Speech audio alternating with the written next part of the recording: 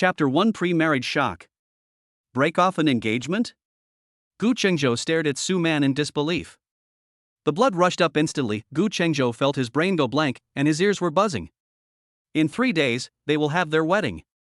Their whole family has been preparing for this wedding for more than a month. He sent out hundreds of invitations alone. All relatives and friends have been notified. He wants to give Suman a romantic and unforgettable wedding ceremony, and he wants Suman to be the happiest woman in the world. After 3 years of love, it was about to come to an end. He felt indescribable anticipation and excitement in his heart. He could never have imagined that Suman would propose to cancel the engagement at this time. At this moment, Guenjo was completely confused. Why? Guenjo tightly grasped the armrest of the sofa, his knuckles turned white, and his Adam's apple rolled up and down several times before he asked hoarsely. Guenjo, you are a good person, and I want to continue with you, but I don't love you. You can't give me the life I want. We are simply not suitable. Lin Chusheng is back, and I don't want to have any regrets in my life. Lin Chusheng? Guenjo knew that Suman's first love was Lin Chusheng. Back then, the Lin family strongly opposed the two of them being together. In order to separate them, Lin Chusheng was arranged to study abroad. He thought that as long as he was nice enough to Suman, he could win her heart. Therefore, over the past 3 years, he has taken great care of Sumana and devoted himself to her. It can be said that he regarded Suman as his everything. If you hold it in your hand, you're afraid it will fall. If you hold it in your mouth, you're afraid it will melt. Every detail of the past 3 years flashed through his mind like scenes from a movie. At this moment, these memories were like poison needles, piercing into the softest part of his heart. Guenjo is the technical director of Shengshi Group, and his monthly salary is 20,000 to 30,000 yuan. Including bonuses and other things, the annual income is almost over 500,000. In addition, the more than 1 million yuan obtained from the demolition of his house was handed over to Suman without reservation. But all this money was squandered by Suman. The brand name clothes that Suman wears, the brand name bags that she carries, as well as the food, clothing, housing and transportation of her family, are all spent with his money. As long as Suman is happy. Guenjo doesn't care about these. He devoted himself to her for 3 years, thinking that Suman would fall in love with him. Unexpectedly, as soon as Lin Chusheng came back, Suman's heart changed immediately. He felt something in his chest collapse, and the 3 years of time were like shards of crushed glass, stinging his throat and making it feel fishy. After 3 years of living together, they should have developed feelings for each other. But unexpectedly, after Lin Chusheng came back, Suman changed her mind.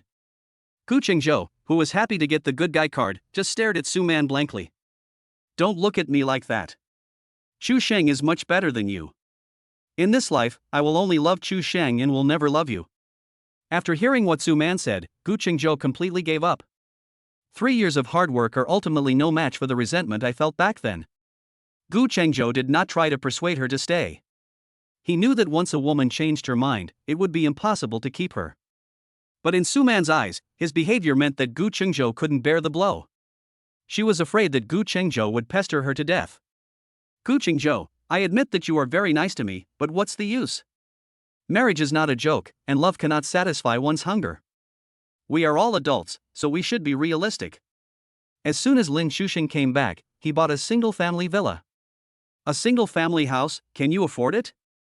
As soon as Chusheng came back, he gave me a limited edition Hermes bag, each one costs hundreds of thousands. Unlike you, who only gave cheap things. At that time, when Guenjo heard Suman's words, he couldn't help but smile bitterly in his heart. After all, it's because I have no money. This time, Guenjo had completely given up.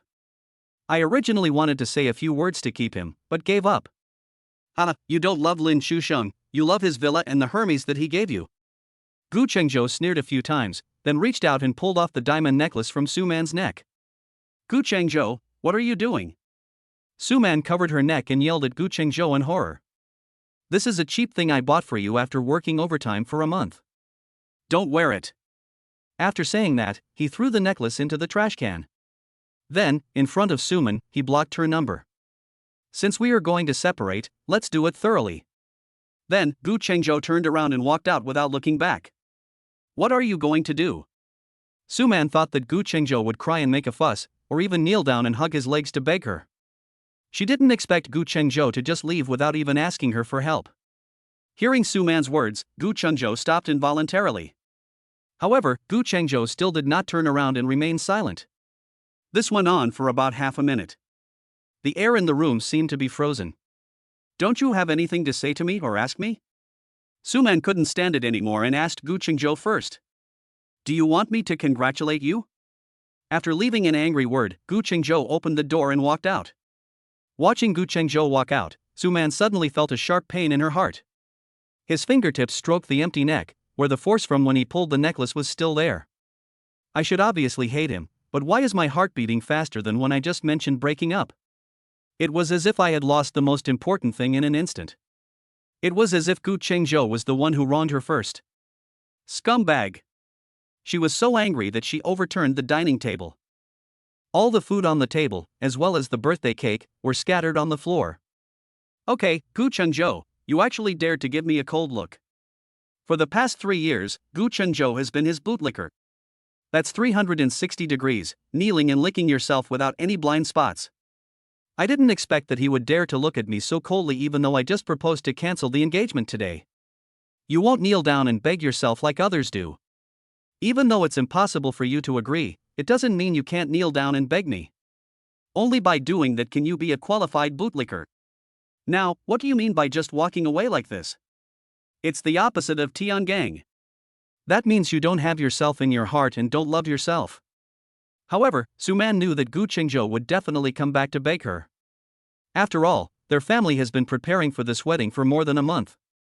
So many invitations have been sent out and the hotel has been booked. Men all love to save face, and Guenjo can't afford to be dumped before getting married. Without her as the bride, how can this wedding be held? Just wait. When you come back and ask me for help again, I won't give you a good look. The cold air outside made Guenjo's mind clearer and calmer. Since you don't love each other anymore, just let go and give each other some dignity. It doesn't have to be like those heart-wrenching dramas on TV where the plot has to be a life and death drama. Guenjo is a person who can take it or leave it. When a woman changes her heart, she is like spoiled food. Just throw it away. Originally, he wanted Suman to live the most noble and luxurious life like a princess in a fairy tale. But since she gave up on her own, it's not his fault. After going out, Guenjo got in the car and drove towards the love bar.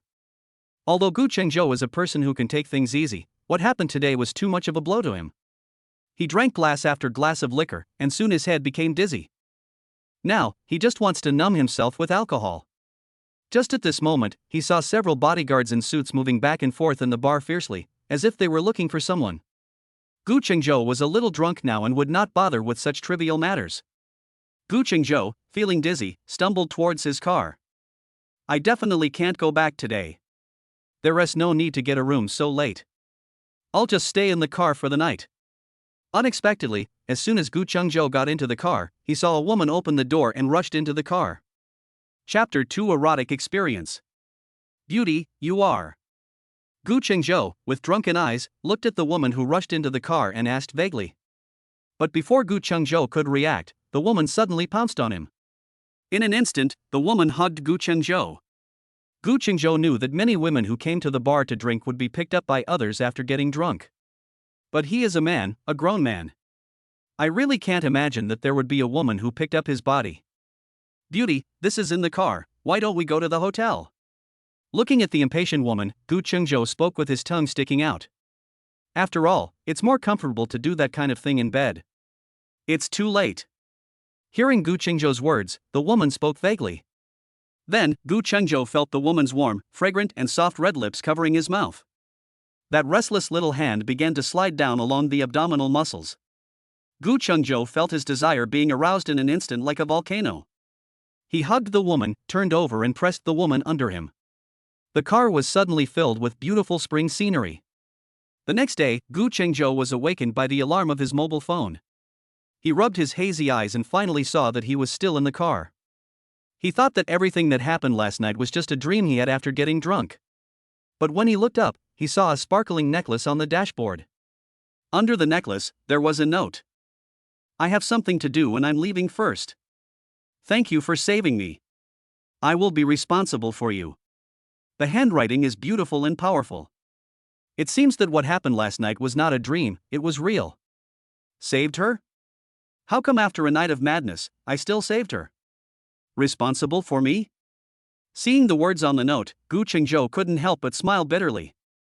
A woman actually has to be responsible for herself. What a joke. Thinking of the madness of last night, Guenjo suddenly felt weak. That woman asked for it 6 times yesterday. Guenjo felt that his body was being drained by that woman. Fortunately, he parked the car in a dark corner, otherwise he would have been discovered. But when I think of the woman's beautiful face, super figure, and delicate and smooth skin, Guenjo felt that even if he was emptied out, it would be worth it. When he lowered his head, Guenjo saw the bloodstains on the car. Is this the woman's first time? But why was it so crazy the first time? Thinking about the words on the note, Guenjo understood instantly. That woman must have been drugged. Thinking of the erotic experience last night, Guenjo couldn't help but smile brightly. What a wonderful corpse picking. Guenjo didn't even have time to wash up and hurriedly drove to the company. At this time, Suman woke up in a daze. Guenjo, what do you want to eat this morning? While washing up, Suman asked towards the kitchen. Usually, at this time, Guenjo would have been in the kitchen making breakfast for her. But today she shouted 3 times and didn't hear Guenjo speak. At this time, Suman realized that Guenjo had left here after he proposed to cancel the engagement yesterday. She took the phone and looked at it, and couldn't help but feel very angry. You are so good, Guenjo. Since you left last night, not only did you not call her, you didn't even send yourself a WeChat message. Okay. Guenjo. With your attitude, I will never forgive you. Even if you kneel down on the keyboard and type I was wrong, I will never forgive you. Suman picked up her phone and angrily called her best friend Xuechang. What's wrong, baby? Why did you call me so early? Did Guenjo not serve you well last night? After the call was connected, Xuechang said jokingly.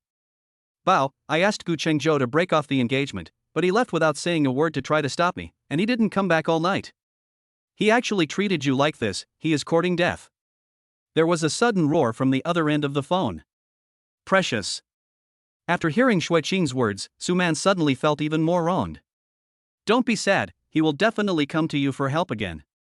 3 days from now will be the day for your wedding. Their family has been preparing for such a long time. Without you as a bride, how can their wedding be held? Then their family will be so embarrassed in front of their relatives and friends. If you dare to make my Jiabao angry, I will call and scold him right now.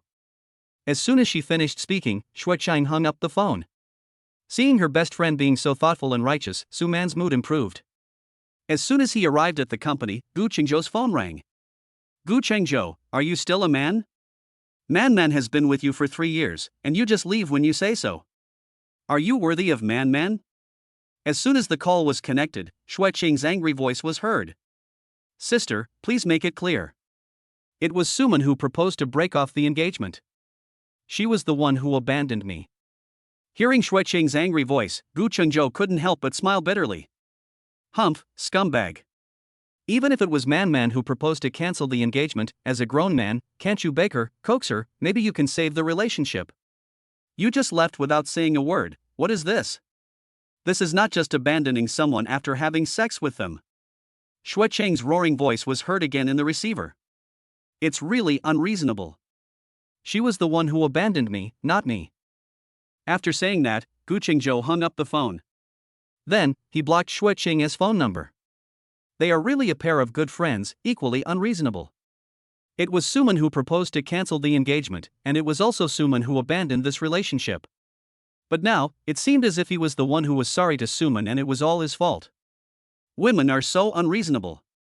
Xuechang couldn't help but get even angrier when she saw Guenjo hung up the phone on her. Guenjo, you actually dared to hang up on me. Let me show you how I will scold you. But after dialing several times, she found that her number had been blocked and she was helpless. Bao, this damn Guenjo actually blocked my number. I'm telling you, when he comes to beg you again, you must not be soft-hearted. Even if he kneels on the ground and begs you, you can't be soft-hearted and forgive him.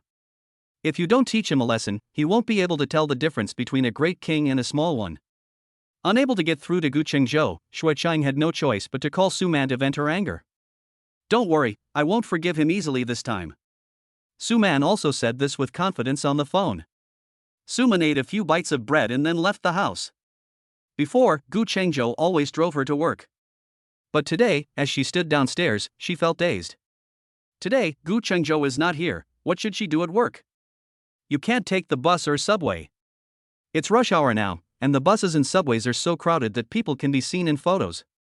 There was a terrible stench in the carriage. Some men even took the opportunity to take advantage of the women. She is now wearing all branded clothes and carrying an Hermes bag. How could she squeeze into buses and subways like those beasts of burden? Just at this moment, she thought of Lin Chusheng. Honey, I'm going to be late for work. Can you come and see me off?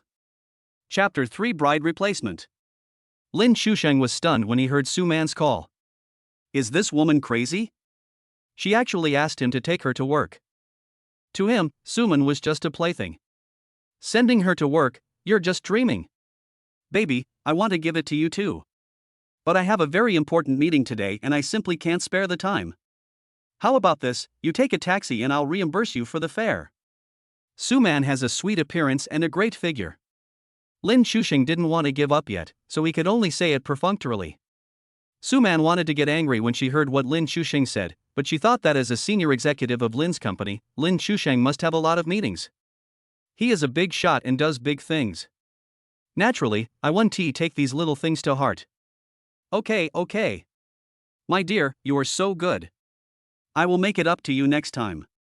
Although she understood Lin Chusheng, Suman still felt a little disappointed after hanging up the phone. In the past, Gu Chengzhou would never fail to send himself to work, no matter how important the matter was. Gu Chengzhou always puts her first, takes her as the center, and will never let her down. Thinking of Gu Chengzhou, Suman habitually picked up the phone and called Gu Chengzhou. The number you dialed is currently busy, please try again later. The mechanical voice from the phone told Suman that her phone had been blocked. This damn Gu Chengzhou. Suman had no choice but to hang up the phone while cursing Gu Chengzhou. There is no choice but to take a taxi to work. What? Break off the engagement? In Gu Chengzhou's office, when Du Jiang heard what Gu Chengzhou said, he couldn't help but be stunned. You must be kidding. They were to be married in 3 days and everything was ready. Unexpectedly, the bride decided to cancel the engagement. What should Gu Chengzhou and his family do? Brother Gu, what about the wedding in 3 days? Should we cancel it? Du Jiang asked worriedly. He and Gu Chengzhou are colleagues, classmates, and best friends. He knew that Gu Chengzhou was a person who cared about his reputation. This time, he notified everyone's relatives, friends, and classmates. If the wedding cannot be held, it will be such a huge loss of face. The wedding continues. Gu Chengzhou said calmly. Continue? Du Jiang was a little worried that Gu Chengzhou might have gone crazy from being angry. To get married, there must be a bride. Suman is not the only woman in the world. Why not just change the bride? Hearing Gu Chengzhou's words, Du Jiang looked at Gu Chengzhou in surprise, as if he didn't know this person. He had seen how Gu Chengzhou treated Suman over the past 3 years. To Gu Chengzhou, Suman is everything to him. He loved Suman to the core. Du Jiang thought that Gu Chengzhou would go back and beg Suman. Unexpectedly, Gu Chengzhou would actually suggest replacing someone. Are you not going to win back Suman? Du Jiang asked Gu Chengzhou tentatively. A woman who has changed her heart cannot be redeemed. Originally, I wanted to give her a huge fortune, but unfortunately, she gave up on her own. Gu Chengzhou saw it very clearly and was very sober. Brother Gu, I agree with you. A man who can take it and let it go is a real man. After we close the net, she will regret it. Seeing that Gu Chengzhou had made up his mind, Du Jiang gave him a thumbs up. Okay, stop talking nonsense. But it's not that easy to replace someone. Even if you start dating again, it won't happen this fast. Du Jiang looked at Gu Chengzhou and said worriedly. This is a marriage, not a child's play. Which woman will agree to marry you within 3 days? Why bother with love? Just find a woman to save the situation. Gu Chengzhou said with a wry smile. Buddy, you've already been hurt once, and you're still in a relationship? Talk about Mao's love. Just find a random woman to save the situation and get the wedding over with. Otherwise, the faces of Gu Chengzhou and their family would be ruined. That's fine too. Du Jiang nodded, thinking that this was the only way now. Have you thought of someone to look for? The technical department is full of men, so that definitely won't work. There are a few single classmates who can be considered. But if that happens, it will be exposed. I haven't decided yet. At worst, I can just spend money to find someone online. Boss, this is bad. A big bug has appeared. At this moment, a subordinate came running over in a hurry. Okay, I'll go right away. Guenjo is the technical director and also the one with the best technology. They developed this game for the company, from design to development, architecture, construction, and testing. Every link and every algorithm logic was completed personally by Guenjo and Du Jiang. Guenjo came to the technical department and looked at the logical confusion appearing on the big screen. After pondering for a moment, Guenjo typed out a line of code. In an instant, the game started running smoothly again. Brother Gu is awesome. Boss is awesome. Domineering. The people in the technical department immediately applauded. Guenjo's skills are really something that one cannot help but admire. They studied this bug for a long time but couldn't find a solution. Unexpectedly, Guenjo came and solved the problem with just one line of code. Okay, stop flattering me and get back to work. Listening to his men's praise, Guenjo waved his hand and said. Everyone returned to their posts and continued to work hard. Du Jiang, I have to go out for something. Please keep an eye on it. Call me if you need anything. The house that Suman lives in now was bought by him. Now that they have broken up, he naturally won't leave the house to Suman. Guenjo went to an agency near the company and registered the information of the house. Just at this moment, his phone rang. Guenjo picked up the phone and saw that it was an unfamiliar number. After thinking about it, he answered the phone. Where are you now? A beautiful, yet domineering voice came from the phone. Who are you? Guenjo felt that this voice sounded familiar, but he didn't know this woman. I said I would be responsible for you. Hearing these words, Guenjo immediately realized that this woman was the one who had a crazy night with him yesterday. Guenjo was a little confused and didn't know why the woman was calling him now. In 30 minutes, at the coffee shop at the base of Fortune Building. Don't be late. Without giving Guenjo a chance to say anything, the other party hung up the phone. Holding the phone, Guenjo was speechless. This woman is too strong. Guenjo didn't want to go, but he also wanted to meet that woman and see what she wanted to do. It's not far from here to the Fortune Building. Guenjo drove and soon arrived at the coffee shop. After sitting down in the coffee shop, Guenjo couldn't help but take out the diamond necklace from his pocket. Unexpectedly, at this moment, Suman and Xueqing just walked in from the elevator. Chapter 4, Unknown. Bo, what do you want to eat today? I'll treat you. Suman said to Xueqing as she walked. Because of you, I was mad at Guenjo this morning. You have to treat me to a big meal at noon today. Even though Suman's monthly salary is only 5,000, with Guenjo's support, Suman's living standard is not bad at all. As Suman's best friend, Xueqing often eats her meals. That's a must. Although Guenjo left her, she now has the better Lin Chusheng, and Suman has become more confident and generous. Xueqing was about to speak when she unexpectedly saw Guenjo in the coffee shop. Bao, look, isn't that Guenjo? Xueqing immediately grabbed Suman and pointed at the coffee shop and said in surprise. I'm right? Guenjo is begging you to come. Look at the diamond necklace he's holding. It costs tens of thousands of dollars to buy it. Xueqing looked at the necklace in Guenjo's hand and said excitedly. She had seen the same necklace in a jewelry store. With a price tag of tens of thousands, she could only sigh in admiration. Unexpectedly, this time, in order to seek Suman's forgiveness, Guenjo was willing to spend tens of thousands to buy such a good diamond necklace. Suman, you are so lucky. At this time, Suman also saw the necklace in Guenjo's hand.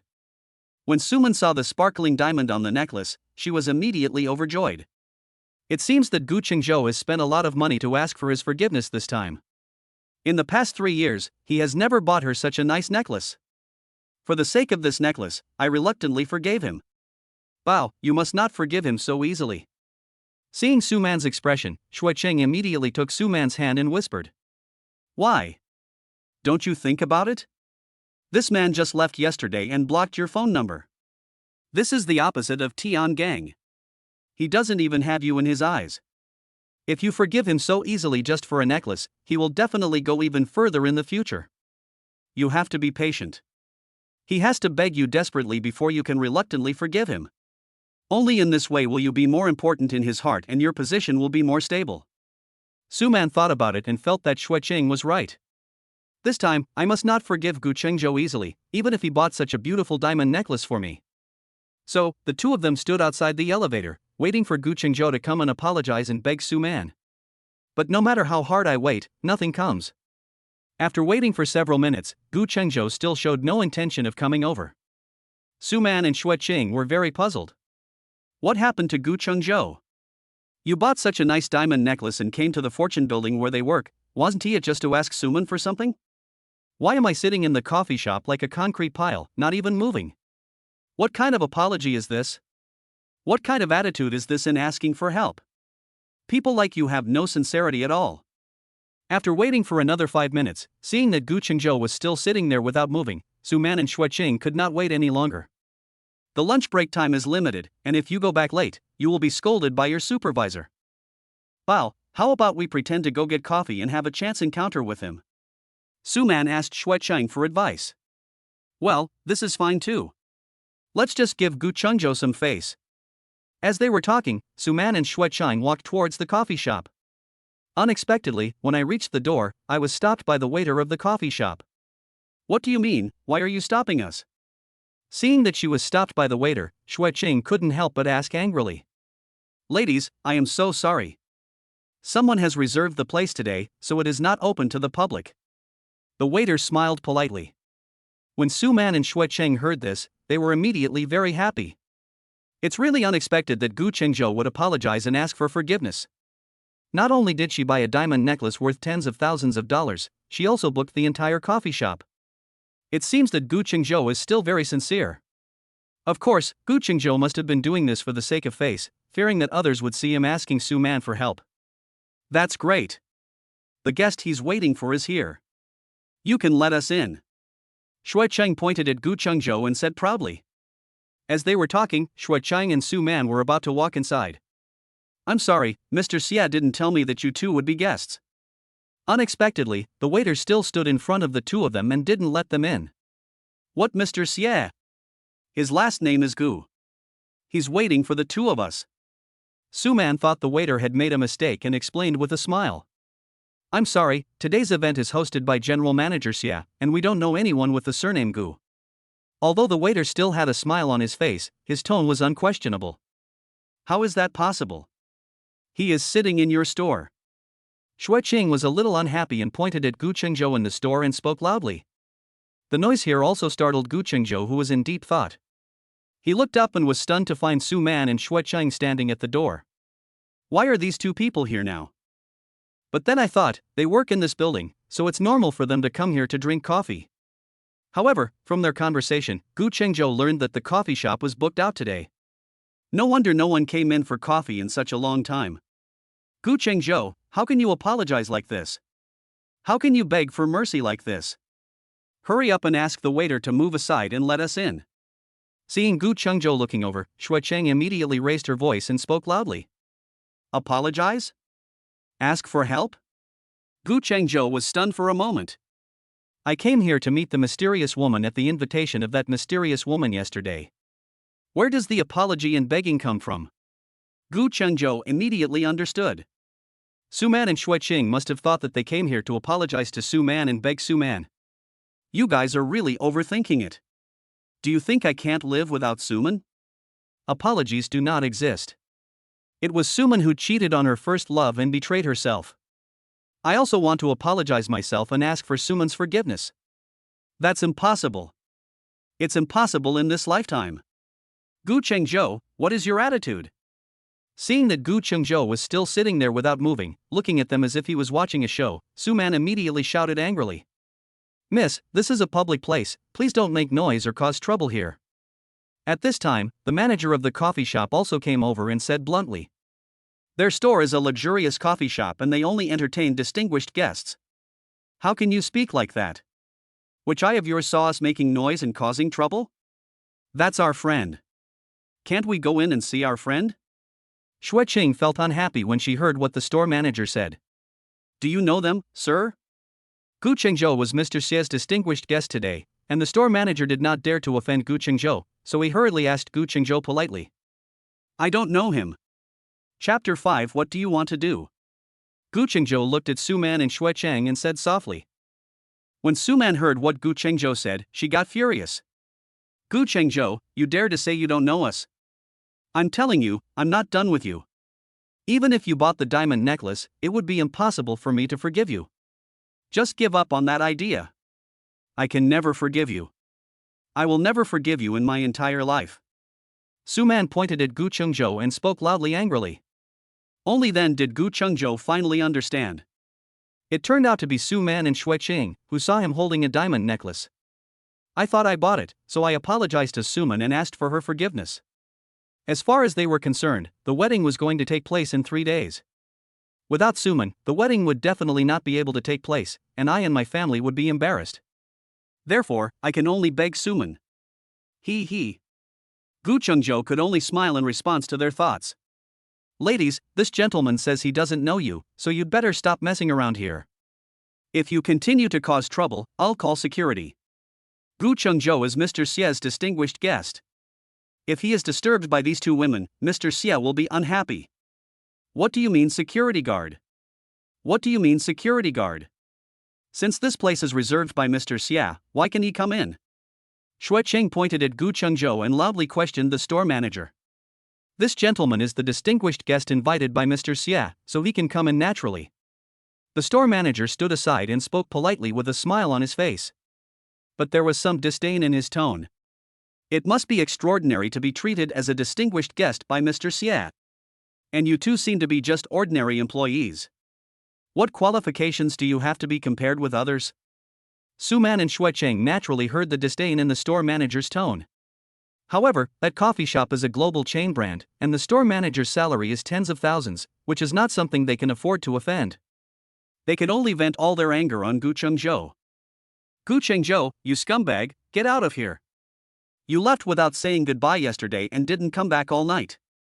Why, now that you have the ability, you actually come here to act like a big shot? I'm telling you, come out and explain it to me. Suman pointed at Gu Qingzhou and said angrily. If it were in the past, as soon as I got angry, Gu Qingzhou would definitely come over to comfort me immediately. But now I am already so angry. Unexpectedly, Gu Qingzhou was still sitting there, looking at her quietly, with no intention of coming over to coax her. After Suman and Xue Qing's commotion, a lot of people immediately gathered at the entrance of the coffee shop. Seeing more and more people gathering around, Suman became even more excited. Gu Qingzhou, you scumbag, come out. You think you'll be fine if you hide in there? I have been with you for 3 years, but I never thought you would leave and break up just like that. Who do you think I am? If you don't make things clear today, I'm not done with you. Looking at Gu Qingzhou in the coffee shop, Suman felt as if she had suffered a great injustice. Oh, it turns out the man in there is a scumbag. I can't believe it. The man looks like a decent person, but he is actually a rotten thing inside. Look at that little girl, how pitiful she is. She has been with that scumbag for 3 years, but he dumped her without hesitation. A man like this is a scumbag. If the law allowed, I would beat this guy up right now. Really? That's so infuriating. Toying with a little girl's feelings for 3 years, you are such a piece of shit. When the people around heard what Suman and Xue Cheng said, they couldn't help but talk in a low voice. Miss, I'm telling you, stop messing around, or I'll really call security. Seeing more and more people gathering around, it will have a bad impact on the coffee shop. The manager of the coffee shop spoke to Suman again in a stern voice. Your coffee shop is so great. The scumbag cheated on her and then abandoned her. The girl came to ask for justice. What does this have to do with your coffee shop? Are you having an affair with this scumbag and harming this little girl together?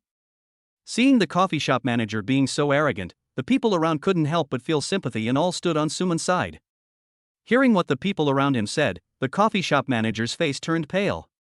But she couldn't get angry either. After all, coffee shops are open for business. If you do business, you cannot offend the public. What if my words are inappropriate and offend these people? Then, if these people spread the word, how will the coffee shop continue to do business? The store manager couldn't help but turn around and look at Gu Qingzhou with a pleading look. You are the person involved in today's incident. Although you are Mr. Xia's distinguished guest, it concerns the reputation of the coffee shop and herself. She still hoped that Gu Chengzhou would step forward and resolve the current issues with Suman so as not to affect the business of her coffee shop. At this time, Xia Fian and assistant Shin Hong were also standing in the crowd. Originally, she came with Shin Hong to keep a date. She couldn't have imagined that something like this would happen. I really can't imagine that Gu Chengzhou would be such a scumbag. She wanted to take this opportunity to see what kind of person Gu Chengzhou was. If Gu Chengzhou is really a scumbag as Suman said. As for Gu Chengzhou, it's better not to meet him. I was shocked to hear that Suman was so shameless and confused right and wrong. All the faults and blame were put on his head. Moreover, the onlookers now believed Suman's words and thought that he was as scumbag as Suman said. If I don't come out and clarify now, I will be branded as a scumbag. Although he didn't know these people. Whether they were mistaken or not, it had no effect on him at all. But a real man should behave uprightly. No matter where you go, you can't leave a bad reputation. How could I allow Suman and Xueqing to slander me? Thinking of this, Gu Chengzhou couldn't help but burst into laughter. The people around, including Suman and Xueqing, couldn't help but look at Gu Chengzhou. What's wrong with this guy?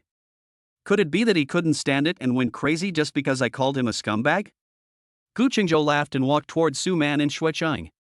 Seeing Gu Chengzhou approaching them with an oppressive look on his face, Suman and Xueqing couldn't help but be startled. After all, they were spreading rumors and slandering Gu Chengzhou here, and they were also afraid that Gu Chengzhou would suddenly attack them, which would be disadvantageous to them. The two of them were about to retreat, but when they thought of the many people around them standing on their side, they suddenly became confident. Gu Chengzhou, what do you want to do? Chapter 6 Counterattack. Gu Chengzhou looked at Suman's distorted face, sneered, and strode to the center of the crowd. He glanced at the passers-by who were pointing and talking, and his voice was clear and powerful. Everyone, Miss Su and I have indeed been in a relationship for 3 years. But what happened today must be made clear. Suman's face turned pale instantly. Xueqing also panicked and wanted to stop him but was frightened by Gu Chengzhou's sharp eyes. I have devoted my heart to you over the past 3 years, and I will be getting married in 3 days. The wedding was already prepared, but I didn't expect Miss Su to unilaterally call off the engagement last night because her first love came back. I respect her choice, so I choose to break up peacefully. It's not me who abandoned Miss Su, it's Miss Su who abandoned me. I came here today because I have something else to do. It has nothing to do with Miss Su. Gu Chengzhou paused and continued. I didn't expect to run into Miss Su here, and even be slandered by her maliciously. I'm going to make it clear here today, so that others won't mistake me for a scumbag. Gu Chengzhou didn't say much, but in just a few words, he explained the whole story clearly. There was an uproar all around, and everyone looked at Suman with contempt. They just thought that Gu Chengzhou was a scumbag who played with Suman's feelings for 3 years and then ruthlessly abandoned Suman. Who knew things would turn around so quickly? You are talking nonsense? Seeing that the people around her looked at her with strange eyes, Suman couldn't help but speak loudly in frustration. Miss Su, how could I be talking nonsense? Tell me, which of my words are nonsense? Gu Chengzhou turned around and looked at Suman sharply. Under Gu Chengzhou's sharp gaze, Suman suddenly felt guilty and very sad. In the past 3 years, Gu Chengzhou never dared to look at himself like this. In the past 3 years, I have been Gu Chengzhou's sky and everything to him. Gu Chengzhou was so gentle and obedient in front of her. I never contradict myself, and I never embarrass myself in front of others. But today, in front of so many people. Gu Chengzhou not only exposed her past, but also made her lose face in front of everyone. Moreover, he was staring at me with such a sharp and terrifying look. She could never have imagined that Gu Chengzhou had such a terrifying side. In her opinion, if she made such a fuss, Gu Chengzhou would definitely come to apologize to her and comfort her as he did before. Then, she pretended to feel sorry for Gu Chengzhou and reluctantly agreed to his request and accepted the diamond necklace he gave her. In that case, you will appear more respectable in front of others. If she was happy, maybe 3 days later, she could pretend to be Gu Chengzhou's bride, complete the wedding, and save the face of Gu Chengzhou and the Gu family. But why didn't Gu Chengzhou understand her good intentions? Gu Chengzhou, are you still a man? Do you still have any shame? Man has been with you for 3 years, wasting a woman's most precious youth on you.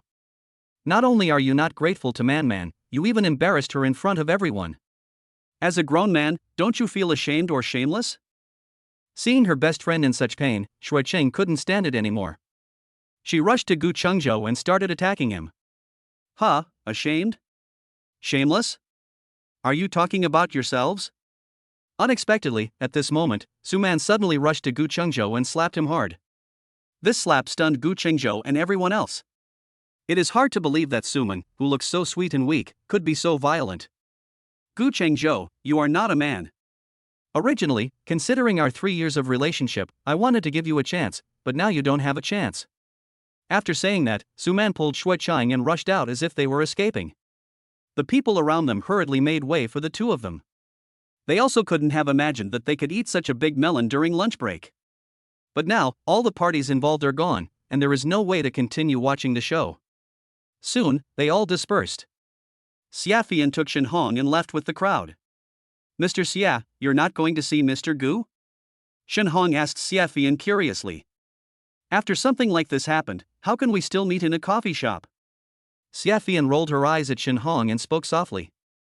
Having said that, he picked up the phone and called Gu Chengzhou. Gu Chengzhou was still covering his face as he watched Suman and Shuicheng leave. He also couldn't have imagined that Suman would slap him hard in the face in front of so many people. He wanted to slap her back, but when he thought about how he had loved her for 3 years, he couldn't bear to do it. Just at this moment, the phone rang. He picked up the phone and saw that it was a call from the mysterious woman. Hello. Now go to the Iran tea house in the building opposite, box number 3. Without waiting for Gu Chengzhou to speak, Xiafian hung up the phone. Gu Chengzhou was the only one left, staring blankly at the phone. This woman is really strong. This is just like a meeting between spies. There was no other way, he could only follow what Xiafian said and go to Iran tea house in the building opposite. The purpose of his coming to find Xiafian this time was not to make Xiafian take responsibility.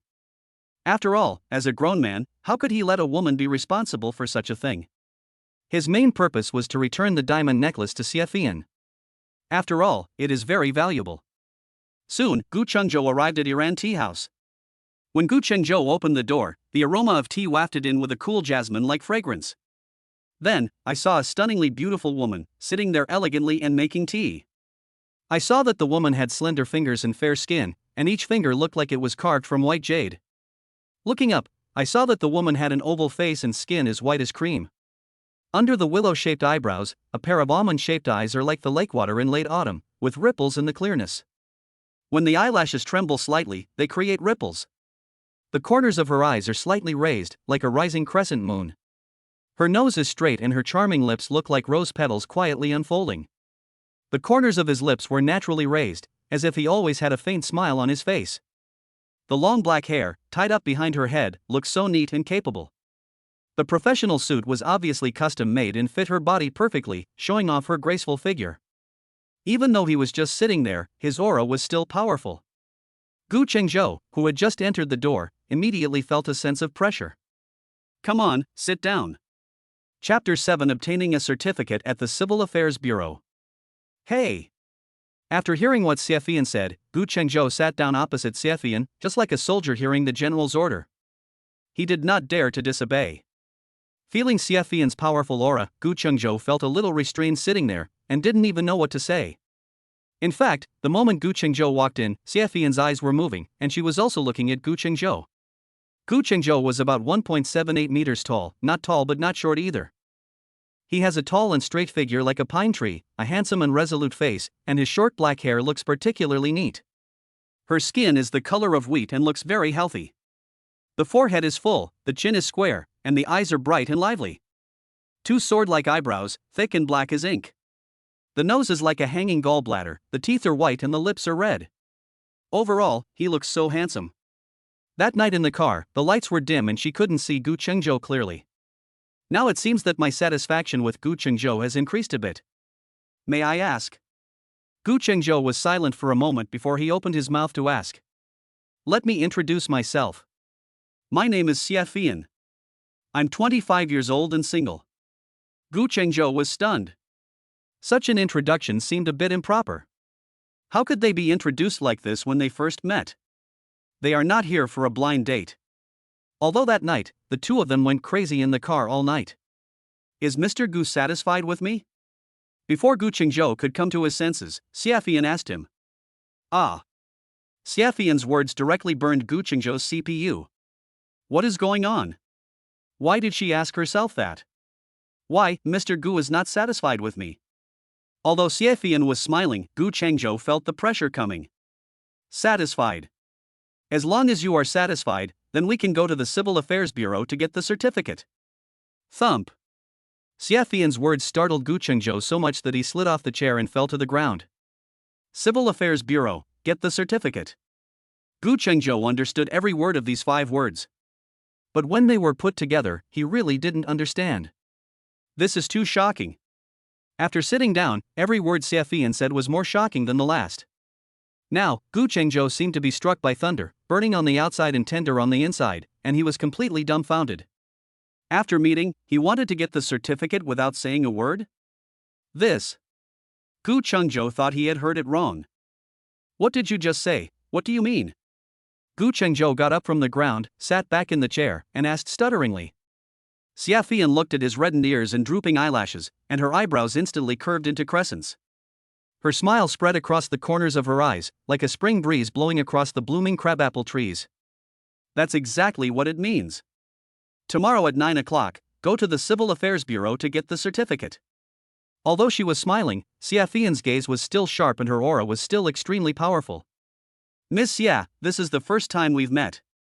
Before Gu Qingzhou could finish his words, he was interrupted by Xiafian. It's the second time. The last time you were in the car, didn't you forget? Although Xiafian didn't say this, Gu Qingzhou also understood what Xiafian meant. Miss Xia, how can it be the same? Last time, you were drugged, and we acted on impulse. Moreover, in that dark environment, neither of us could see each other clearly. Now, this should be our first official meeting. The first time you meet, go get the certificate. This is too sudden. Gu Qingzhou, I know you are going to have your wedding in 3 days, and your fiancé has left you. And you must be worried about the wedding in 3 days. Let's go get the marriage certificate tomorrow, and all these problems will be solved. Isn't that perfect? After laughing, Xiafian returned to her previous coldness and spoke calmly to Gu Qingzhou. How do you know? Were you outside just now? The selection of the bride in 3 days is Gu Qingzhou's biggest headache right now. He really didn't know where to find a bride. And Xiafian knew so much about his affairs. It must be that Xiafian was standing outside when he and Suman had a conflict just now. A woman like that is not worthy of you. For you and your family, I, a woman, can be so straightforward. Are you a grown man, and you're still hesitant? Seeing that Gu Qingzhou was hesitant to agree, Xiafian couldn't help but restrain her smile and said coldly. In Haicheng, the people who want to get married to Xiafian can line up from the South Pole to the North Pole. Why, you still don't want to? After hearing what Xiafian said, Gu Qingzhou knew that Xiafian must have been outside just now. Otherwise, it would be impossible to know your own situation so well. But getting the certificate so hastily seems not very responsible towards Xiafian. But the wedding is going to be held in 3 days. What should I do? Even if you can find extras online, there is no guarantee that there won't be any mistakes. When the time comes, it will be he and his family who will lose face. I secretly turned around to look at Xiafian, she was so beautiful and stunning. Originally, he thought Suman was the most beautiful woman he had ever seen. But compared with the CFA cigarettes in front of him, Suman could just throw them into the trash can. Suman's beauty is that of a beautiful girl next door. But Xiafian, she has the queen style. Xiafian's aura is unmatched by Suman, a girl, or even many grown men. Gu Qingzhou was worried that if the two of them really got their marriage certificate and held a wedding. If we live together in the future, will I be able to hold on? Suman had already left deep wounds on him. If at that time, I get hurt by Xiafian again, then, as a grown man, should I still live? Don't worry, I said I would take responsibility, and I will definitely take responsibility. I will never do something as despicable and vile as that woman. Are you afraid of being hurt by me again? Xiafian looked at Gu Qingzhou and asked with a teasing smile. How is that possible? Even if Xiafian's words touched the heart, Gu Qingzhou would never admit it. He is a grown man, does he still need to save his face? Since it's impossible, then let's just leave it as it is. See you at the Civil Affairs Bureau at 9 o'clock tomorrow. As he spoke, Xiafian stood up. This tea is good, don't waste it. After saying that, Xiaofian walked out of the box without looking back. Thanks. Gu Chengzhou wanted to say something, but when he saw Xiaofian had already walked out, he sat down helplessly. All right. That's it. In this way, I have solved a huge problem for myself. A girl doesn't mind it, so he's a grown man, what does he have to worry about? When he smelled the fragrance of the tea just now, Gu Chengzhou knew that this tea must be good. Now that Xiaofian had left, Gu Chengzhou picked up a cup of tea. After drinking it, Gu Chengzhou was shocked. Chapter 8 Billionaire President. The tea brewed by Xiaofian is at the master level and better than any tea he had drunk before. The tea soup has an amber glow, and the hot steam rises with the fragrance of orchids. Take a sip, the mellow tea soup is as smooth as solidified fat. The moment the tea slid down his throat, Gu Chengzhou's fingertips trembled slightly. The aroma of roasting fire explodes with the unique mountain scent of the mother tree, as mellow as aged wine, but with a clear lychee sweetness in the aftertaste. The subtle rock flavor in the tail note is like the 1,000-year-old sweet spring water seeping out from the cracks in the rocks of Wui Mountain, spreading out layer by layer in the mouth. He looked at the tea leaves expanding in the cup, the red edges of the leaves faintly visible, and the veins of the leaves as vigorous as the growth rings of an ancient tree. This is clearly the aura of the 1,000-year-old mother tree growing among the rock walls of Julong, which cannot be imitated by those grafted sub-trees. He has only drunk it once in his life. That time, I got to drink it at the home of a senior leader in the province. Over the years, he has always missed that taste, but has never tasted it again. After all, the annual output of the Julong mother Dahongpo is only a small amount. That is a precious thing that you can't buy even if you have money. I really can't believe that Xiaofian could get this precious mother Dahongpo. Gu Chengzhou couldn't help but develop a keen interest in Xiaofian's identity and background. After putting down the teacup, Gu Chengzhou took out his mobile phone and began searching for Xiaofian's information. Looking at the search results, Gu Chengzhou couldn't help but be shocked. It turns out that Xiaofian is the president of Haicheng Xie Group. The Xie Group is a company with a market value of tens of billions. 3 years ago, the Xie Group was just a small billion-dollar company. Moreover, it suffered the biggest crisis since its establishment and was on the verge of bankruptcy. Xiaofian, a college graduate, was given the task and in just half a year, he turned the Xie Group from loss to profit. From then on, the Xie Group continued to advance by leaps and bounds, and in just 2 years, its market value exceeded 10 billion yuan.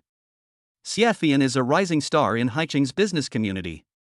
In the business community of Haicheng, she is nicknamed the Queen of Business. Gu Chengzhou really couldn't imagine that the person who had a passionate night with him would have such a family background. He was just a technical director, while the other party was the president of a company with a market value of tens of billions. The difference in status is a bit too great. So should I get the certificate tomorrow or not? After hesitating for a while, Gu Chengzhou couldn't help but curse himself in his heart. Gu Chengzhou. A girl doesn't care, so why are you, a man, still hesitating?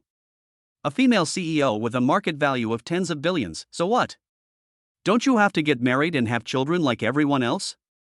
The same daily necessities, the same life. Moreover, the wedding is going to be held in 3 days.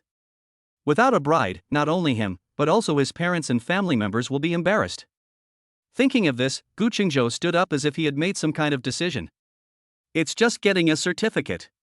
Tomorrow, just go to the Civil Affairs Bureau on time. As soon as Xiaofian walked out of the box, Shen Hong came out from the box next door. It wasn't that she wanted to eavesdrop on Xiaofian from behind, but she wanted to protect Xiaofian's safety at all times.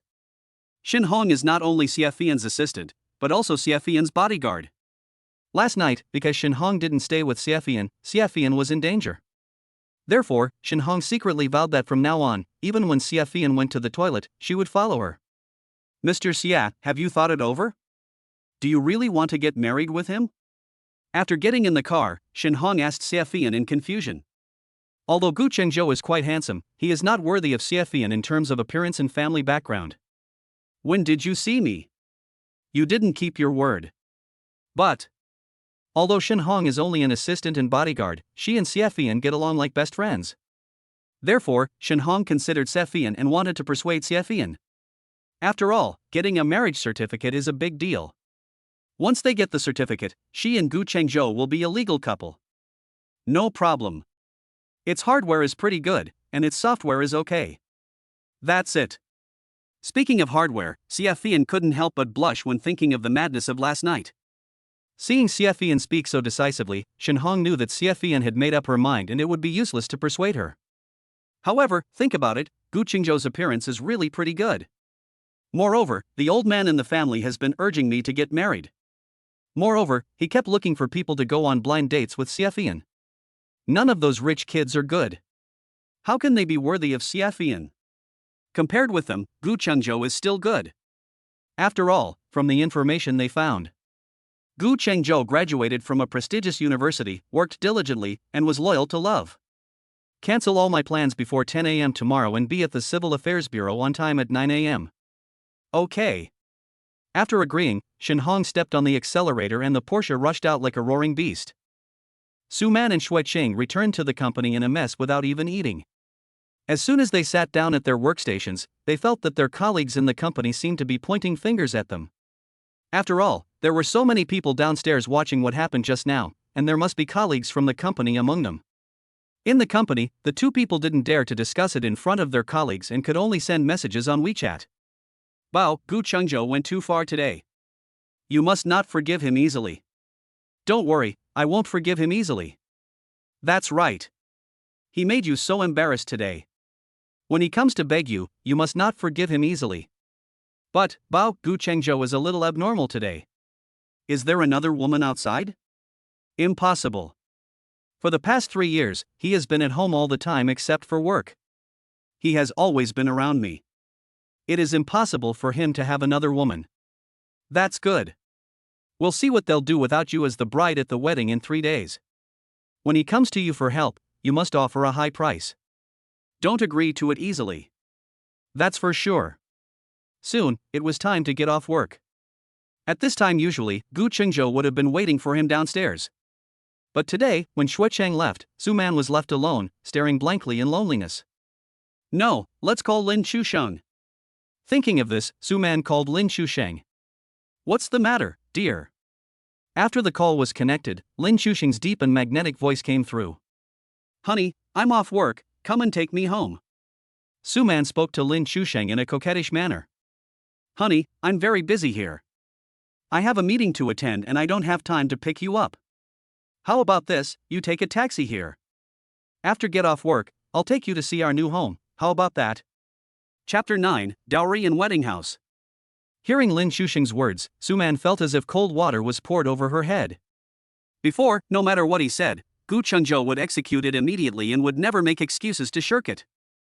She has never been disappointed. What did Lin Chusheng do? In the morning, I asked him to take me to work, but he said he didn't have time. In the evening, I asked him to take me home, but he still didn't have time. What, you want to take yourself home? How could Suman not know what Lin Chusheng was thinking? Although, Suman wanted to be with Lin Chusheng.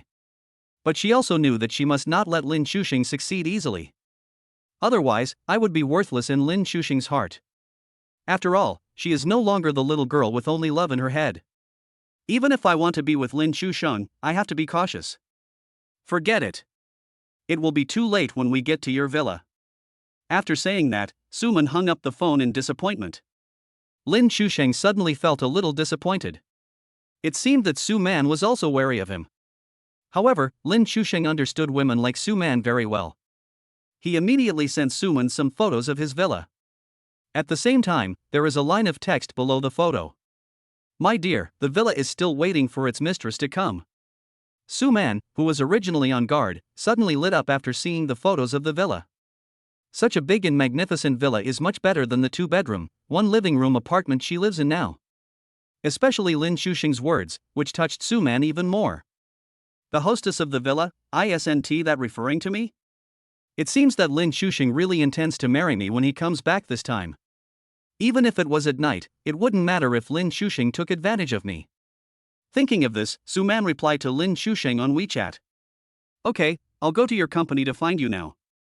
It would cost 60 or 70 yuan to take a taxi from here to Lin Chusheng's company. But when I think about that villa, this little money is nothing. Unexpectedly, just after she booked a taxi online, Suman's phone rang. Suman picked up the phone and saw that it was her father calling. Dad, call me, what's going on? Suman knew that her father would not call her unless it was necessary. Suman, your brother has a new girlfriend and she's pregnant now. The woman must get married immediately, or she will sue your brother for rape. It's just a marriage, so just get married.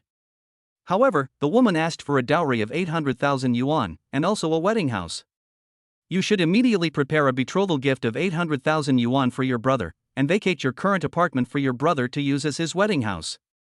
Hearing Su Yu's unquestionable tone on the phone, Suman couldn't help but be stunned. Dad, are you kidding me? Is the woman crazy? She's asking for a dowry of 800,000 yuan. Also, this house belongs to Guenjo. Why should it be used as a wedding house for Su Chen? Why, have you grown up and become independent? You don't even listen to your father anymore. You and Guenjo are getting married, why don't you leave this house to your brother as a wedding house? Also, Guenjo's family hasn't given the betrothal gift yet. You can ask for more now. An 800,000 yuan betrothal gift should be enough.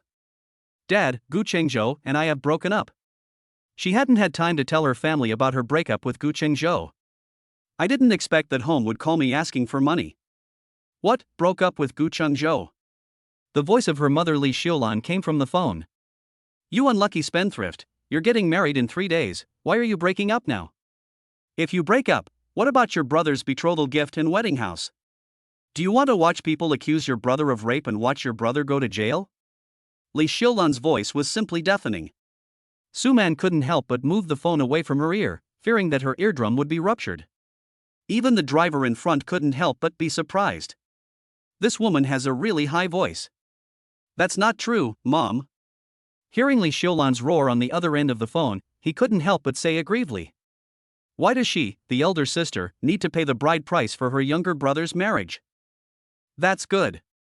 You should find a way to raise the 800,000 yuan betrothal gift for your brother right now. You broke up with Guenjo, so you must have a new boyfriend. Then why don't you let your new boyfriend pay for the 800,000 yuan betrothal gift and the wedding house? Li Xiulan's tone on the other end of the phone softened a little.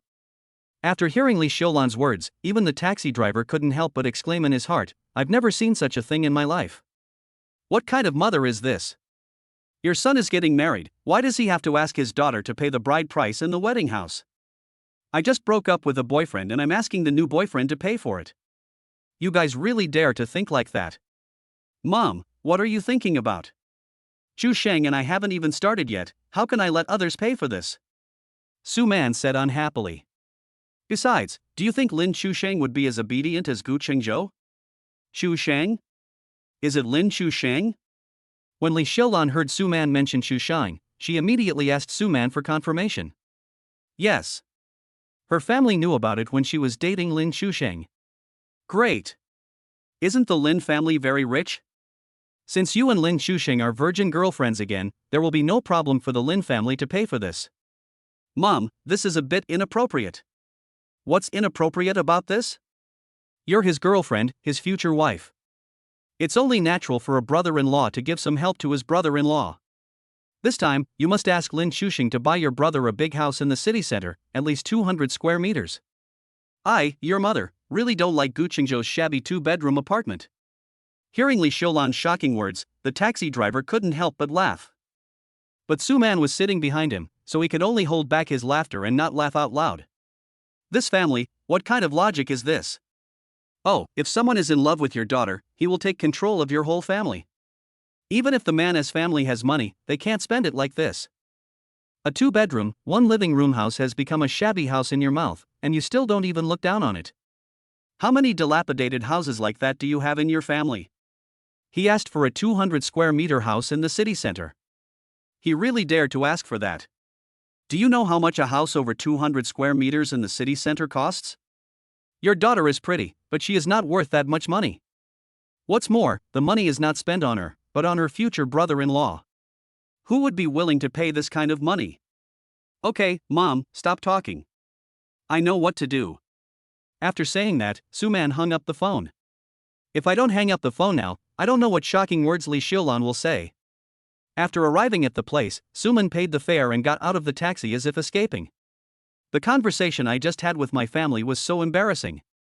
After getting off the car, Suman called Lin Chusheng. Honey, I'm here, come out and pick me up. Chapter 10 First Date. Wait for me downstairs for a while. I'll come down when I'm done. Suman thought that since she had already arrived downstairs of Lin Shusheng's building, Lin Shusheng would definitely come down to pick her up immediately. Taking her around the company was like officially announcing to everyone in the company that the young lady of the Lin family had arrived. Unexpectedly, Lin Shusheng didn't even bother to take her around the company, let alone come down to pick her up. After answering the call, Suman was very disappointed. If it was Guenjo, there would be no need for her to call, as he would have been waiting for her downstairs in the company in advance. Over the past 3 years, Guenjo always put her first. Thinking of Guenjo, Suman couldn't help but get so angry that her teeth started itching. What's going on with Guenjo now? Today, in front of so many people, she was embarrassed. Humph, just you wait. When you come to me and ask for help, I will definitely humiliate you and let you taste the feeling of being embarrassed in front of everyone. Lin Shusheng, who was upstairs, looked at Suman downstairs through the huge floor-to-ceiling glass and couldn't help but smile smugly. Suman is more beautiful than she was 3 years ago and has more charm of a mature woman. He really wanted to pick up Suman and throw her onto the bed and have sex with her right now. But he knew that in this world, haste makes waste and you won't get the best deal if you're impatient. Only by understanding the psychology of a woman like Suman can you make her loyal to you. If I could let her climb onto my bed obediently, I would feel more accomplished. In this way, Lin Shusheng sat in the boss chair, leisurely drinking coffee and watching short videos. 10 minutes passed quickly and Suman downstairs was already impatient waiting. She wanted to go up and find Lin Shusheng directly, but she couldn't even get through the door. When she called Lin Shusheng again, he had already muted the phone and ignored her. This made Suman so angry that she almost went berserk. I came all the way here to see you, why didn't you notify the front desk and let me stay in your company? This is great, the future young mistress of the Lin family, the president's wife. I couldn't even get into the door of my future company. What is this? What is this? Just when she was about to collapse, Lin Shusheng rushed out of the company in a hurry. Man, sorry to have kept you waiting. I just had an important meeting and couldn't get away. When he came in front of Suman, Lin Shusheng hurriedly apologized to her. It won't take long. It's okay. Seeing Lin Shusheng's sincere apologetic look, Suman's anger disappeared immediately. If it was Guenjo who made her wait for so long, she would have beaten him up long ago. But the person in front of me is Lin Shusheng, my first love, how can I get angry? Besides, Lin Shusheng is the general manager of the Lin Group, so it is normal for him to be busy. Successful men are all very busy. You guys are really something. Suman is my friend, why don't you let her stay in the company? Lin Shusheng frowned and yelled at the company's front desk. The company's receptionist didn't say anything, but she was cursing in her heart. Damn it, you feel guilty. It was you who specifically ordered us not to let her into the company. Now, you come to scold us again. How shameless. When Suman saw Lin Shusheng scolding the receptionist so loudly for her, her dissatisfaction immediately disappeared. Vanity was also greatly satisfied. It seems that Brother Shusheng still values me very much. You are so arrogant that you stopped me from entering. Now you're getting scolded. You deserve it. Remember, next time I come, if you dare to stop me again, I will let Brother Shusheng teach you a lesson. After Lin Shusheng finished scolding, Suman spoke to the front desk in a haughty manner. Yes. In order to keep their jobs, the receptionist had no choice but to keep their heads down, not even daring to breathe. Okay, don't be angry with them. Lin Shu was afraid that Suman would say something too unpleasant, so he had to pull her out. Arriving at the parking space, Lin Shusheng opened the door of his Lamborghini. Princess, please get in the car. The words princess, please get in the car made Suman so happy that her heart burst into bloom. Guenjo, every time he doesn't even open the car door for himself. Look at Lin Shusheng, not only is he more handsome and richer than Guenjo, he is also better at making girls happy. Looking at Guenjo again, he is just a straight man who can only type code. I never comfort myself and never provide myself with emotional value. It seems that it was right for me to leave Guenjo. Thank you, my prince. After saying this, Suman got into the car. This car has a spacious space and luxurious interior, which is much better than Guenjo's broken car. Thinking that she would be able to ride in such a luxury car every day in the future, Suman felt sweeter than eating honey. Soon, they arrived at Lin Shusheng's detached villa. After getting off the car and seeing the luxurious villa, Suman was so excited that she almost fainted. This will be my home from now on. From now on, living in such a luxurious villa every day, wouldn't it be like rising to the top and living a life of luxury? From now on, I won't have to live in that shabby 2-bedroom apartment with Guenjo anymore. Welcome home, princess. After Lin Chusheng got out of the car, he extended his left hand like a gentleman. Suman smiled happily, then stretched out her right hand and placed it on Lin Chusheng's hand. When the two hands touched, they felt as if an electric shock had been passed through their bodies, and the blood flow in their bodies suddenly accelerated. Although he was abroad, Lin Chusheng had played with many women. But it is undeniable that Suman is more beautiful than those women. Especially Suman's hands, which were crystal white and soft as if they had no bones. When I held it in my hand, a flame suddenly rose up in my heart. At this moment, Suman's heart was beating like a deer. After 3 years, they held hands again. Although it was not the first time, Suman felt more excited than the first time they held hands. Lin Chusheng's hands are bigger and warmer than Guenjo's. It also made her regain the feeling of her first love, and she couldn't help but lower her head shyly. Looking at Suman's current appearance, Lin Chusheng couldn't help but think of their first date. Suman at that time was as shy as she is now. First love is the most beautiful and the most unforgettable. Even Lin Chusheng seemed to have turned back into the young boy he was back then. Brother Chusheng, what's wrong? Is my makeup ruined? Seeing that Lin Chusheng was staring at her, Suman hurriedly asked Lin Chusheng. No, this moment reminds me of our first date. Brother Chusheng. Princess, let's go home. In this way, Lin Chusheng held Suman's hand and walked towards the gate of the villa step by step. After entering the villa, Lin Chusheng couldn't wait to hug Suman and kiss her. Chapter 11, Intrigue and Deception.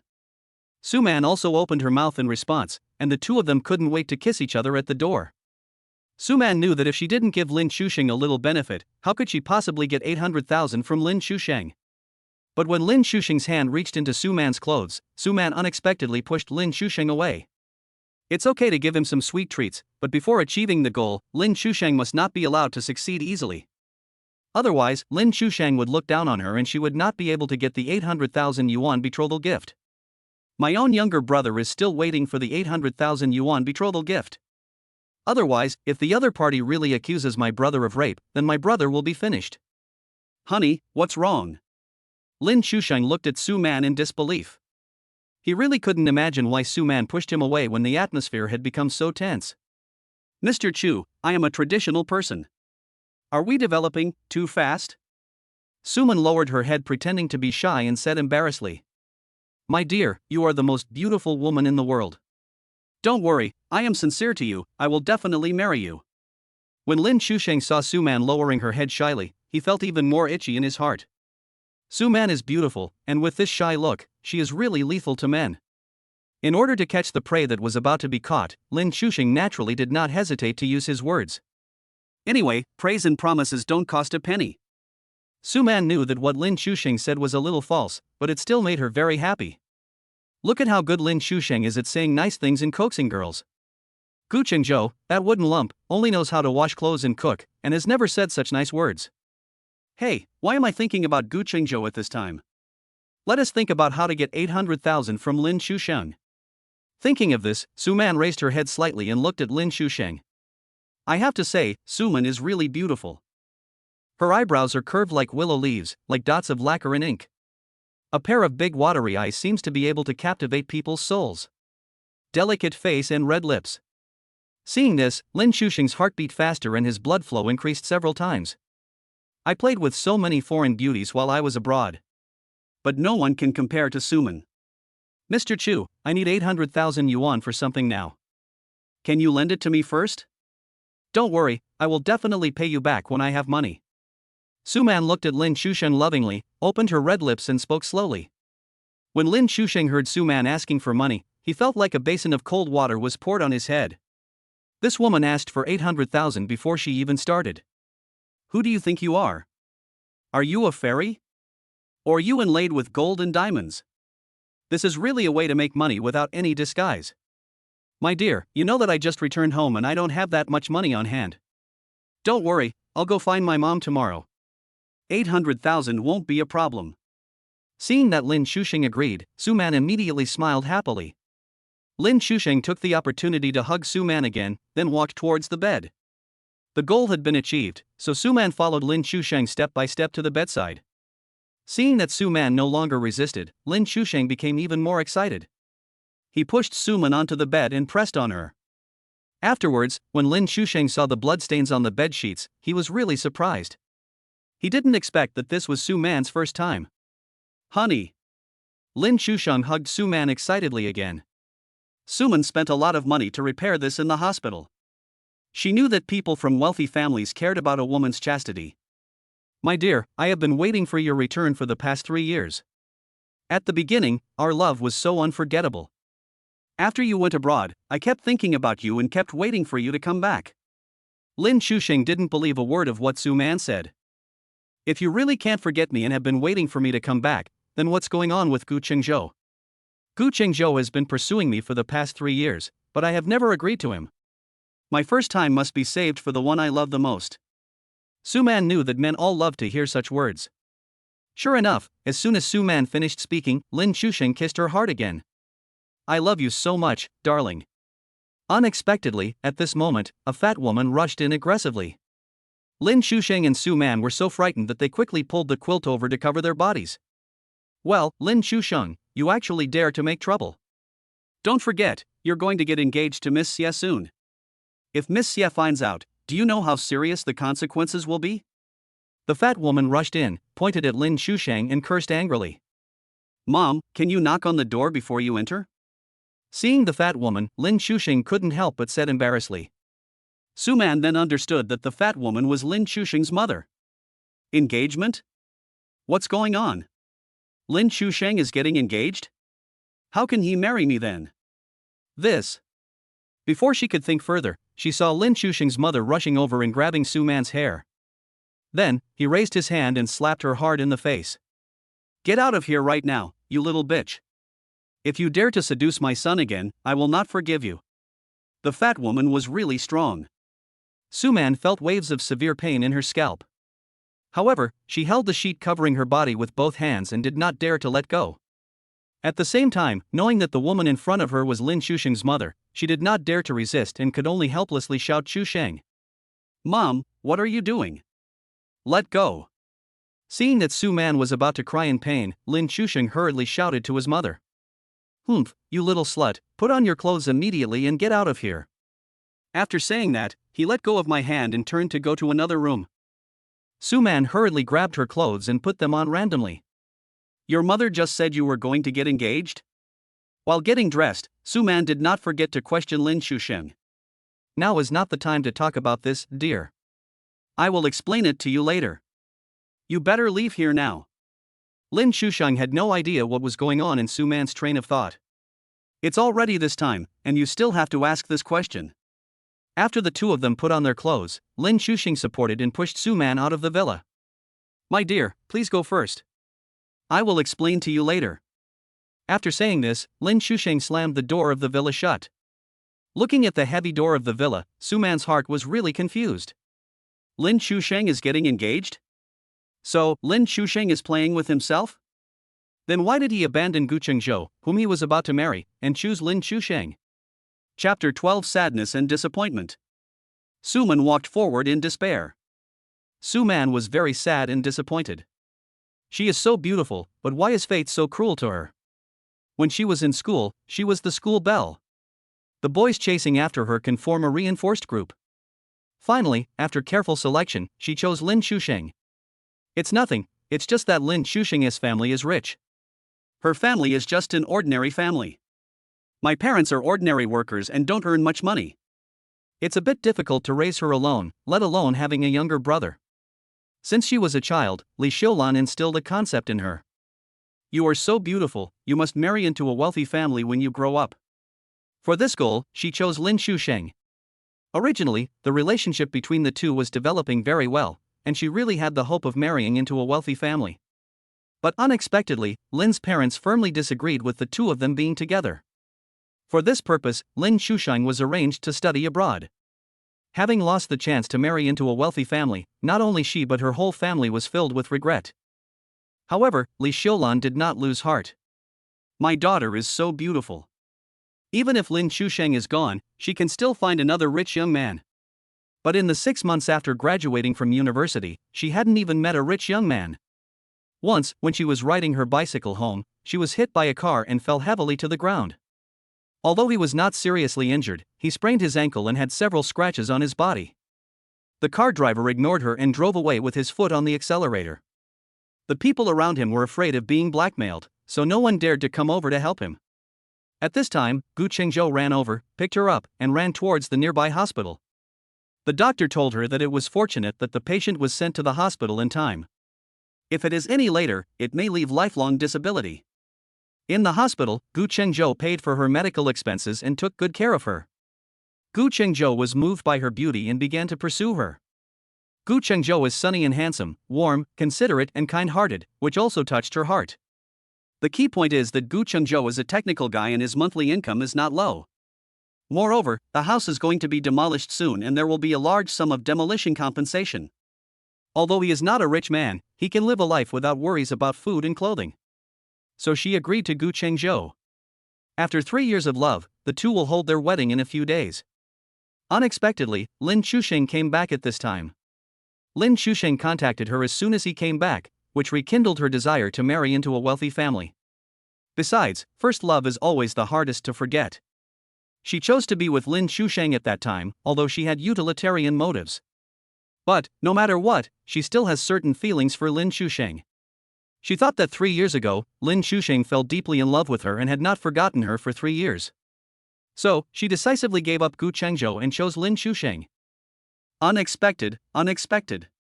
Lin Chusheng didn't want to marry her at all, he just wanted to play with her body to make up for the regret 3 years ago. In this way, Suman walked for a long time in a daze, until her feet hurt, but she didn't find a taxi. This is a villa area. The people who live here are either rich or noble, and every family has a car. Only taxis with problems would come here to pick up passengers. Even the bus doesn't pass by here. Even taxi apps can't call a car here. What should I do about this? It's dark now, how am I going to get home? She thought about calling Lin Chusheng, but thinking about how fierce Lin Chusheng's mother had been just now, she decided to give up. Then, she couldn't help but flip through the familiar avatar in WeChat. Now, the only thing he could do was call Gu Chengzhou. Although the call was to Gu Chengzhou, he had already admitted defeat. But no matter what, I have to go home. Gu Chengzhou, who was working overtime, heard his cell phone ringing.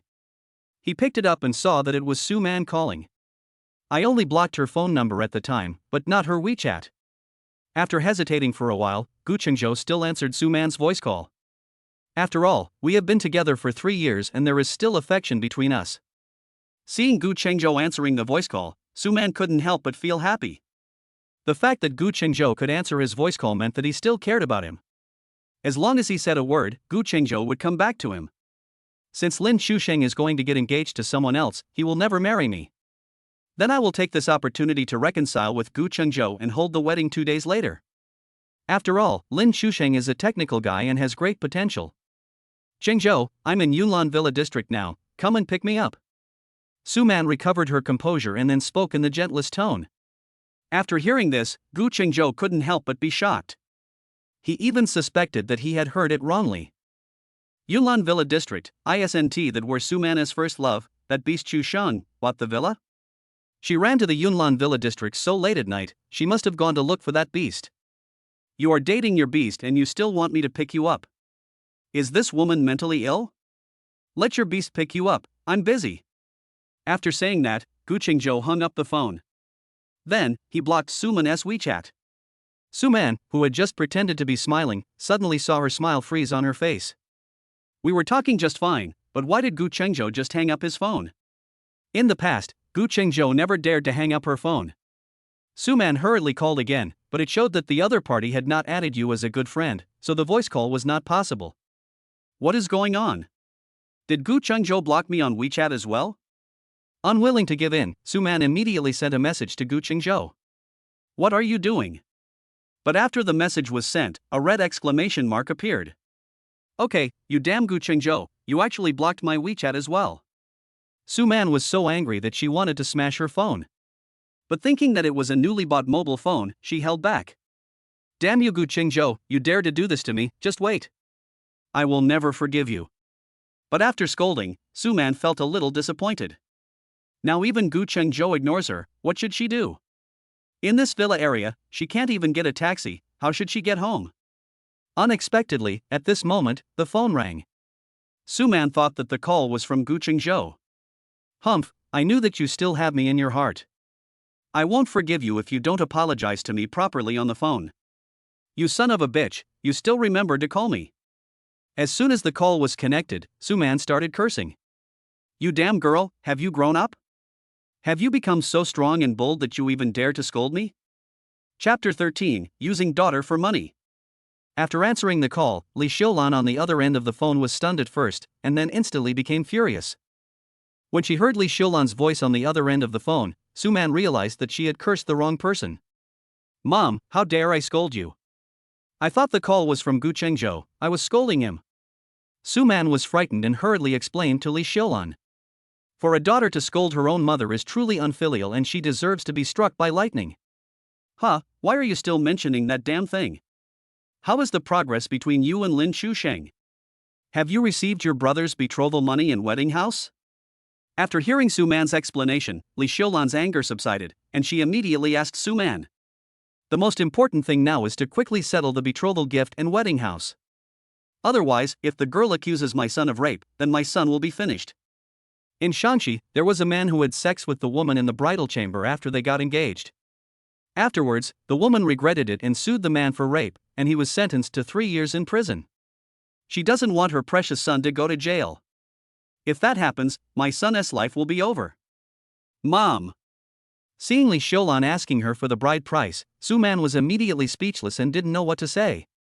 Although Lin Xusheng agreed to her, she now knew that Lin Xusheng was going to get engaged to another woman and would not marry her. She also didn't know whether Lin Xusheng could fulfill his promise to her. Why, it's not here yet. You useless thing, the Lin family is so rich, and you can't even get this little money. Haven't you had sex with Lin Xusheng yet? As for men, as long as you let them have their fun, they will agree to anything you ask for. I don't care. Just do it with Lin Xusheng as soon as possible, and then you can get the money out. Or, now, go find Lin Xusheng immediately. Suman, who was holding the phone, was shocked when she heard Li Xiulan's words. Is this what your own mother said? This is asking her own daughter to sell herself out to exchange money for her son. But how could she know that even after she had done that with the other person, she still didn't get the money? Li Xiulan probably felt that her tone just now was not very good, so she softened her tone and spoke. Suman. I know this is difficult for you. But you only have this one brother, and you don't want your brother to be accused of rape and go to jail. Seeing that her mother's tone had softened, Suman's anger also subsided. No matter what, she is my mother and my brother after all. As an elder sister, she must take care of her younger brother's affairs. Mom, don't worry, I won't let my brother go to jail. Give me 3 days, I will definitely be able to collect the money. After hearing Suman's assurance, Li Xiulan finally felt relieved. Okay, hurry up. After saying that, he hung up the phone. After hanging up the phone, Suman couldn't help feeling melancholy. Although it sounded easy, where could she get the 800,000? The only hope now is Lin Xusheng. But Lin Xusheng would never marry her, and it was unknown whether he would take the 800,000 yuan. Otherwise, would she follow her brother's example and sue Lin Xusheng for rape? But as soon as this idea came to my mind, I gave up. The Lin family is powerful in Haicheng, so it is not easy to sue them. Unexpectedly, at this moment, her cell phone rang again. This time, she didn't start cursing as soon as she answered the phone like she did last time. She looked at the phone screen and saw that it was Lin Xusheng calling. When Suman saw this name, she was immediately filled with anger. Just now, on the bed, he had made a solemn promise to her. If his mother hadn't barged in, she wouldn't have known that Lin Xusheng was going to get engaged to someone else and would never have married her. Although she was angry, Suman still answered the phone. Where are you now, dear? As soon as the phone was connected, Lin Xusheng's voice was heard. He knew that this was a villa area and it was impossible to get a taxi here. It's very dangerous for Suman to go out alone so late at night. After he coaxed his mother away, he hurriedly called Suman. Suman felt warm in her heart. It seemed that Lin Xusheng still cared about her very much. Humph, where I am is none of your business. However, Suman still spoke angrily. Honey, please don't be angry with me. You are outside alone now, it is very dangerous. Humph, whether it's dangerous or not is none of your business. Go find your fiancé, why are you looking for me? After saying that, Suman hung up the phone. She still has a way to control men. After she hangs up the phone, if the man continues to call her, it means he has you in his heart. If you hang up the phone, the man will not call again. That means, that man doesn't have you in his heart. Lin Xusheng was stunned. He didn't expect Suman to hang up his phone.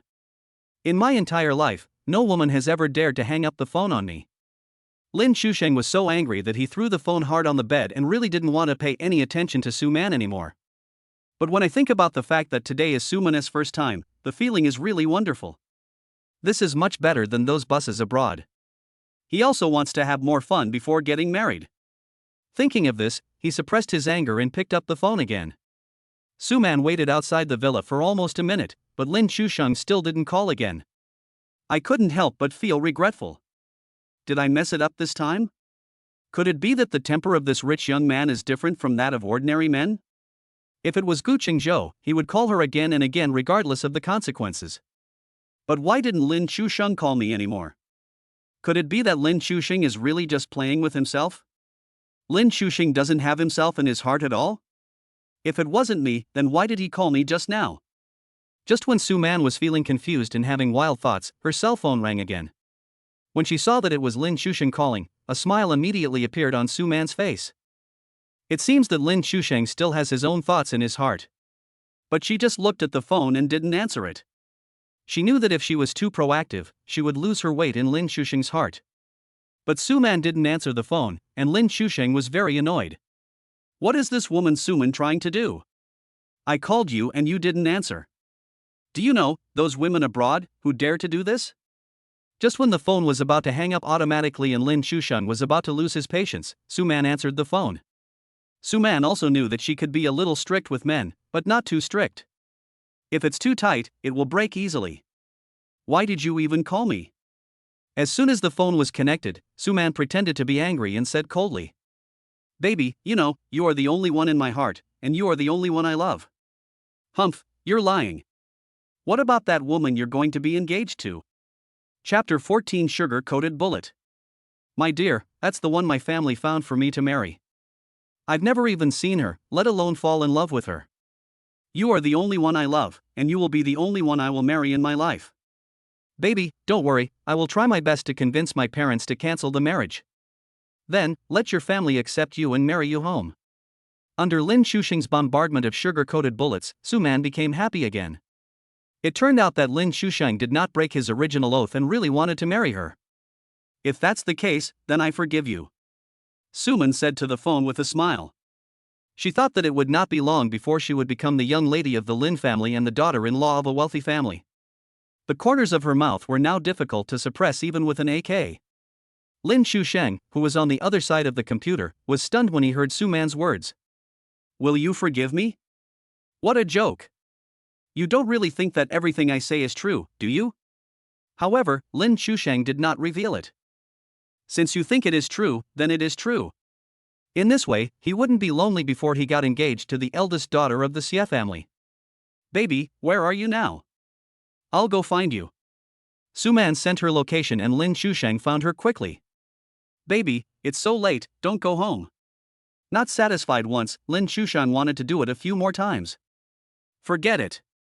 I'm afraid of your mother. Thinking of how ruthless Lin Xusheng's mother was just now, Suman felt scared when she thought about it now. I also bought a large flat nearby, and my mom didn't even know about it. When Lin Xusheng said this, it was as if the big bad wolf was deceiving the little girl. Forget it, just take me home. Thinking about what happened today, Suman was in no mood to be with Lin Xusheng anymore. All right. Seeing that Suman disagreed, Lin Xusheng couldn't help feeling a little disappointed. My dear, don't forget what I just told you. On the way, Suman spoke again and said to Lin Xusheng. Damn it, here it comes again. Even the gold diggers abroad aren't as direct as you. Whether it is inlaid with gold or with diamonds, it will cost 800,000 to play once. Baby, I was going to ask my mom for the money tomorrow and give it to you. But just now my mother was so angry that she suspended all my cards. Don't worry, your brother is my brother, I will definitely help. But you have to give me a few days. I can only get the money after I make my mother happy. Lin Shusheng suppressed his anger and explained to Suman. Okay, then I'll give you 3 days. If you can't do it, I'll be angry. In the past, whenever I said I was going to be angry, Guenjo would get extremely nervous. No matter what his request was, he would agree and do it immediately. This is how she got the more than 1 million yuan from the demolition of Guenjo's house. She thought that Lin Shusheng and Guenjo should be the same. As long as I said this, Lin Shusheng would definitely be nervous. However, after hearing Suman's words, Lin Shusheng wanted to slap her a few times. I was just trying to comfort you, I didn't expect you to serve it. If you can't do it in 3 days, you will be angry. Look at what you are capable of, why don't you go to heaven? However, although he thought so in his heart, Lin Shusheng did not say it out loud. Don't worry, baby, I will definitely do it in 3 days. Seeing that Lin Shusheng agreed to her, Suman couldn't help but smile happily. After getting Lin Shusheng's promise, Suman was so excited that she couldn't sleep all night after returning home. Guenjo also couldn't sleep. Guenjo was also excited. Before, he was still worrying about the wedding 3 days later. Unexpectedly, Xiafian's sudden appearance solved this problem for him. In terms of appearance and temperament, Xiafian is far better than Suman. Moreover, Xiafian's personal ability is beyond Suman's reach. Xiafian was able to turn a company on the verge of bankruptcy into a company with a market value of 10 billion yuan in just 3 years. This ability is enough to beat Suman. Unexpectedly, while getting drunk at a bar, I actually found a treasure. Thinking that he would be able to register and get his marriage certificate with Xiafian tomorrow, Guenjo tossed and turned in bed like a pancake and couldn't fall asleep. Guenjo got up before 7 o'clock. I took a shower first, then found the shirts and suits that I hadn't worn for a long time.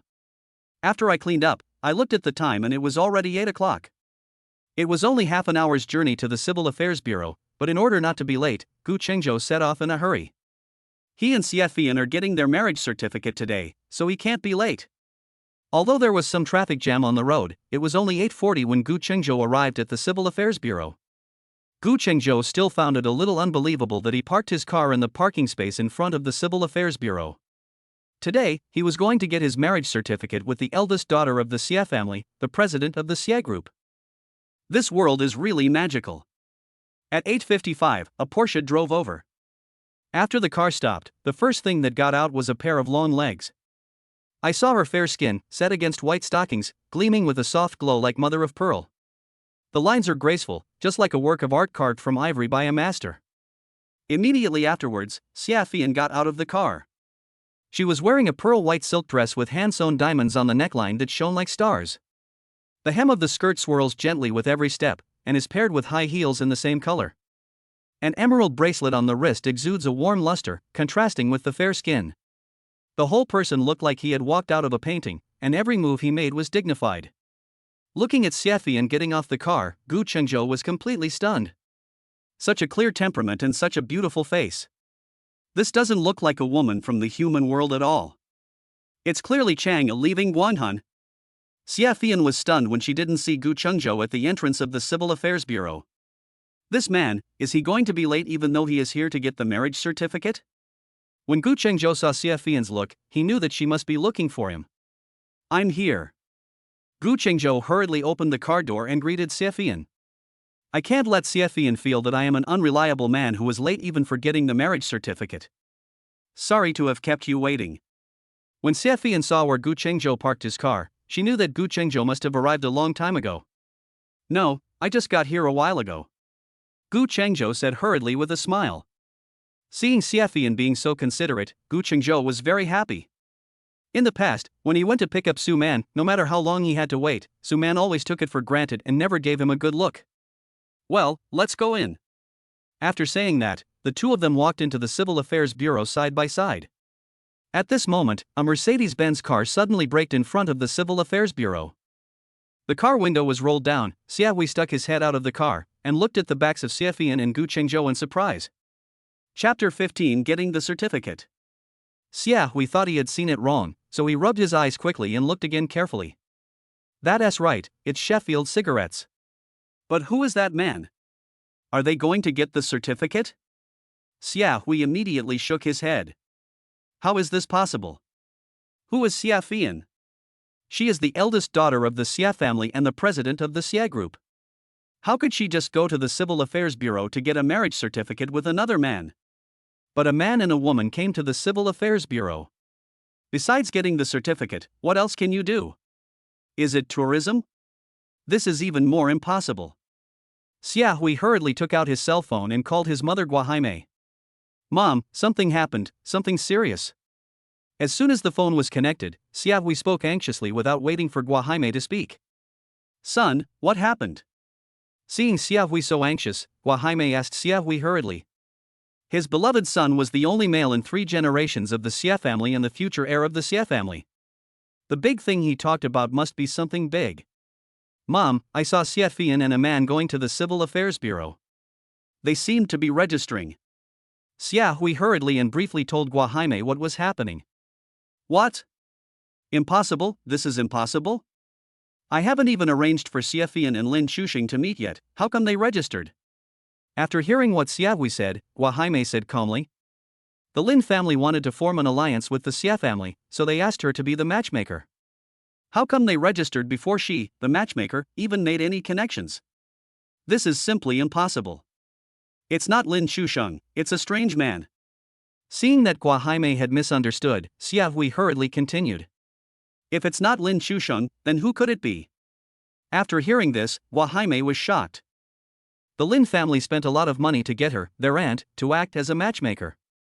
They paid 100 million yuan for the introduction fee alone. If Xia Fian registered with another man, how would she earn the 100 million? How should I know? I have never even seen him. I don't even know him.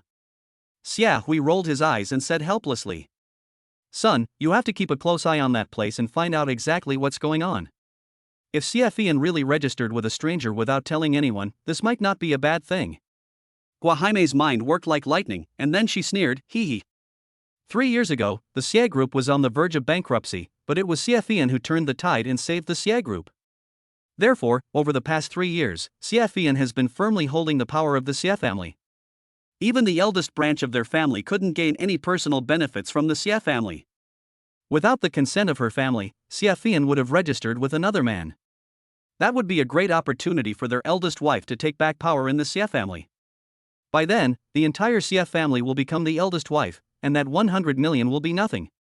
Thinking of this, Guajaime rushed to the living room after hanging up the phone. In the living room, Patrick Tse was lying on a recliner reading a book. Guajaime rushed over and snatched Xia Xian's book. What are you going to do? Seeing that Guajaime had snatched his book, Xia Xian couldn't help but ask Guajaime angrily. What are you doing? You really have the time to spare, reading a book here. Our Xia family is going to change. The Xia family is going to become someone else's. How can you still be in the mood to read a book here? Guajaime looked at Xia Xian and said with a look of disappointment. What nonsense are you talking about?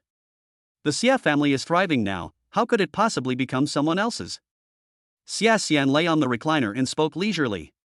You are such a heartless person. Xia Fian has registered with another man at the Civil Affairs Bureau. The Xia family will soon become someone else's. Why are you still indifferent? Do you really want to watch our Xia family become someone else's? Guajaime pointed her finger at Xia Xian's forehead and said angrily. Ah! How could it be? After hearing this, Xia Xian was also shocked. How could Xia Fian register for a marriage certificate with another man without her family's consent? After all, in a wealthy family, one cannot decide on one's own marriage. Xia Fian's parents died early, so her marriage has to be decided by her uncle. You dare to get married with another man without the consent of your family. This is rebellion. Now is our chance to take back the power of the Xia family, as long as... Guajaime leaned over to Xia Xian's ear and whispered to him. After hearing this, Xia Xian's eyes suddenly lit up and he stood up excitedly. Okay, I'll go find Dad right away. After going through a set of procedures, Guenjo and Xia Fian finally got the 2 red books. Holding the marriage certificate in his hand, Guenjo still felt like he was dreaming. Suman and I have been in love for 3 years, but despite all the efforts I have made, Suman still refuses to get married with me. Suman is right, we should get the marriage certificate after the wedding. Unexpectedly, 3 days before the wedding, Suman abandoned him for her first love. He and Xiafian had only met twice, but now they have obtained the certificate. Looking at the marriage certificate in her hand, Xiafian was also very excited.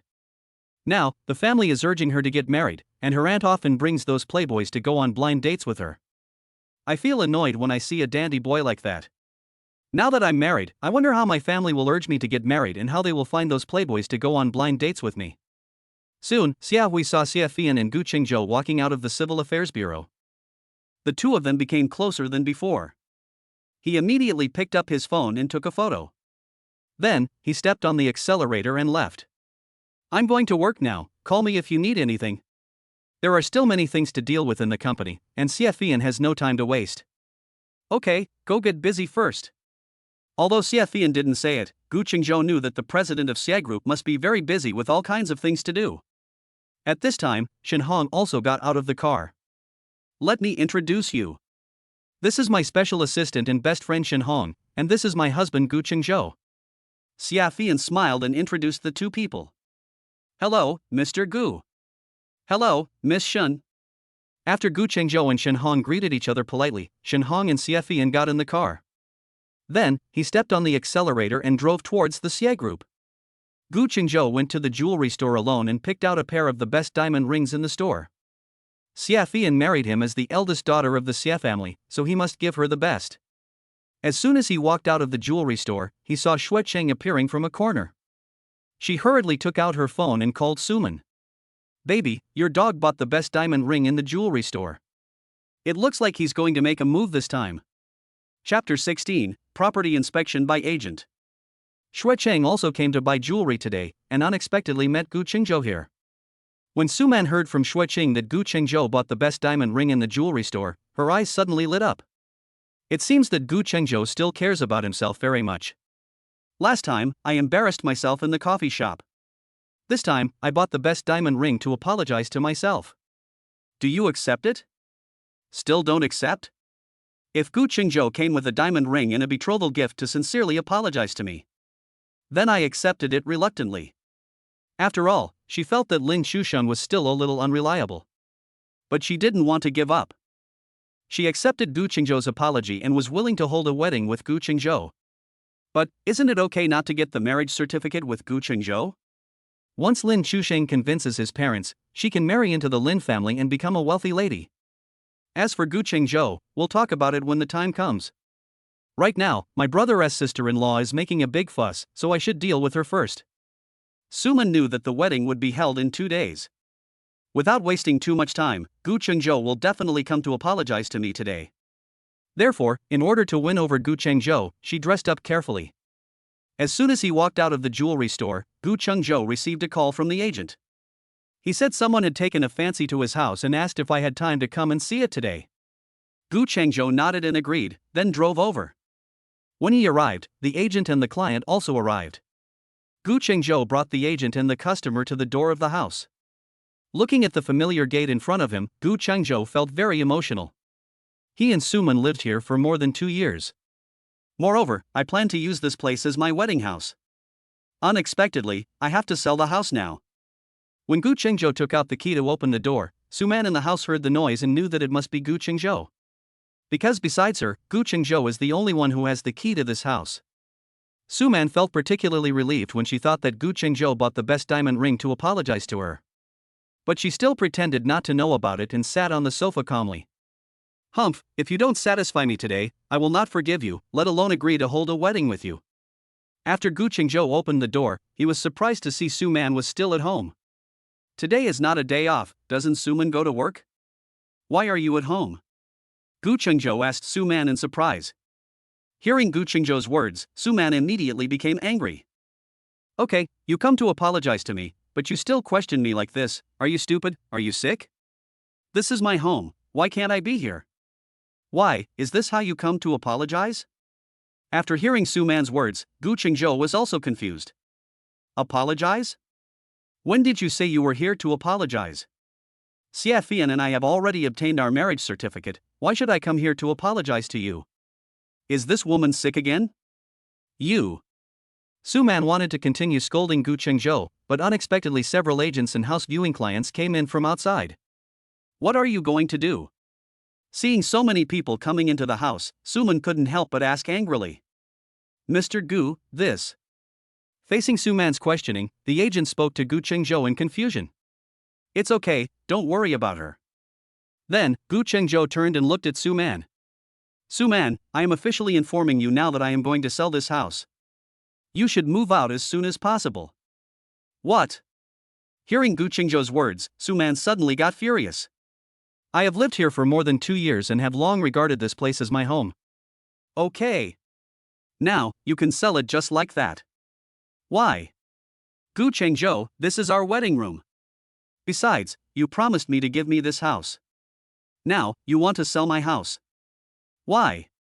Suman immediately yelled at Guenjo. Ha, you still have the nerve to talk about a wedding house.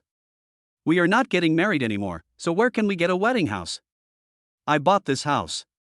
I plan to transfer the house to your name after we get married. But now we are not getting married, so don't even think about taking this house. The house is mine. I can sell it if I want. It has nothing to do with you. Looking at the furious Suman, Guenjo said calmly. Guenjo, do you still have a conscience? I followed you for 3 years, and gave you the best 3 years of a woman's youth. You can say it's okay now, and then it's okay. You can abandon me and sell my house. You are such a heartless bastard, such an ungrateful bastard, such a scumbag. I'm telling you, as long as I live here, there's no way you can sell this house. Suman's eyes were red and she yelled angrily. Suman, you abandoned me and our relationship. Now, you're making it sound like you've become the victim. Now, you live in my house, and it has nothing to do with you. After hearing the quarrel between Guenjo and Suman, the real estate agent and the clients who were viewing the house were all confused. Mr. Gu, are you going to sell this house or not? The agent hurriedly asked Guenjo in a low voice. Sell it. Take someone to see the house first. I'm satisfied with the house, and the price is negotiable. Good. After hearing Guenjo's promise, the agent felt relieved and started looking for houses with the client. Hey, what are you doing? Why are you walking around in my house? I'm telling you, you're trespassing. Get out of my house right now, or I'll call the police. When Suman saw the agent bringing clients to view the house, she immediately yelled like a chicken with its feathers standing on end. This. Both the agent and the client were a little embarrassed. It's okay, just mind your own business and ignore her. This house is mine, she just lives here. With Guenjo's words, the agent and the client stopped paying attention to Suman and started looking for houses. Guenjo, what are you doing? You are like this, and you still want me to forgive you? No way. You have no chance. You will never have a chance in your life. I will never marry you. Seeing that she couldn't stop the agent and the client, Suman had no choice but to yell at Guenjo again. Suman, I think you misunderstood. There is no relationship between us anymore. I don't need your forgiveness, and I don't need you to marry me. From now on, we will go our separate ways and have no further relationship. Suman couldn't imagine that Guenjo would say such cruel words to her. You. She was so angry that she pointed at Guenjo, her lips trembling, but she couldn't utter a word. Then, Suman squatted on the ground, hugged her knees and started crying. Chapter 17. The whole family joins the battle. She felt wronged. She feels sad. She is so sad. She really couldn't imagine that Guenjo could be so cruel. Not only did he not come to apologize to him, he even wanted to sell their wedding house. She has been with Guenjo for 3 years, and Guenjo even promised to give her the house. Now, I want to sell the house. When the agents and people who were looking at the house saw this situation, they couldn't help but stop. Suman, why are you crying? It seems like I am sorry for you and you feel wronged. It's no use crying. This house has been sold. There is no relationship between the two of us anymore, and it is not appropriate for you to live in my house anymore. I'll give you 1 day to move out. After saying that, Guenjo stopped paying attention to Suman and looked at the agent and the clients who were viewing the house. How do you like this house? Are you satisfied with it? The people who were viewing the house nodded. They were very satisfied with the house's layout. But it looks like there is some dispute in this house. As long as you are satisfied, let's go and talk outside. Suman is crying here and they can't talk about anything. Outside, Guenjo took out the property title, purchase contract, and other documents. Now, the people who were looking at the house finally felt relieved. But, this. The client who was viewing the house pointed inside and was still a little worried. Don't worry, this house has nothing to do with her. I will let her move out as soon as possible. We can transfer the ownership at any time. After bargaining, the two parties finally agreed on the price, and the house viewers left satisfied. After the people who came to view the house left, Guenjo opened the door again and walked in. At this time, Suman was sitting on the sofa, still crying softly. Suman, there's no need to do this. It was your own choice. You betrayed our love and our vows. You saw today that someone wants to buy this house, so you should move out as soon as possible. We will transfer ownership tomorrow, and then the house will belong to someone else. If you continue to live here, it will be an occupation of a private residence, which is illegal. It would have been fine if Guenjo hadn't said anything, but once he did, Suman cried even harder. At this moment, the door was opened again, and Suyu, Suchen, and Li Xiaolan rushed in a hurry. Guenjo, you are so brave to bully my sister. Let me show you how I will deal with you. After Suchen rushed in, he rushed towards Guenjo like an angry lion. Before the man arrived, he swung his fist and hit Guenjo hard. Unexpectedly, Guenjo dodged it with a quick move. Okay, you still dare to hide. Suchen couldn't have imagined that Guenjo, who was always timid and submissive, actually dared to hide in front of their family. Then he turned around and attacked Guenjo again. Unexpectedly, before his fist hit Guenjo kicked him.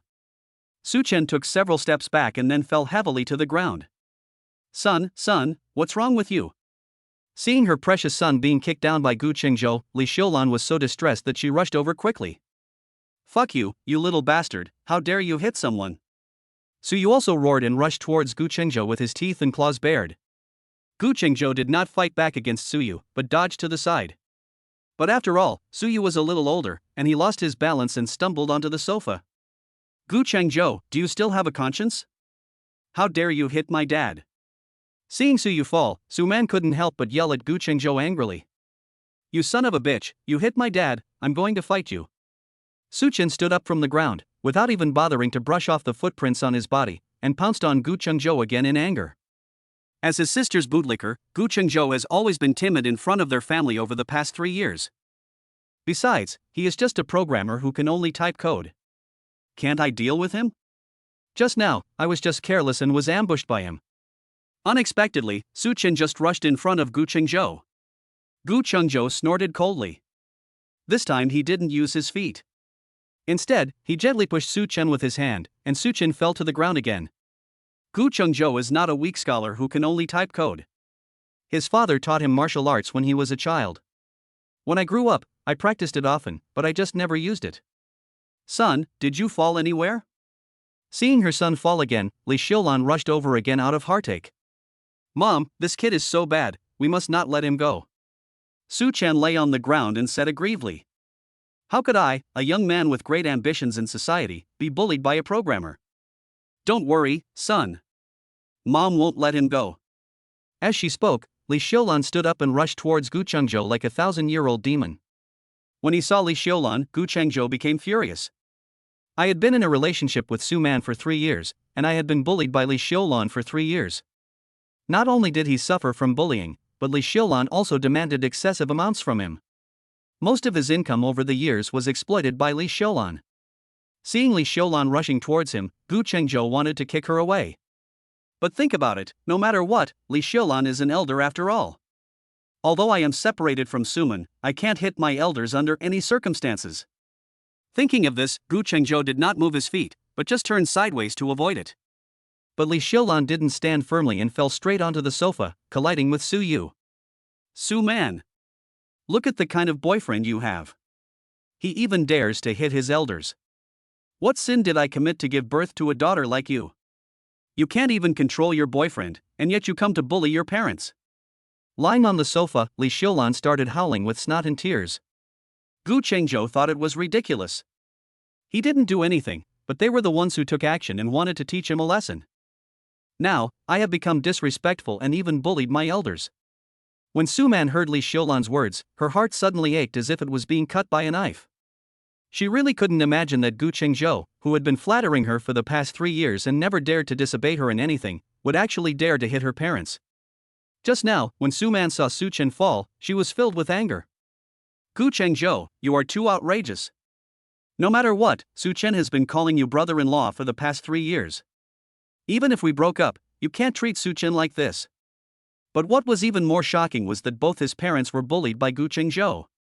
My parents are being bullied. If I, as their daughter, don't stand up for myself, how will I survive in the family in the future? The angry Suman immediately rushed to Gu Qingzhou and slapped him hard. Chapter 18. Go ahead and sue me if you can. However, Suman's slap did not fall on Gu Qingzhou's face. Instead, her wrist was grabbed by Gu Qingzhou. Gu Qingzhou never hits a woman, let alone a woman he deeply loves. But he would not allow a woman to beat him. Last time, it was an accident at the coffee shop. He was not mentally prepared at all, and Suman slapped him in the face. Suman suddenly felt as if her wrist was clamped by a pair of pliers. She looked at Gu Qingzhou in surprise. She could not believe that Gu Qingzhou, who had always been obedient to her and licked her for 3 years, would dare to treat her like this. Suman's eyes were blazing with anger as she stared at Gu Qingzhou. If looks could kill, Gu Qingzhou would have died countless times. Gu Qingzhou, your conscience has been eaten by dogs. How could you do this to me? How could you do this to me? As she spoke, Suman actually started crying out of grievance. Thinking about how good Gu Qingzhou was to me in the past. That was absolutely docile and caring. Not to mention hitting myself, I've never even spoken loudly to myself. Unexpectedly, he grabbed my hand and hurt my wrist. You bastard, how dare you bully my daughter? You are so brave, you little brat. Grandson, you bully my sister, go to hell. When Su Yu, Su Chen, and Li Xiulan heard Suman crying, they all rushed over immediately. Facing the 3 people rushing up, Gu Qingzhou couldn't help but sneer in his heart. He just shook his hand slightly, and Suman stepped back involuntarily. Su Yu, Su Chen, and Li Xiulan had no time to fight Gu Qingzhou and quickly reached out to catch Suman. Suman is their family's cash cow and cannot be harmed in any way. Although Suman was caught by Su Yu, Su Chen, and Li Xiulan, her eyes were always fixed on Gu Qingzhou. How so? How so? Gu Qingzhou, why would you treat me like this? How much he has loved her in these 3 years. I am his darling, the person he loves the most. Now look, you dare to hit her? If my family hadn't caught me, I would have definitely fallen to the ground this time. You are a heartless and ungrateful man. The unscrupulous Chen Shimmy. A filthy scumbag. Humph, you're going to have your wedding in 2 days. How will your wedding go without me? You still want me to hold a wedding with you? No way. Gu Qingzhou, you hit me and my family this time. I can't finish with you. I can't finish with you. I'm telling you, I will never forgive you, I will never forgive you. Suman glared at Gu Qingzhou and yelled hysterically. Yes, daughter, you must not forgive him this time. Unless he transfers the house to your name now and gives you 1 million in compensation. Otherwise, you can never forgive him. Li Xiulan also chimed in. Gu Qingzhou looked at the mother and daughter in surprise. He really couldn't understand what was going on in their minds. Now, they have broken up and have nothing to do with each other anymore, so why does he still want her to forgive him? Moreover, not only does he have to give himself a house, but he also wants 1 million in compensation. What are you thinking about? You're dreaming. You son of a bitch, are you worthy of my sister? My sister has been with you for 3 years, and you dumped her just like that. Besides, you dare to hit my sister now, are you still a human being? My mother said that the compensation must be paid in full, or I will not forgive you. Su Chen, standing aside, also spoke angrily. Yes, compensation, you must compensate. Su Yu also said this while gritting his teeth. Gu Qingzhou was really speechless by this family. If you are not from the same family, you will not enter the same door. This family's train of thought is so fresh and unconventional. Compensation? Did you forget to take your medicine this morning, or are you dreaming? Gu Qingzhou looked at them and sneered. Gu Qingzhou, you are such a heartless person. My daughter has been with you for 3 years, and you have slept with her for 3 years. Why, you just want to walk away like this? No way. When Suman heard Li Xiulan's words, her face turned red. Yes, my mother is right. You want to just leave after you're done, and you want to get something for free, but you can't do that. My sister's 3 years of youth are worth more than this house and 1 million. This is a bargain for you. Otherwise, we will sue you for rape and put you in jail. He used the same trick his girlfriend used on him here. Suman's face was getting hot and she wished she could find a hole in the ground to crawl into. Oh my god, what do they think she is? Is she a prostitute? But she also knew that her brother was standing up for her and helping her. She couldn't say anything or refute, so she just agreed. After hearing what Su Chen and Li Xiulan said, Guenjo was so angry that he started laughing. He had seen shameless people, but he had never seen anyone so shameless. Thinking about what he had done for this family over the past 3 years, he felt like he had really been wasting his time. 3 years ago, you had no money to treat your illness. Who paid for your medical treatment? Without me, you would have died a long time ago. How can you still have the nerve to stand here and talk to me? Guenjo looked at Li Xiulan and said coldly. Under Guenjo's cold gaze, Li Xiulan was speechless and lowered her head guiltily. Who paid your tuition and supported your studies for the past 3 years? Who else sent you to school every year and treated you like a brother? Guenjo turned his head and looked at Su Chen. Su Chen also lowered his head embarrassedly. In the past 3 years, how much have I given to your family? Don't you know how much? How do you build your houses in the countryside? How do you buy your cars? It's all my money. For your family, I spent all my monthly salary. The more than 1 million yuan from our house demolition was all given to your family. You guys are really ungrateful bastards, scumbags. Guenjo looked at Li Xiulan and others, then said with gritted teeth. Humph, don't say those useless things. Everything you said is what you should do. But the current compensation must also be given. My daughter, I can't let you sleep for 3 years in vain. Otherwise, we will charge you with rape and put you in jail. Li Xiulan spoke like a shrew. Looking at the ugly faces of this family, Guenjo felt nauseous. I can't believe there are such people in the world. Why, are you scared? If you are scared, transfer the house to my daughter immediately and compensate her with 1 million yuan. Seeing Guenjo's ugly face, Suyu thought that Guenjo was scared, so he said proudly. Haha, you want compensation? No way. Go ahead and sue me if you can. Chapter 19 Company Trouble. After saying this, Guenjo left without looking back. He really didn't want to talk to this family anymore. If he continued, he was afraid he would vomit. He still has a lot of things to deal with and has no time to waste here. Suman looked at Guenjo's departing back and started crying sadly again. Today, after getting the information from Shuicheng, she thought Guenjo came to apologize to her. I didn't expect this to be the result. Son of a bitch. Asshole. Irresponsible. Scumbag. Li Xiulan, Su Chen, and Suyu cursed at Guenjo's back. Daughter, don't be sad. Don't be upset. It's not worth being sad for such a bastard. He wants to sell the house. Let's just stay here and see how he can sell it. After scolding Guenjo, Li Xiulan comforted Suman. Yes, sister, if we stay here, he won't be able to sell this house. Besides, sister, we will sue Guenjo for rape. If he doesn't pay compensation, he will go to jail. His girlfriend used this trick to control their family. They just don't believe that they can't control Guenjo using this trick. How can this be possible? Suman still has some feelings for Guenjo. How could she feel comfortable enough to sue Guenjo for rape? My silly daughter, you don't still care about that little bit of affection, do you? He has treated you like that, what else do you have to worry about? We will sue him now and make him pay compensation immediately.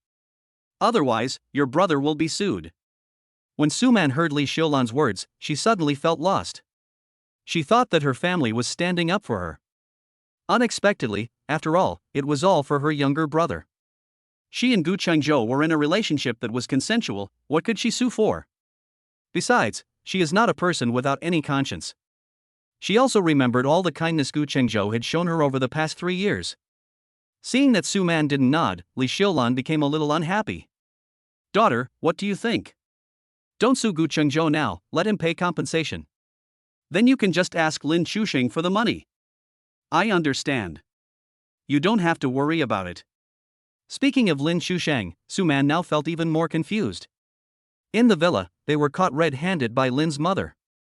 Now Lin Chusheng and Lin's mother didn't know whether they had reached an agreement or not, and whether they got the money. You guys go back first, I'll go find Chusheng and ask him. She didn't expect that today's events would turn out like this. As a result, the two families became enemies. What if Lin Chusheng doesn't say good? Then I really want have any way out. Okay, daughter, we'll go back first. Call us if you have anything. No matter who it is, don't even think about bullying our daughter. Li Xiulan said a few words of comfort before leaving with Su Yu and Su Chen. Suman turned around and looked at the furnishings in the room, feeling very unhappy. Everything in this room was personally arranged by her and Gu Chengzhou. Over the past 3 years, they have left so much laughter and joy in this house. The house was full of traces of their love. Now, Gu Chengzhou was so cruel that he actually wanted to sell the house and kick her out. Although she had seen Lin Chusheng's villa, she now looked down on this 2-bedroom, 1 living room house. But she also didn't want Gu Chengzhou to sell the house and kick her out. Now, she can only lie on the sofa and cry silently. As soon as Gu Chengzhou walked out of the house, he received a call from a colleague in the technical department. Boss, please come back quickly, there is another bug. After hanging up the phone, Gu Chengzhou rushed back to the company as quickly as possible. This game project was created by him alone. All technologies are based on him. There is no problem he cannot solve, and no bug he cannot fix. Soon, Gu Chengzhou returned to the company and solved the bug by typing a line of code on the keyboard. This game is the last one he developed.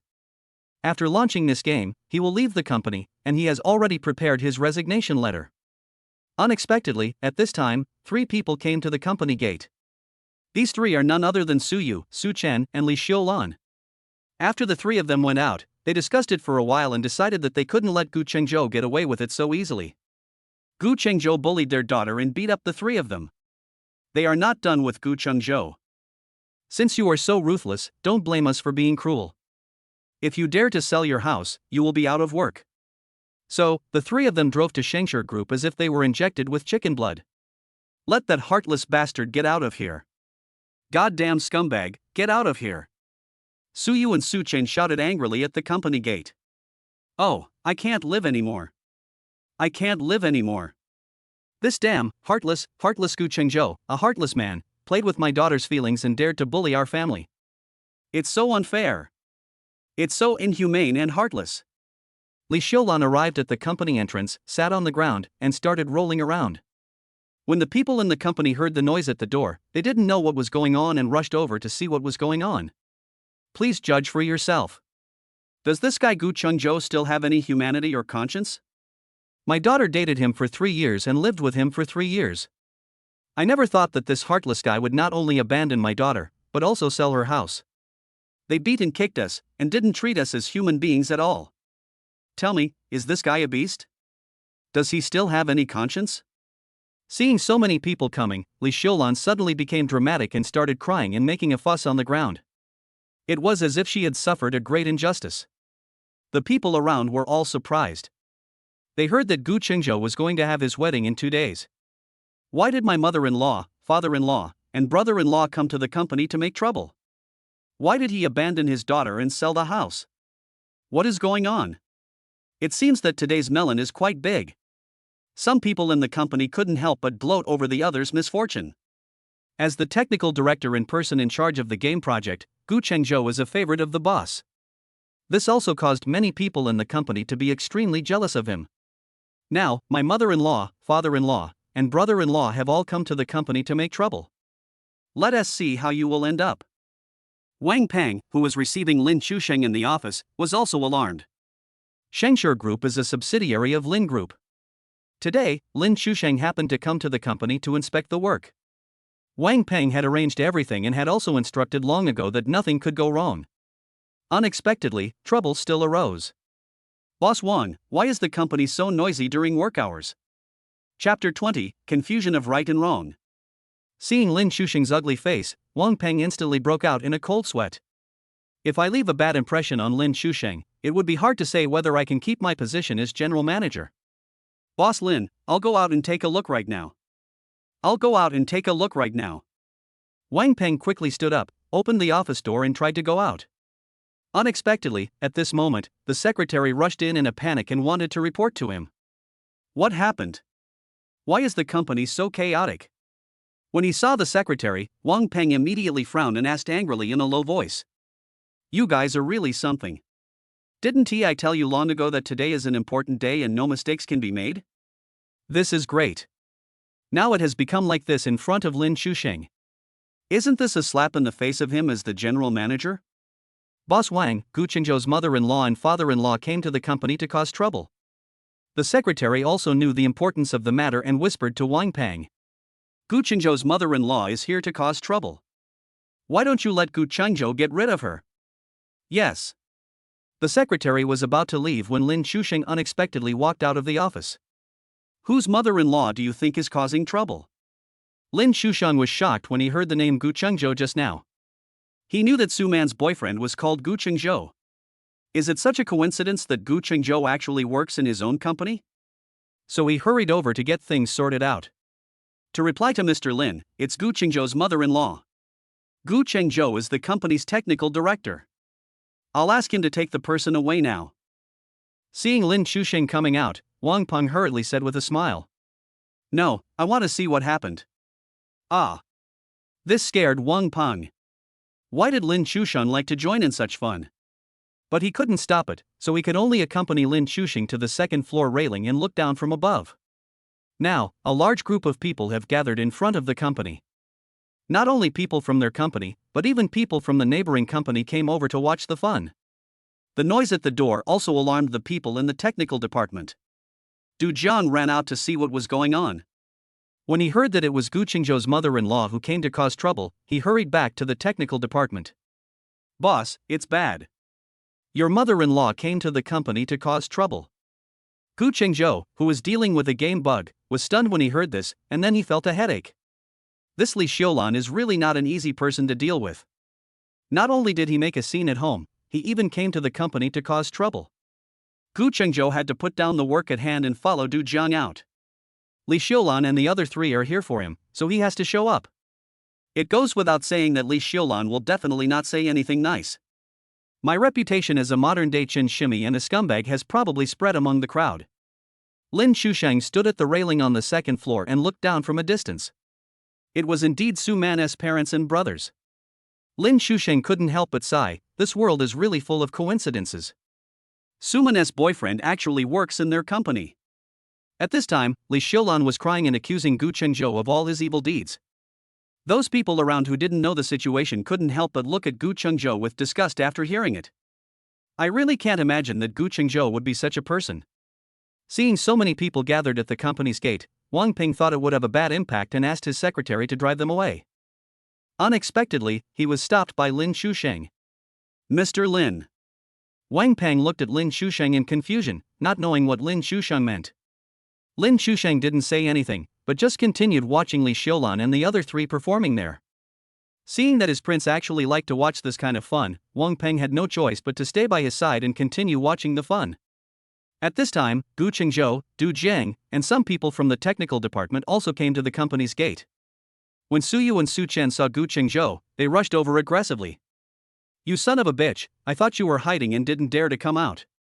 As Su Chen spoke, he was about to reach out to grab Gu Qingzhou, but was blocked by Du Jiang and others. Gu Qingzhou is their boss, how can they tolerate anyone hurting Gu Qingzhou? Asshole, shameless thing, tell me, are you worthy of my daughter? Su Yu also pointed at Gu Qingzhou and shouted angrily. You heartless, damned thing, you finally came out. Gu Qingzhou, are you still a man? Do you still have a conscience? Has your heart been eaten by a dog? My daughter has been with you for 3 years and has given you her best years. You have abandoned my daughter and are going to sell her house. Are you still a human being? You are a scumbag, a modern-day Qin shimmy, a beast without any humanity. When Li Xiulan saw Gu Qingzhou, she stood up from the ground and pointed at Lin Shusheng and started cursing. Li Xiulan, that's enough. Hearing Li Xiulan's slander against him, Gu Qingzhou couldn't help but roar in anger. Enough? No. I'm telling you, you're a heartless scumbag. I, Li Xiulan, want everyone in the world to know what kind of person you, Gu Qingzhou, are. When he lived with my daughter, he called her auntie all the time. It was so sweet. Now, you dare to call me by my name in public. You are really disrespectful to your elders, uneducated, and have no quality. Gu Chengzhou, who do you think you are? How dare you talk to my mother like that? I'm warning you, if you dare disrespect my mother again, I won't forgive you. Suchen looked strong on the outside but was actually weak on the inside, and he shouted loudly in a pretentious manner. Everyone, look! My daughter has been with Gu Chengzhou for 3 years. Now this guy wants to sell the house and drive my daughter away, leaving her homeless. Everyone, please judge for yourself. My daughter has been with him for 3 years, but he is so cruel and heartless. Is he still a human being? A scumbag like him, a bastard, is not worthy of being a human being, let alone living in this world. He has lost all humanity and conscience, his morals are corrupt and he is hated by both humans and gods. He is a beast and a scum. God is so blind that he allowed such a scum to live in the world. He should be struck to pieces by a thunderbolt. That's enough, old woman. Du Jiang couldn't stand it anymore and roared. Gu Chengzhou was his best friend. He couldn't bear it anymore when he saw Gu Chengzhou being slandered and cursed by Li Xiulan. Don't you know how Chengzhou has treated your daughter and your entire family over the past 3 years? It was your daughter who abandoned Chengzhou, not Chengzhou who let your daughter down. You old woman, why don't you take care of your daughter? Instead, you come here and make trouble by confusing right and wrong. You are still cursing Chengzhou so viciously. Are you still a human being? Chapter 21. You're fired. Who are you? How can it be your business if we are going to settle accounts with Gu Chengzhou? Where did you come from? Why are you pretending to be an elephant by sticking a green onion in your pig's nose? Seeing Du Jiang actually stand up and scold her, Li Xiulan seemed to be given an injection of chicken blood, and her mouth was like a machine gun. This. As an IT guy, how could Du Jiang be a match for Li Xiulan when it comes to bickering? After Li Xiulan's fierce attack, Du Jiang was suddenly speechless and unable to speak. What is this? I'm telling you, you have nothing to do here. We're looking for Gu Chengzhou, and everyone who has nothing to do with you should stay away. If you run into the gun yourself, don't blame me for being rude. Li Xiulan put her hands on her waist and spoke to Du Jiang in a menacing manner. My mother is right. People who are not related should stay away. Seeing how powerful Li Xiulan's momentum was, Su Chen immediately spoke up. You. Seeing how irritating Li Xiulan and her family were, Du Jiang wanted to rush up to argue with them, but was stopped by Gu Chengzhou. Boss, this. Du Jiang couldn't imagine why Gu Chengzhou would hold him back. Although he couldn't beat Li Xiulan in an argument, for Gu Chengzhou, he was willing to be at the forefront. Brother, no need to bother you. Gu Chengzhou appreciated Du Jiang's kindness. But as Li Xiulan said, they came here for him today. If I hide in the back like a turtle, letting Du Jiang stand in the front to resist the fire from Li Xiulan and others, that would not only make me feel sorry for my brother, but would also make me look too incompetent. Without waiting for Du Jiang to say anything, Gu Chengzhou came in front of Li Xiulan, Su Yu, and Su Chen. Humph, Gu Chengzhou, you finally have the courage to stand up. I thought you would always be a coward, hiding behind others and not daring to stand out. When Su Yu saw Gu Chengzhou stand up, he couldn't help but speak sarcastically. Gu Chengzhou, you damned bastard. Everyone, look quickly, this is the man. He is so evil-minded and has no conscience at all. He really has no humanity at all. He has played with my daughter's feelings for 3 years and now wants to sell her house, leaving her homeless. Tell me, everyone, is this kind of person still a human being? Does he still have a conscience? Now, my daughter is going to be homeless and living on the streets. And this scumbag bastard is still working in such a good place. Is there any justice in this world? Is there any justice in this world? Li Xiulan sat on the ground and rolled over again, throwing a tantrum. Humph, Li Xiulan, stop making such a fuss. This is a public place, not a place for you to throw a tantrum. If you keep making trouble, I'll ask the security to chase you away. Gu Chengzhou suppressed the anger in his heart and spoke coldly to Li Xiulan. There are so many people watching here. If we allow Li Xiulan and the others to continue making trouble like this, the impact will be very bad. It's clearly your daughter's fault. How dare you come here and make a scene? You guys don't feel ashamed, but I do. Okay, you heartless thing. For the past 3 years, I have washed your clothes and cooked for you, and I treat you like my own son. I never thought that you would turn your back on me and even ask the security guard to chase me away. In your company, you bully a woman like me like this. You really have no humanity. Oh my God, I can't live anymore. I'm going to die. Li Xiulan howled and pretended to wipe away her tears with her hands. Unfortunately, she didn't shed a single tear. Watching Li Xiulan's performance, Guenjo felt nauseous and almost vomited. If this person has no shame, he can really say anything and do anything. People who don't know the inside story would really think that he is a scumbag. Everyone, it's... Guenjo was about to explain when Wang Peng came out unexpectedly. What are you doing? What are you doing? This is Shengshi Group, an office space, not a market. It's not a place for you to mess around. As soon as Wang Peng came out, he acted like a leader and spoke to Li Xiulan and others. You are the leader of Shengshi Group, the CEO, right? Seeing Wang Peng's temperament and hearing the tone of his voice, Li Xiulan immediately stood up from the ground and asked with a smile. Yes, I am the general manager of Shengshi Group. Wang Peng looked at Li Xiulan sideways and said arrogantly.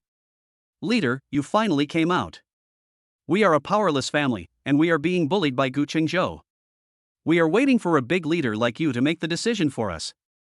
Li Xiulan rushed forward and spoke to Wang Peng with tears and snot. Although Wang Peng looked down on people like Li Xiulan, he still felt comfortable with Li Xiulan's flattery. What is it that you want me to decide for you? So, Li Xiulan exaggerated again and described Guenjo in front of Wang Peng as a heartless and unscrupulous villain. Du Jiang tried to speak up to defend Guenjo several times, but Guenjo stopped him. Guenjo knew that Wang Peng was so smart that he would definitely not believe Li Xiulan's nonsense. Well, okay, I understand. Don't worry, I, the general manager, will definitely make the decision for you. Wang Peng listened patiently to Li Xiulan's words before speaking comfortingly. Then, Wang Peng turned and looked at Guenjo. Guenjo, I really can't believe that you are such a person with such corrupt morals and such lost humanity. Our Shengshi Group is a large company with a high level of social responsibility. We will never allow a black sheep like you to exist. In the name of the general manager of Shengshi Group, I formally inform you that you are fired. Now, take your things and leave our Shengshi Group immediately. After hearing Wang Peng's words, not only Guenjo, but also the entire technical department were stunned. I really can't believe that Wang Peng actually believed all those flawed words of Li Xiulan. Not only did he believe it, he even made the decision to fire Guenjo. Guenjo is the technical director. The game projects currently being developed by the company were all developed by Guenjo himself. Once this game is launched on the market, its market value will be at least several hundred million. For Shengshi Group, Guenjo is a great contributor. A crazy woman, just talking nonsense here, fired the biggest contributor? This is absolute nonsense. This is simply a fantasy. Mr. Wang. Du Jiang wanted to say something, but was stopped by Guenjo again. Boss Wang, is the company really going to fire me? Guenjo confirmed with Wang Peng seriously. Isn't what I said obvious enough? Or do you not understand? Wang Peng looked at Guenjo and said contemptuously. Okay, I hope you don't regret it. Chapter 22 Search of Personal Belongings. Guenjo was not angry, but looked at Wang Peng and said lightly. Regret? I regret that I hired someone like you into the company. I regret not kicking scum like you out of the company earlier. Guenjo's skills are very good, and he was the one who personally invited Guenjo to the company. But now, Lin Chusheng asked him to fire Guenjo, so he had no choice but to do it. Boss Wang, how can you talk like that? You've seen how much Guenjo has contributed to the company. You can't fire Guenjo just because of a crazy woman's crazy words. Du Jiang stood up and said dissatisfiedly.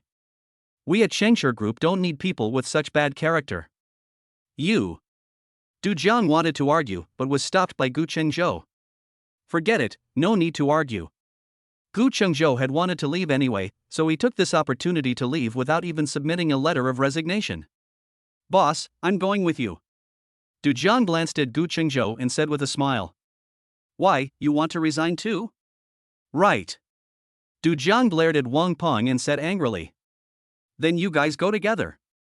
Guenjo and Du Jiang are the two most technically skilled people in the company. However, the game development has been basically completed, and it will be basically the same with or without them. Boss Wang is still wise. Shengshi Group is a large company with social responsibility. How can they allow such a black sheep to stay? Li Xiulan and Suyu were standing by, flattering Wang Peng. Guenjo and Du Jiang looked at Wang Peng and others, said nothing, and walked towards the technical department.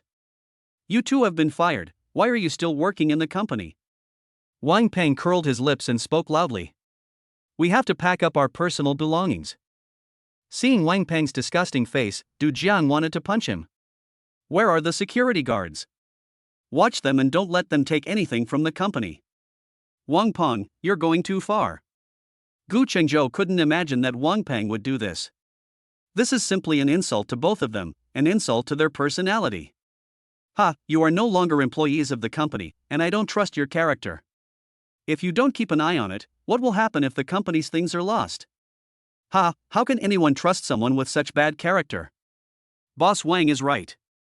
You should keep an eye on it. Otherwise, your company's property will be taken away by others. Li Xiulan, Su Yu, and Su Chen were also fanning the flames. Gu Chengzhou and Du Jiang were so angry that their faces turned blue. They clenched their fists tightly, but there was nothing they could do. Why are you still standing there? Hurry up. At this time, security guards came to Gu Chengzhou and Du Jiang and urged them. Gu Chengzhou and Du Jiang glared at Wang Peng and the others and could only walk towards the technical department. Colleagues from the technical department followed them and returned to the technical department together. All the people in the technical department were recruited by Gu Chengzhou himself. I also learned a lot from Gu Chengzhou and Du Jiang, and made great progress in my skills. Although they were reluctant to part with Gu Chengzhou and Du Jiang, they had no other choice. Gu Chengzhou and Du Jiang were packing their personal belongings. The 4 security guards followed him closely, watching the two of them as if they were guarding against thieves. There wasn't much stuff for the two of them, so they packed it up quickly. The people from the technical department couldn't bear to leave the two of them, so they followed them closely. Stop. Unexpectedly, as soon as I reached the company gate, I was stopped by Li Xiulan. What else do you want to do? Gu Chengzhou looked at Li Xiulan and said unhappily. Boss Wang, this guy took a lot of my daughter's things when he left. I'm worried that your company's property will also be secretly taken away by him. For the safety of the company, we must search them. Li Xiulan ignored Gu Chengzhou and instead said to Wang Peng with a smile. Humph, do you think you can leave here just because you lose your job? No way. In your original house, you dared to beat my husband and son and bully my daughter. Today, I will not stop until I have ruined your reputation and humiliated you. Li Xiulan, you're going too far. Gu Chengzhou could never have imagined that Li Xiulan would do this. In this way, it would be like rubbing his and Du Jiang's faces under the soles of shoes. Ha, if you didn't take any of the company's property, why would you be afraid of a search? Could it be that you really have dirty hands and took things from the company? Li Xiulan said coldly while smiling sinisterly. Originally, Wang Peng didn't want to make things too difficult for Gu Chengzhou and Du Jiang. But seeing that Li Xiulan was so persistent, and also because this was a special arrangement by Lin Chusheng, he wanted to fire Gu Chengzhou. It seems that Gu Chengzhou and Lin Chusheng must have some conflict. Otherwise, why would the eldest young master of the Lin family treat someone like this? Since Li Xiulan provided a great assist, he could take advantage of her strength and deal with Gu Chengzhou properly. In this way, you can gain credit in front of Lin Chusheng. I just want the eldest young master of the Lin family to say a few more words for me. Then it would be easy for me to succeed in the future. The lady is right. We must search both of you thoroughly. Otherwise, if you were allowed to take the company's property away, the company would suffer great losses. Wang Peng shook his head and said to Gu Chengzhou proudly. Humph, Gu Chengzhou, ever since you came to the company, you have been independent and loved to show off yourself. On many occasions, he, the general manager, was embarrassed in front of everyone. Today, you asked for it. Mr. Wang, you did the right thing. Gu Chengzhou is a person of bad character who likes to take advantage of others. You must search carefully, otherwise your company will suffer losses. Li Xiulan, Su Yu, and Su Chen said with a sly grin. Fuck you for treating them like that before. Now, they were going to make Gu Chengzhou lose face in front of everyone. Wang Peng, don't go too far. The security guard you sent was watching us the whole time while we were packing up. If we find anything, we two brothers will have nothing to say. But what if nothing is found? Gu Chengzhou asked Wang Peng angrily. Ha, if nothing is found, that proves that you didn't take anything from the company, and it also proves your innocence. That's a good thing for you. What else do you want to do? Wang Peng smiled evilly and said lightly. Damn it, I wonder who dares to search our things. Chapter 23 Leaving Shengshi Group. This is simply an insult to their character. Not to mention how much they have contributed to the company in the 3 years they have been here. He was just an ordinary employee who resigned from the company and his personal belongings were not searched. Du Jiang was so angry that he roared angrily. This roar scared Wang Pang, Li Xiulan, and others. Even the 4 security guards who wanted to step forward to search them were so scared that they stepped back and dared not move forward. However, after a brief moment of daze, Wang Peng immediately reacted. Du Jiang, this is Shengshi Group, not a place for you to act wildly. Today, we have to search whether we are allowed to search or not. After saying that, Wang Peng waved to the 4 security guards, and they had to approach Gu Chengzhou and Du Jiang again. Boss Wang, there's no need to be so extreme. If you dare to do this, we will all resign. It's impossible to work in a company like this. Yes, all of them resigned. Unexpectedly, at this time, all the people in the technical department stood up. They formed a human wall to block Gu Chengzhou and Du Jiang. Seeing the people in the technical department so united, Wang Peng couldn't help but take a breath. If all the people in the technical department quit today, the losses to the company would be immeasurable. Although the game project development has come to an end, there is still a lot of work to be done. Not to mention that it is impossible to recruit so many people at once. Even if we did, it would take some time just to familiarize ourselves with the project. Not only does it slow down the progress of the project, but the losses caused to the company alone are something he, as the general manager, cannot afford. Okay, for the sake of all my colleagues in the technical department, I'll let you 2 go today. Wang Peng looked at Gu Chengzhou and Du Jiang and said with a sullen face. In his mind, he had already figured it out. These people from the technical department dare to go against him like this, just wait and see. Once the game project is launched, we will see how he deals with these people. Boss Wang, you can't let Gu Chengzhou go so easily. If he takes away your company's valuables, you will suffer a great loss. Seeing that Wang Peng stopped searching Gu Chengzhou, Li Xiulan immediately added fuel to the fire. Just shut up. Seeing that Li Xiulan still wanted to search Gu Chengzhou herself, she couldn't help but yell at him angrily. Damn it, who do you think you are to dare to speak like that in our company? Don't you see that everyone in the technical department is about to resign?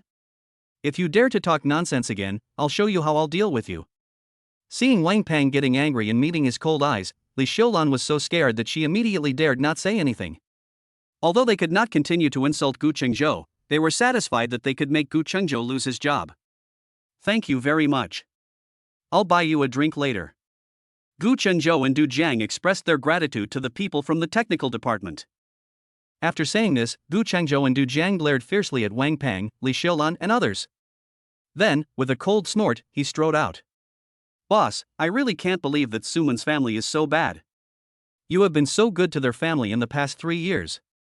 But in the end, they treated you like this. They are such a bunch of scumbags and ungrateful people. Even after putting the things in Gu Chengzhou's car, Du Jiang still looked indignant. Forget it, why bother getting angry with those shameless people? Now that we don't have to work, we can relax a little. Gu Chengzhou said indifferently as he started the car. In the past 3 years, he has suffered countless insults in Suman's house. But today, he still witnessed the even more shameless faces of Suman's family. From now on, just stay away from them. The boss is really generous. If it were me, I would definitely give them a good beating. Soon, Gu Chengzhou drove to Du Jiang's home. Now, Gu Chengzhou lives in Du Jiang's house. After returning home and putting their things away, the 2 of them came to the computer desk. After turning on the computer, a string of magical codes appeared on the computer screen. In the code, there is also a number that acts like a countdown. In 4 more days, we will be ready to harvest. I'm really looking forward to seeing what expressions those vampires will have when they find out they've been harvested by us. Don't worry, they won't find out. Gu Chengzhou was also excited at the thought of being able to capture those vampires. However, he immediately remembered that the wedding would be held in 2 days and he hadn't tried on the wedding dress yet. He immediately sent a WeChat message to Xie Fian, asking if she had time to try on wedding dresses in the afternoon. Xie Fian was dealing with the company's contract. When she saw Gu Chengzhou's message, she was stunned. Trying on wedding dresses? Then, she remembered that she and Gu Chengzhou got their marriage certificate today. The wedding will be held in 2 days, so I must try on the wedding dress first. Otherwise, when the wedding arrives, the bride can't wear home clothes to the wedding. However, her schedule was already full this afternoon and she really couldn't spare the time. Not in the afternoon, maybe in the evening. Pick me up after get off work. Soon, Gu Qingzhou's okay gesture was received. Thinking about the fact that Gu Qingzhou and I have only met twice so far. The first time, and under such circumstances. When she thinks about it now, her face still feels a little shy and hot. If people in the business world saw Xie Fian's current appearance, they would be shocked. The business queen, who is always as cold and aloof as a blade and acts decisively, is actually as shy as a little girl. Thinking about trying on wedding dresses with Gu Qingzhou tonight, Xie Fian felt a little excited. After all, Gu Qingzhou is 1.8 meters tall and very sunny and handsome. Being able to marry him is a good match. Unexpectedly, at this moment, Xie Fian's phone rang. When she looked at the caller ID, she saw it was her grandfather calling, so she quickly picked up the phone. Fei Yan, come back to the old house after get off work. As soon as the call was connected, Xie Changfeng's kind and majestic voice came from the phone. Grandpa, what's the matter? Xie Fian couldn't imagine that Xie Changfeng would call her at this time, so she asked in a questioning tone. You'll know when you come back. Xie Fian's uncle and aunt want to introduce her to a boyfriend, which is a good thing. Grandpa, I can't do that tonight. I have plans. Tomorrow night, I will definitely go back to the old house. That's it, I'm still busy. After saying that, without waiting for Xie Changfeng to say anything else, Xie Fian hung up the phone. On the other end of the phone, Xie Changfeng was holding the phone, still in a daze. As the head of the Xie family and Xie Fian's grandfather, she actually dared to hang up on him. He wanted to call again, but when he thought that Xie Fian was the only one in charge of the Xie group and must be busy, he gave up. It's okay to come back tomorrow night. It's a blind date. One day earlier or later, it's all the same. Chapter 24. Do you have any other cards? Xie Fian didn't take Xie Changfeng's call seriously and continued to work busy. After calling Xie Fian, Gu Qingzhou called the bridal shop and made an appointment to try on wedding dresses. Boss, you found a new sister-in-law so quickly? What does it look like? Let me see it. Hearing Gu Qingzhou say that he was going to try on a wedding dress, Du Jiang hurried over and said with a smile. It has to be kept secret now, you'll see it at the wedding. Seeing that Du Jiang wanted to see Xie Fian's photo, Gu Qingzhou retorted jokingly. You're so stingy. What's wrong with taking a look? No time for fooling around, get to work. He had already planned that after leaving Shengshi Group, they would develop a large AI model. Now, large AI models are booming abroad. Although several large companies in China are also developing it, none of them have yet to realize the importance of large AI models. Artificial intelligence is the future technological trend of all countries. Whoever masters AI technology will be able to control the commanding heights of future technology. Gu Qingzhou had long been paying attention to the development of foreign AI technology and had already formed a complete plan in his mind. When he turned on the computer and typed the first line of code, a new era of AI intelligence in Longguo was officially opened. Boss, the wedding is in 2 days, don't work so hard. Du Jiang was beside Gu Qingzhou, turning on the computer and speaking jokingly. Marriage is important, but so is career. We started later than others. If we don't work hard to catch up, we will never catch up with others. Boss, have you ever thought about this? The most important thing for a large AI model is computing power. Computing power, or chips, is the cornerstone, and currently the most advanced chips are still from abroad. We have had the experience of being cut off from chip supply before. If others completely cut off the supply of chips, wouldn't that be the end for us? Du Jiang asked worriedly while typing the code. So, once the funds are in place, we will not only develop a large AI model, but also key technologies such as chips and lithography machines. Moreover, we cannot tackle the problem on our own, we must jointly develop it with the country. With the whole country's strength gathered together, are we still afraid of being strangled by foreign countries? Well, what the boss said is right. As the two people's fingers continued to tap on the keyboard, lines of magical codes popped up on the computer screen. Outsiders cannot see it, but insiders can tell at a glance that it is the basic code of the large AI model. It is these codes that form the cornerstone of the AI model. Time flies, and before I knew it, an afternoon had passed. Looking at the time, it was almost 5 o'clock, so Gu Qingzhou stopped working. Then, he went downstairs, started his car, and drove towards the fortune building. This is the first time I'm going to pick up Xie Fian, so I can't be late. When he came downstairs, he sent a message to Xie Fian. Seeing Gu Qingzhou's message, Xie Fian couldn't help but smile. It seems that Gu Qingzhou is quite punctual. Shen Hong. Mr. Xia, what do you want me to do? Shen Hong and Xia Fian are in the same office, so it is convenient to find her when there is something. Today, I have other things to do, so you don't have to send me off. Xia Fian said to Shen Hong while packing up. What's up? Are you dating that Guenjo? Shen Hong laughed and teased. Seeing that Xia Fian's wish had finally come true, she was sincerely happy for Xia Fian. We have an appointment to try on wedding dresses later. When she said this, a shy expression appeared on Xia Fian's face. After all, this is the first time in my life that I've really dated a man. Now that you've got your marriage certificate, are you going to live together? Hearing Shen Hong's words, Xia Fian couldn't help but be stunned. Not only the face, but also the neck is a little red. Yes, both of them have obtained the marriage certificate and are now a legal couple. We really should live together. At first, I just considered getting married to shut up those people in the family, and I didn't think about this problem. Now, the real problem lies before us. I should ask Guenjo about this question first. After all, this is a problem between two people, not just hers. Then I have to ask him first? Hey, my CEO, do I even need to ask?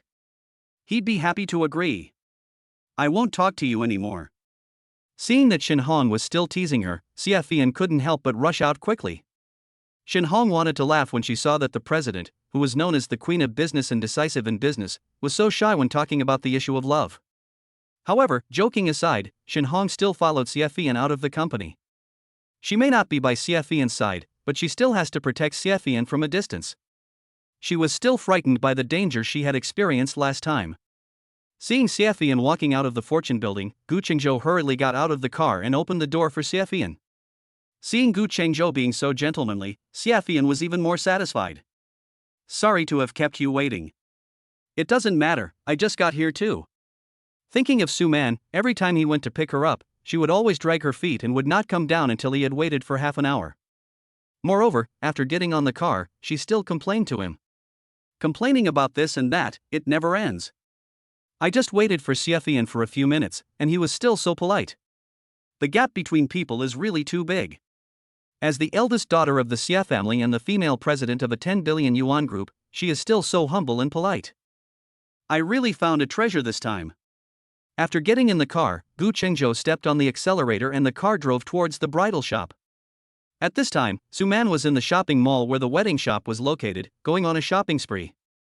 She really couldn't imagine that not only did Guenjo not apologize to her, but he also wanted to sell the house and drive her away. Okay, Guenjo, you are cruel enough.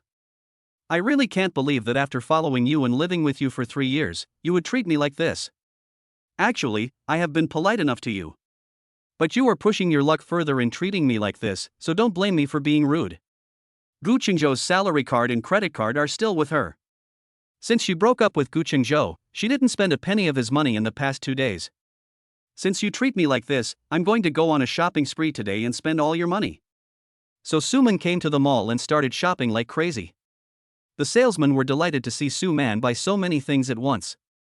In order to serve Suman well, the salesperson personally accompanied her to the cashier to pay, holding the clothes and bags she bought. When she arrived at the cashier counter, Suman casually took out Guenjo's salary card. But after swiping the card and entering the password, it prompts that the password is incorrect. No way. I have been using this card to shop for the past 3 years, and I remember the password better than my birthday. Maybe there was not enough money in her salary card, so she changed her credit card. But the result is still the same. When the salesperson saw that Suman had swiped several cards and got the passwords wrong every time, his face fell and his tone became a little impatient. Beauty, do you have any other cards? Chapter 25 Being Looked Down Upon. Suman heard the salesperson's sarcasm and dissatisfaction, but she had no way to deal with it. Her monthly salary of more than 4,000 yuan is simply not enough to support her consumption. In the past 3 years, every time she bought a bag or new clothes, she used Guenjo's card. She really couldn't imagine that Guenjo changed the passwords of all his cards just after they broke up. Faced with a sum of 20 or 30,000 yuan, she really couldn't afford it. Beauty, don't you have money to pay the bill? Seeing Suman's embarrassment, the salesperson spoke again sarcastically. Humph, I treated you like the god of wealth for most of the day, but it turns out you don't have any money to pay the bill. Are you kidding me? Who said I don't have money to pay the bill? Seeing the salesperson's attitude, Suman was also very angry. What a person who looks down on others. He was so respectful to me just now, but now he dares to mock me. You are a consumer and a god, so don't you need to save face? Do you know that I will soon become the young lady of the Lin family?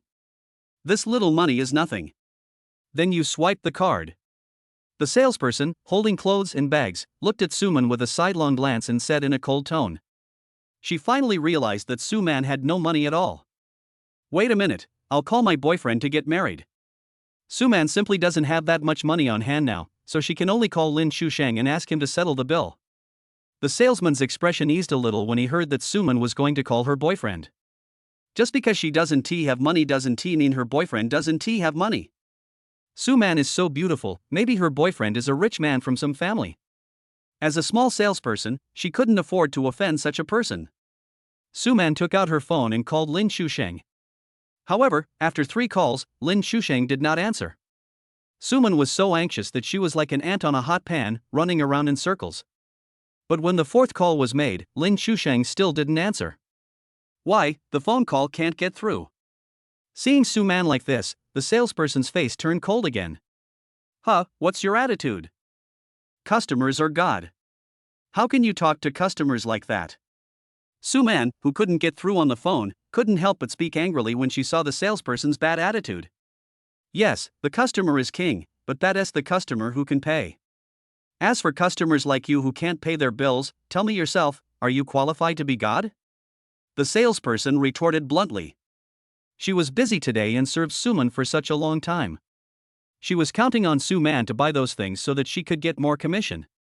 Unexpectedly, after working for such a long time, Suman had no money to pay the bill. She was also very angry and had been wanting to explode for a long time. What did you say? Believe it or not, I will file a complaint against you right now and make sure you can't continue working here. When has Suman ever suffered such humiliation? Over the past 3 years, she has used Guenjo's money to buy things here a lot. These salesmen are always respectful to me. She really didn't expect that this time, just because she didn't have money to pay, the salesperson would dare to give her a cold look. This damn Lin Shusheng, why didn't he answer my call? If you had answered my own call and paid the money, I wouldn't have to endure the salesperson's anger. And that damn Guenjo, why did he change the password of all the cards? Ha, then go and file a complaint. If you don't have money, just say you don't have money. Don't pretend to be rich here. The salesperson curled his lips and said nonchalantly. There are some people who always think of themselves as God and add drama to their lives. She won't tolerate such pretentious people. She is the gold medal salesperson here, and the company will not fire her just because of a customer complaint. You. The salesman's words were like a heavy hammer, hitting Suman's heart. She was so angry that her face turned red and she couldn't even speak. What do you mean by I? Am I wrong? The salesman twisted his waist there, as proud as a peacock. You wait for me. The salesman's words completely angered Suman. Humph, if I don't complain about you today, I'm not Suman. He pointed at the salesperson angrily, then turned and walked towards the office area of the mall. Goodbye, I won't see you off. The salesperson knew that Suman was going to complain about her, but still spoke sarcastically. Suman's face was full of anger, and her high heels made a crisp sound when they stepped on the floor. Humph, I must file a complaint against you today and make you get out of here. But when she walked past the bridal shop, she unexpectedly saw a familiar figure. She thought she had seen it wrong, so she rubbed her eyes and looked carefully. That's right, it was none other than Guenjo. Thinking about how I am in such an awkward situation today, being looked down upon by a salesperson, it is all because of Guenjo. If he hadn't changed the password of the card, I wouldn't have had to endure this. Thinking of this, her hatred for Guenjo suddenly exceeded that of the salesperson. Suman turned around and walked into the bridal shop, angrily walking towards Guenjo. Xiaofian took a wedding dress and was trying it on in the fitting room. Guenjo stood outside, looking at them with a happy and doting look on his face. Xiaofian looks so beautiful even when she wears ordinary clothes. Wouldn't it be more beautiful and stunning if you wear that white wedding dress? Guenjo was looking forward to the moment when Xiaofian would come out in her wedding dress. Unexpectedly, he felt a chill on his back, and 2 icy cold eyes were staring at him. Then, I felt a murderous aura coming from behind. Although I didn't see anyone, I didn't hear any sound. But from the familiar smell, Guenjo felt it immediately. The person who came was none other than Suman. Guenjo was shocked and turned to look at Suman. Suman was walking towards him angrily with a murderous look on her face. Seeing Guenjo turning around, Suman couldn't help but become even more angry. Okay. It's all because of you that I'm so embarrassed today. But you acted as if nothing had happened and ran into this bridal shop alone. Suman became more and more angry the more she thought about it, and she couldn't help but reach out and slap Guenjo. If it were in the past, if he saw Suman was about to hit him, he would definitely stand there motionless. Unexpectedly, Guenjo remained motionless today. But he reached out and grabbed Suman's wrist. Suman, are you crazy? If you dare to touch me again, I will be rude to you. Guenjo grabbed Suman's wrist and spoke in a cold and angry tone. This woman is really unreasonable. Now that we have broken up and have no relationship anymore, you still want to beat yourself. Guenjo, you are a bastard, a heartless person, an ungrateful person, a scumbag, worse than a beast. Chapter 26. Only ghosts would date you. Suman saw that Guenjo was holding her wrist tightly, which hurt her, and she couldn't help but yell at him angrily. The clerks and customers in the bridal shop were startled by Suman's shouting and couldn't help but look over here. Even Xiaofian, who was trying on a wedding dress in the fitting room, was stunned. Why does this voice sound so familiar? Moreover, he is still scolding Guenjo? Guenjo is now married to him, so legally speaking, he is her husband. Only you can scold your own husband, how can you let other women scold him? Thinking of this, Xiaofian rushed out without even bothering to zip up her wedding dress. Suman, don't go too far.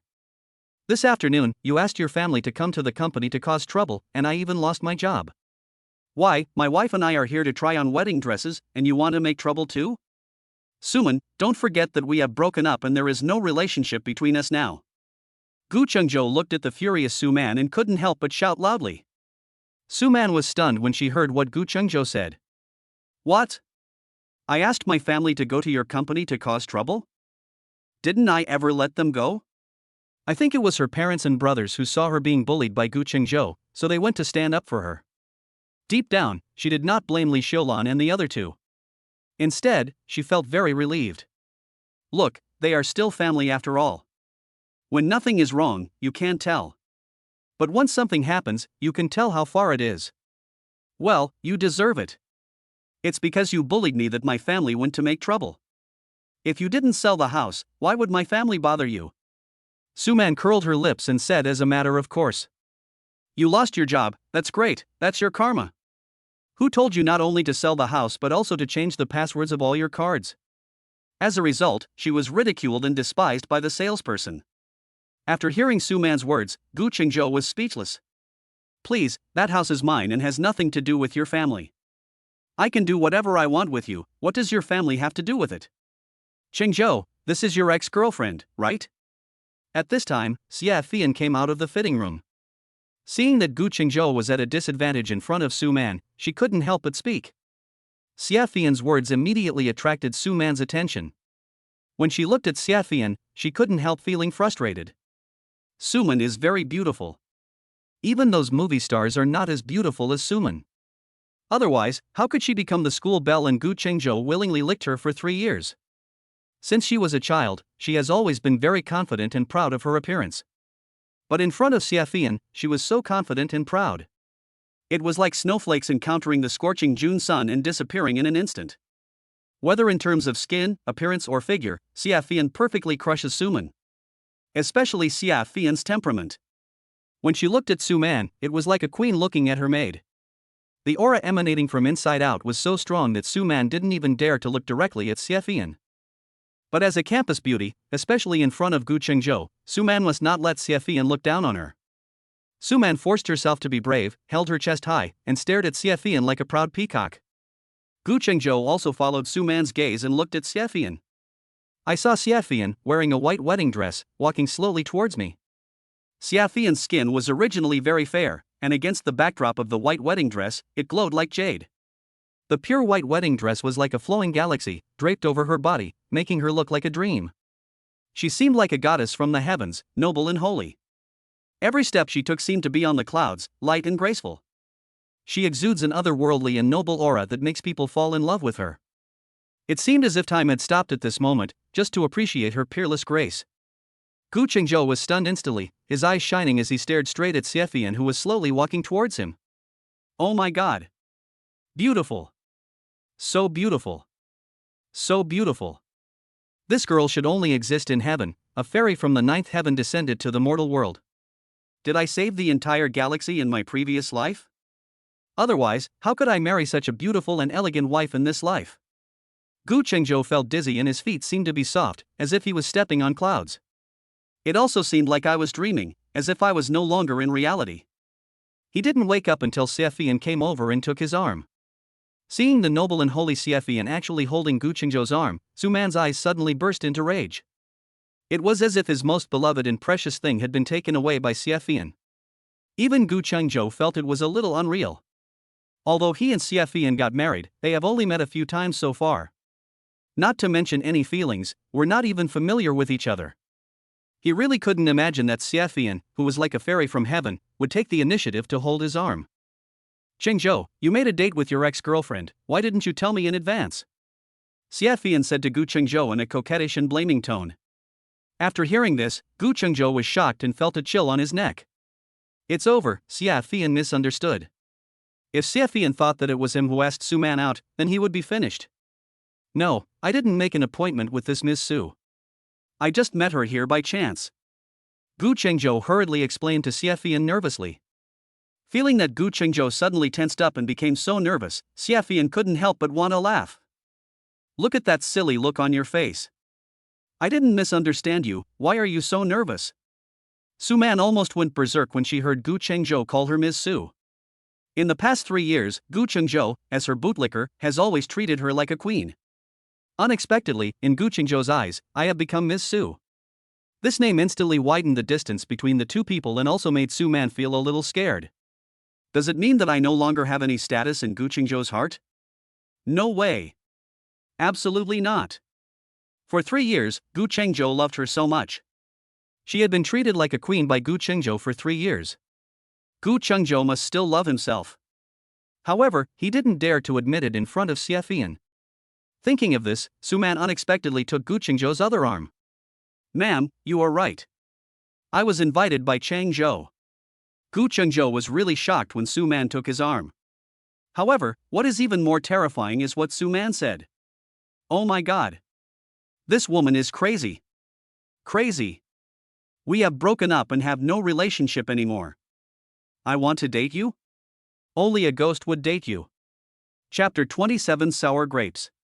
Moreover, Suman's words were too damaging to him. If Xie really believed what Suman said, then she would be finished. Not to mention that the wedding in 2 days cannot be held normally. I am afraid that I will lose the wife I just got.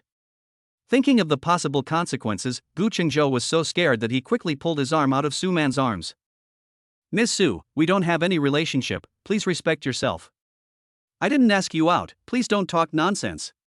Gu Chengzhou took a step back with Xie, distanced himself from Suman, and said solemnly. Seeing Gu Chengzhou's nervous look, Xie wanted to laugh. Can't I tell whether Suman's words are true or false? However, seeing that Gu Chengzhou was so worried about her, Xie was still very happy. But Suman almost exploded with anger. For 3 years, Gu Chengzhou has been kneeling and licking her. Not to mention letting him hold him, even if I gave him a little bit of a good look, Gu Chengzhou would be extremely excited. And now, she offered herself on her own initiative and took his arm. Unexpectedly, Gu Chengzhou would avoid him like the plague. Looking at Gu Chengzhou's cold and disgusted expression, Suman really wanted to rush up and slap Gu Chengzhou hard a few times. Damn, stinky man. I am giving you face and honor by holding your arm. Why, you're disgusted with it. Oh, so it was delivered to my door by itself. Unexpectedly, at this moment, Xie words successfully transferred Suman's anger to her. What are you so proud of? What is there to be proud of? He is the trash I got rid of. Only you treat him like a treasure. Suman looked at Xie and Gu Chengzhou, then curled her lips and said arrogantly. Oh, really? Then I have to thank you very much for giving me such a good man. Hearing Suman's words, Xie was not angry at all, but said with a smile. Suman thought that Xie would be furious and very angry with just one word from her. I didn't expect it to be like this. This made her feel like she was punching cotton, and she had no place to vent her anger. Then you must cherish him well. It's not easy to find a scumbag like him. He and I broke up just 1 day ago, and he came with you to try on wedding dresses. I see you two have been secretly together for a long time. A man like this is always looking at the pot while eating from the bowl. You have to be careful, he will do the same to you in the future. Suman sneered and spoke word by word through gritted teeth. Ha, you don't have to worry about that. Don't worry, we will love each other till we grow old together. Xiaofian hugged Guenjo's arm and said with a happy and doting look on her face. Listening to the two people's explosive words, Guenjo was caught between them. They were like stone sculptures or clay statues, not even daring to move. Guenjo knew that no matter what he did now, it would be wrong. It would be better to just let the two of them do whatever they want. The people in the bridal shop, seeing two such beautiful women, were all fighting for Guenjo. The women were amazed at the beauty of the two men, while the men looked at Guenjo with envy. Hey man, you are really capable to conquer two such high-class beauties at the same time. Please teach me how to do it. Looking at Suman and Xiaofian, and then looking at his girlfriend beside him, he even wanted to throw them away. The women around them, after being amazed, felt that their boyfriend's eyes were almost fixed on Suman and Xiaofian. They all couldn't help but reach out and pinch the soft flesh of their men. At the scene, there was a sudden sound of gasps for air conditioners. Seeing that her provocative words had no effect, Suman became even more angry. Ha, may you love each other till old age, then I wish you all the best. But how happy can you be with a man like this? He's just an IT guy and can't make much money. Besides, now you've even lost your job. You can just wait for the consequences. After saying that, Suman turned her body and showed the Hermes bag she was carrying. Do you recognize this? This is Hermes, a gift from my new boyfriend. It's a limited edition and worth hundreds of thousands. If you have the guts, ask him to buy you one too. Looking at the Hermes bag Suman was carrying, the women at the scene couldn't help but look amazed and envious, with their eyes shining. There is no woman who doesn't love jewelry and brand name bags. Other people's boyfriends know to buy Hermes for their girlfriends, so why doesn't my boyfriend know to buy one for himself? Thinking of this, the women couldn't help but look at their boyfriends with murderous eyes. Feeling the murderous gaze of their girlfriends, the men couldn't help but lower their heads. In my heart, I couldn't help but hate Hermes. If the law allows, I will definitely smash up the Hermes store. Damn it, a broken bag is sold at such a high price, how can a man live like this? Looking at the Hermes bag that Suman was carrying, Xiaofian couldn't help but smile. Ha, what are you laughing at? You haven't seen this before. It's not your fault. After all, with your status, you can't afford such a bag. This is a limited edition. My new boyfriend bought it abroad at a high price. And you, if you follow him, are destined to never be able to carry such a nice bag in your life. As she spoke, Suman turned around elegantly with her bag on her back, showing it off in front of Xiaofian. It was not until now that she felt that she had finally gotten rid of her anger and finally defeated Xiaofian. I'm not afraid to tell you that I'm going to marry Lin Chuxing from the Lin family soon. From now on, I can have as many bags like this as I want. And you, following such a poor fellow, can only think about it in the future. I want to carry a bag like this in my next life. It feels so good. It really feels so good. It feels so good to carry a brand name bag and slap someone in the face in front of them. You are prettier and more elegant than me, so what? You are destined to suffer poverty in this life. And I am about to fly onto the tree branch and become a phoenix. And you are destined to live at the bottom of society like a sparrow all your life. I really don't know where your confidence and sense of superiority come from. It's just a bag. Whether a person lives a happy and wonderful life has nothing to do with a bag. With or without this bag, life will be the same. Only someone like you would take a broken bag so seriously. After hearing Xiaofian's words, all the men at the scene raised their heads again. Listen to these words, they are so refreshing and make sense. Unexpectedly, Suman couldn't help but burst into laughter when she heard Xiaofian's words. It's just a bag? Only people like you who can't afford it would complain about sour grapes. You know, this is a symbol of identity and status. Chapter 28 Fakes. When Suman said this, she was as proud as a peacock about to spread its tail. Although Xiaofian is prettier and more elegant than her, you can tell at first glance that she is also a person at the bottom of society. When faced with a Hermes product that costs hundreds of thousands of dollars, he actually said such words.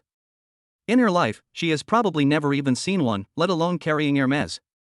This is true: a dragon gives birth to a dragon, a phoenix gives birth to a phoenix, and a mouse's child will dig holes. Following Guenjo, she is destined to be a worker for the rest of her life. Not to mention this life, even in the next life, she would not be able to afford an Hermes bag. You are prettier than me and more elegant than me. So what? What's the use? The best person you can meet in this life is just someone like Guenjo. But I'm different from you. As the eldest son of the Lin family, Lin Xusheng is the future patriarch and head of the Lin family. And I will soon become Lin Xusheng's wife and the young lady of the Lin family. By that time, I will really become a wealthy family.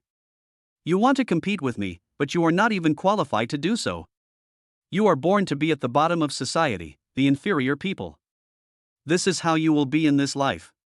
Especially Guenjo, who has lost his job now and has no chance to turn things around. Looking at Xiaofian and Guenjo, Suman suddenly felt superior. He. Unexpectedly, at this time, Xiaofian was not ashamed, but even laughed. Suman looked at Xiaofian, feeling very angry and annoyed. This woman is so abominable. Even in this situation, he still doesn't want to admit defeat. Ha, are you so excited that you can't stand it and have gone crazy or stupid? This is the difference between you and me as human beings. In the future, I will live in a villa, carry brand name bags, and lead a life of luxury. And you, following this stinky man who lost his job, can only live the lowest and most humble life. In the future, even if I have a baby, I probably won't be able to afford milk powder. When Suman faces Xiaofian, she can be said to be extremely proud. Guenjo and Xiaofian were nothing in front of her. They are just two workers. In the future, I will be the young lady of the Lin family, a superior person. Although they and she were under the same blue sky, they were in two different worlds. I still feel sorry for Changzhou.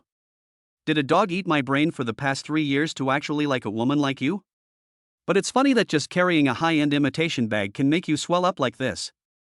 Looking at Suman with a proud face, Xiaofian couldn't help but snorted coldly, and then said with disdain.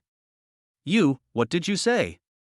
Hearing Xiaofian's words, Suman but couldn't help but speak angrily. High imitation? What do you know? Have you ever seen an Hermes bag? Can you afford it? Will Guenjo be willing to spend hundreds of thousands to buy you a bag? You can't afford such a nice bag, but you slander me by saying it's a knockoff. You're just jealous and envious. Suman raised her head high and looked down upon Xiaofian. What a coincidence. I actually have an Hermes bag. After saying that, Xiaofian turned and looked at Guenjo. Go get my bag, honey. The word dear made Guenjo feel as if he was sitting on clouds. I really couldn't imagine that Xiaofian would call him so intimately in front of so many people. When he took the bag, Guenjo didn't know whether he flew over or walked over. Look, isn't this bag exactly the same as yours? Xiaofian picked up her bag and waved it in front of Suman. When Suman saw the packet of Xiaofei's cigarettes, she was shocked. I really can't believe that Xiaofei's cigarette bag is exactly the same as my own. Lin Xusheng once said that this bag is unique. But how come there is a second bag like this in front of me? Could it be that her bag is really a high imitation? Won't. No way. Your own bag must be authentic. Speaking of high imitations, the bag in Xiaofian's hand is definitely a high imitation. Ha, you are really shameless. If you can't afford a brand name bag, just buy a high-end imitation. Now you are holding a fake and you are saying my bag is a replica. That's ridiculous. Ha, you said mine is a high imitation? Since you don't admit it, that's easy. There happens to be an Hermes store next door, why not ask them to come and authenticate it? Xiaofian was not angry after hearing this, but said calmly. Seeing Xiaofian so confident and calm, Suman couldn't help but be surprised. Seeing how calm she is, could it be that her bag is really authentic? Impossible. How is this possible? How much does Guenjo make a month? How could he be willing to buy her a bag worth hundreds of thousands of dollars? Who is Lin Xusheng? He is the eldest son of the Lin family and the future head of the Lin family. Only the eldest son of the Lin family can afford the authentic one. She did this just to save her own face. You also said to let someone from the Hermes store come to authenticate it, but you can expect to be slapped in the face. This world is really crazy. The person who carried the fake goods actually dared to let people authenticate it. Okay, then just wait to be slapped in the face. I see, if your bag is found to be fake, how can you still stand here? Suman raised his head high like a fighting cock. Very good, then we will wait and see. Soon, the sales staff and store manager of the Hermes store were invited over. Miss Xia, what do you want? The person at the Hermes store immediately asked respectfully after seeing Xia Fian. Xia Fian is the eldest daughter of the Xia family, the business queen of Haicheng, and the VIP guest of their store. They naturally showed great respect to such distinguished guests. So, when they heard that it was Xia Fian who invited them, they hurried over. If it were someone else, they wouldn't bother to pay attention. Excuse me, here are 2 bags. Please identify which one is the original and which one is a replica. Xia Fian smiled slightly and said to the manager of Hermes. Miss Xia, does this really need to be identified? Our company only produces 1 bag of this style. Your bag was bought in our store, so it is authentic. As for that lady's bag, no need to ask, it must be a high-end imitation. The Hermes store manager took a look at Suman's bag and said with disdain. I was wondering where this idiot came from. She actually took a high-end imitation and compared its authenticity with that of the eldest daughter of the Xie family's bag. This is really like taking off all your clothes and hanging yourself, so shameless. Chapter 29, his face was swollen. When everyone in the bridal shop heard what the Hermes manager said, they all looked at Suman with contempt. It's so embarrassing. She just said that other people's products were imitations, but it turns out that hers were fakes. I was almost fooled by her. I thought she was really carrying an Hermes bag. He is carrying a fake product and cheating people here. He really doesn't know what it means to be ashamed. That's good, now she found the real thing. I wonder how she will be able to carry this bag when she goes out in the future. Some people are born vain.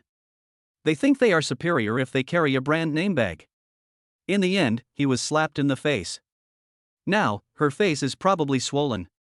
If it were me, I would just find a piece of tofu and kill myself. What a shame.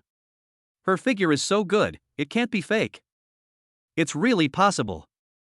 The people around were talking at the same time, all of them were mocking Suman.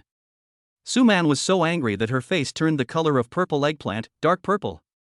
You bunch of idiots, just shut up. If anyone keeps talking nonsense, I will tear your mouth to pieces. Suman seemed to be crazy, yelling at the people around him. The people around, touched by Suman's sharp eyes, suddenly became quiet. Impossible, absolutely impossible. My bag was bought abroad by the eldest son of the Lin family. It can't be a high-end imitation. Suman then shouted angrily at the Hermes store manager. What's wrong with the eldest son of the Lin family? Doesn't he buy fake goods? The Hermes store manager snorted and said with disdain. In particular, the word fake was emphasized and pronounced particularly loudly. This silly woman was deceived by someone using a fake product. Now he even dares to humiliate himself in front of the eldest daughter of the Xie family. He is so stupid. Impossible. I see. You must all be in the same group, acting in front of me. Guenjo, you have really become more capable. For your girlfriend's sake, you actually hired someone to act. You weren't this kind of person before. Now, just to save face, you've started to use such despicable means.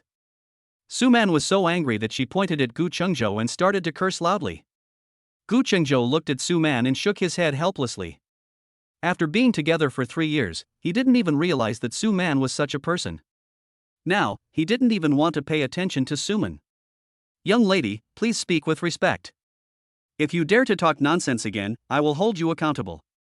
As the store manager of an international luxury brand, he is a person of status and position in Haicheng. Unexpectedly, Suman said that he was a fake and was invited to act. His face turned pale and his tone became cold and sharp. Suman was really scared when she was threatened by the Hermes store manager. Miss Xia, if there's nothing else, we'll go back first. They came here just to do the appraisal, and now that it's done, there's no need for them to stay here anymore. After saying hello to Xia Fian, everyone in the Hermes store left. Hey, you dare to show off here with a fake bag on your back. I don't know where your confidence comes from. Xia Fian looked at Suman and said with disdain. You. Suman was so angry that she couldn't even speak. Originally, carrying an Hermes bag made her feel proud and honored, and her life suddenly reached its peak. I never thought that the bag I was carrying was actually a high-end imitation, a fake. Although she didn't believe it, after being authenticated by the manager of the Hermes store, she knew it couldn't be wrong. I really couldn't believe that I was cheated by Lin Shusheng using fake goods. The most infuriating thing was that he had lost such a big person in front of Gu Chengzhou. Gu Chengzhou, you have changed, you have changed. Back then, you were so good to me and loved me so much. Now, you are bullying me together with an outsider. Have you forgotten all the vows you made to me? Now, seeing me embarrassed in front of so many people, you are happy and satisfied, right? Suman was so angry that she couldn't help but yell at Gu Chengzhou hysterically. Miss Su, please be careful with your words. We have no relationship now, and you have no right to lose your temper with me.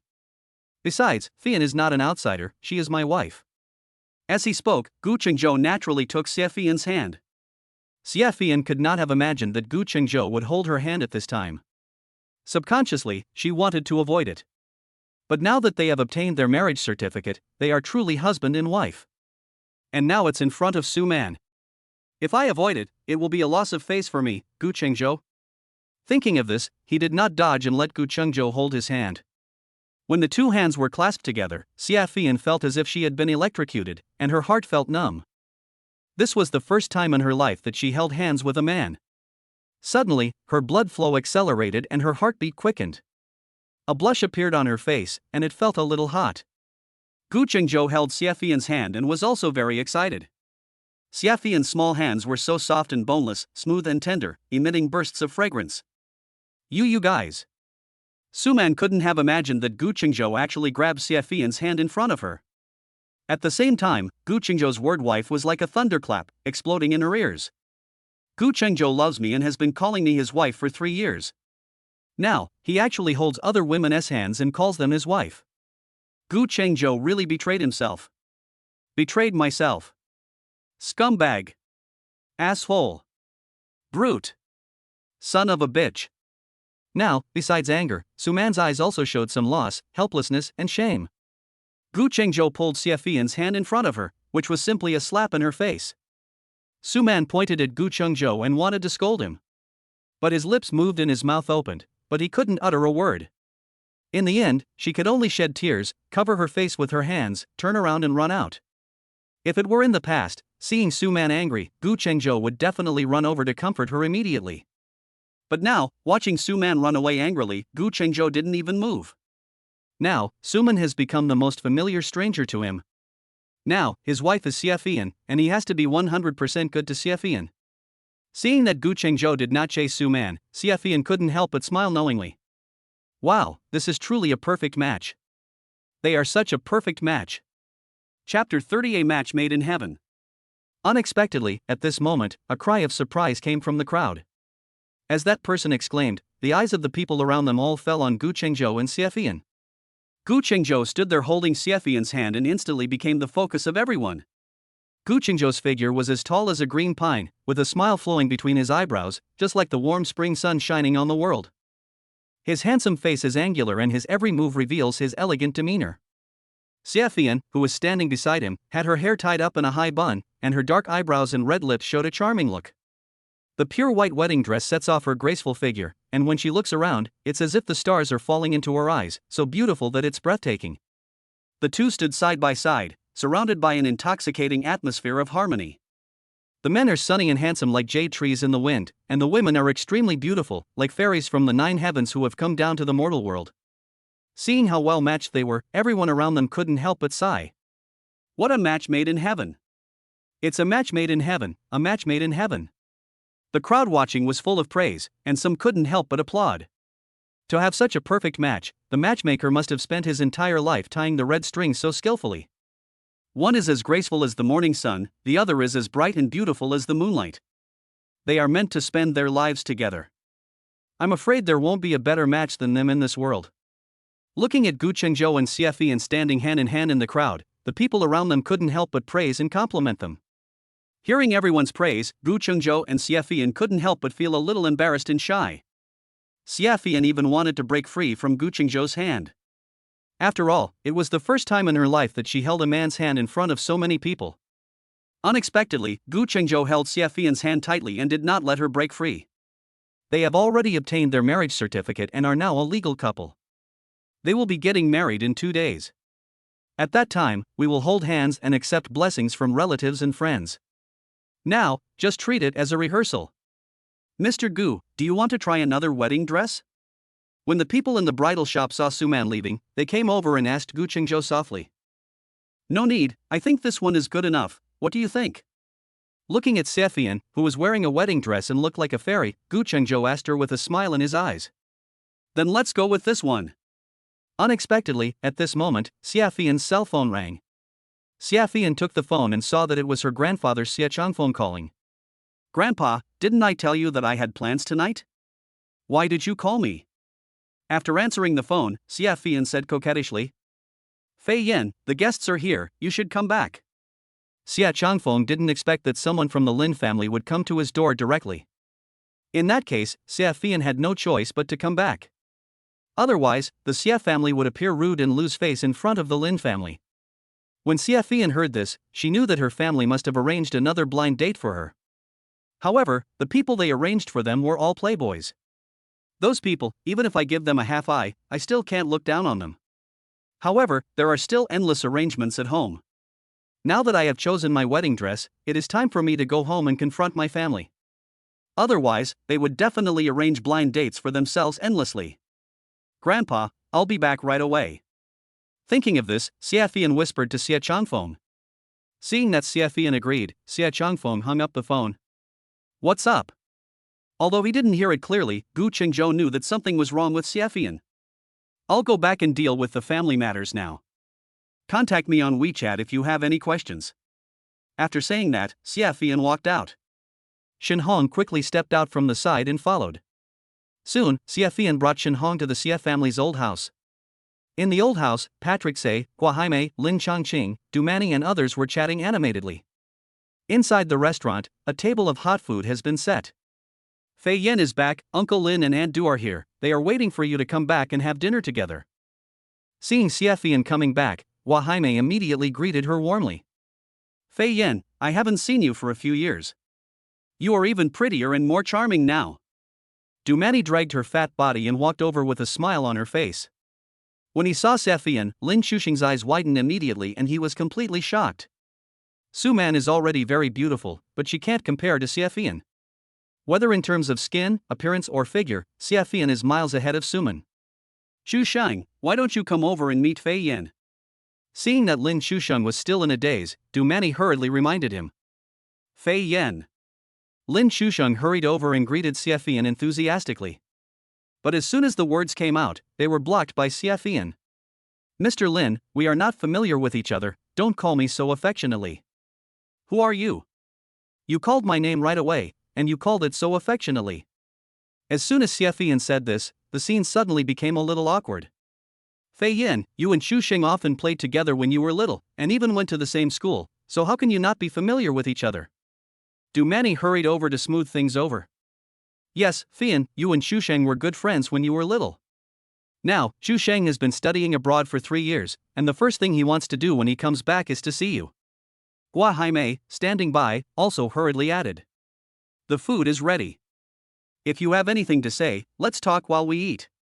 Seeing that the atmosphere was a little strange, Xie Xian smiled and spoke to everyone. Sister, brother Xusheng, please come and sit over here. Xia Hui also came over and greeted them warmly. In order to strengthen the relationship between Lin Xusheng and Xie Fian, their seats were deliberately arranged together. Xie Fian looked at it and said nothing. Anyway, she didn't like Lin Xusheng at all, so it didn't matter where she sat. Apart from anything else, just hearing the name made Xie Fian feel sick. Why call him a beast when there are so many other names to call him? Fei Yan, you are not young anymore, and Xusheng is also a young talent who returned from studying abroad. Grandpa also wants you two to be together. In the future, the Xie family and the Lin family will join forces and their business will definitely be even bigger. After everyone sat down, Xie Changfeng said with a smile. In front of him, Hua Haimei praised Lin Xusheng like a flower. When he saw Lin Xusheng in person today, he was also sunny and handsome, and he felt that he and Xie Fian were a good match. Fei Yan, your grandfather is right. The Lin family is also a big family in Haicheng. Chu Sheng studied abroad for 3 years and obtained a master's degree in economics. He is also a rare young talent. You two together are truly a match made in heaven, a perfect match. Gua Jaime also echoed from the side. Seeing that Xiefian's elders said so, Lin Changqing and Du Mani thought that this time it should be a sure thing. Lin Chusheng, aren't you going to marry Suman? Why are you coming to our Xie family today? Chapter 31 I got the certificate. Xiefian looked at Lin Chusheng and said coldly. Seeing Xiefian mention Suman, Lin Chusheng couldn't help but be surprised. Oh no, could it be that Xiefian knew about what happened between me and Suman? Fei Yan. Mr. Lin, let me say it again, we are not familiar with each other, so don't call me so affectionately. Looking at Lin Chusheng, Xiefian said with disgust. Fei, Miss Xie, I don't know where you heard this from, but it must be a rumor. I don't even know that Suman, how could I marry her? Lin Chusheng said calmly. Ha, Master Lin, you really do lie without thinking. Suman, isn't she your college classmate? She even dated you. As soon as you returned to China, you looked for Suman. Besides, he also gave her a high-end imitation bag, right? Seeing that Lin Chusheng was still quibbling, Xiefian revealed all his past. Hearing Xiefian's words, Lin Chusheng's head couldn't help but buzz. Oh my god. How could Xiefian know so much about my own affairs? Did she investigate herself? If she knew all this, then there would be no hope for both of us. Miss Xie, I'm not lying. I just don't want you to misunderstand me. Yes, Suman and I were in a relationship, and it was my first love. I did contact her after returning home. But that was just normal interaction between friends, nothing serious at all. Really? But I heard from Suman that you said in person that you wanted to marry her to be the young mistress of the Lin family. Xiefian's words were like a knife, stabbing into Lin Chusheng's heart. Lin Chusheng could never have imagined that Xiefian would know Suman. And that bitch Suman actually said such things to Xiefian. Miss Xie, Suman is lying. Her family is not well off. When she started dating me, she wanted to marry into a wealthy family and get something for nothing. I didn't expect it, but thinking of our relationship as classmates and friends, I contacted her after returning to China. She actually said such shameless words in front of Miss Xie.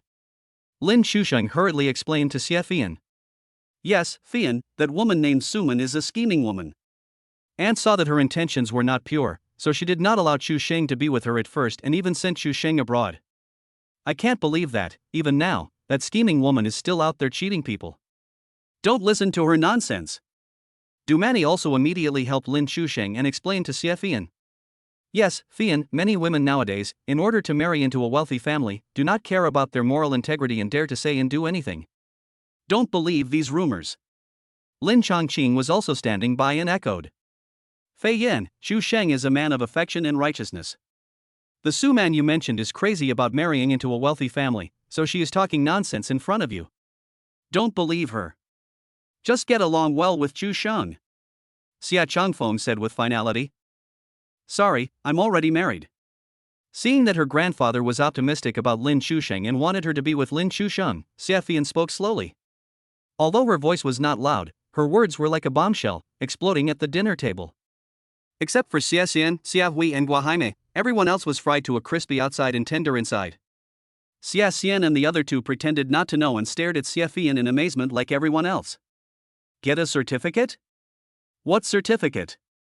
Xia Changfeng was almost at a loss for words. He never expected Xiefian to give him such a surprise.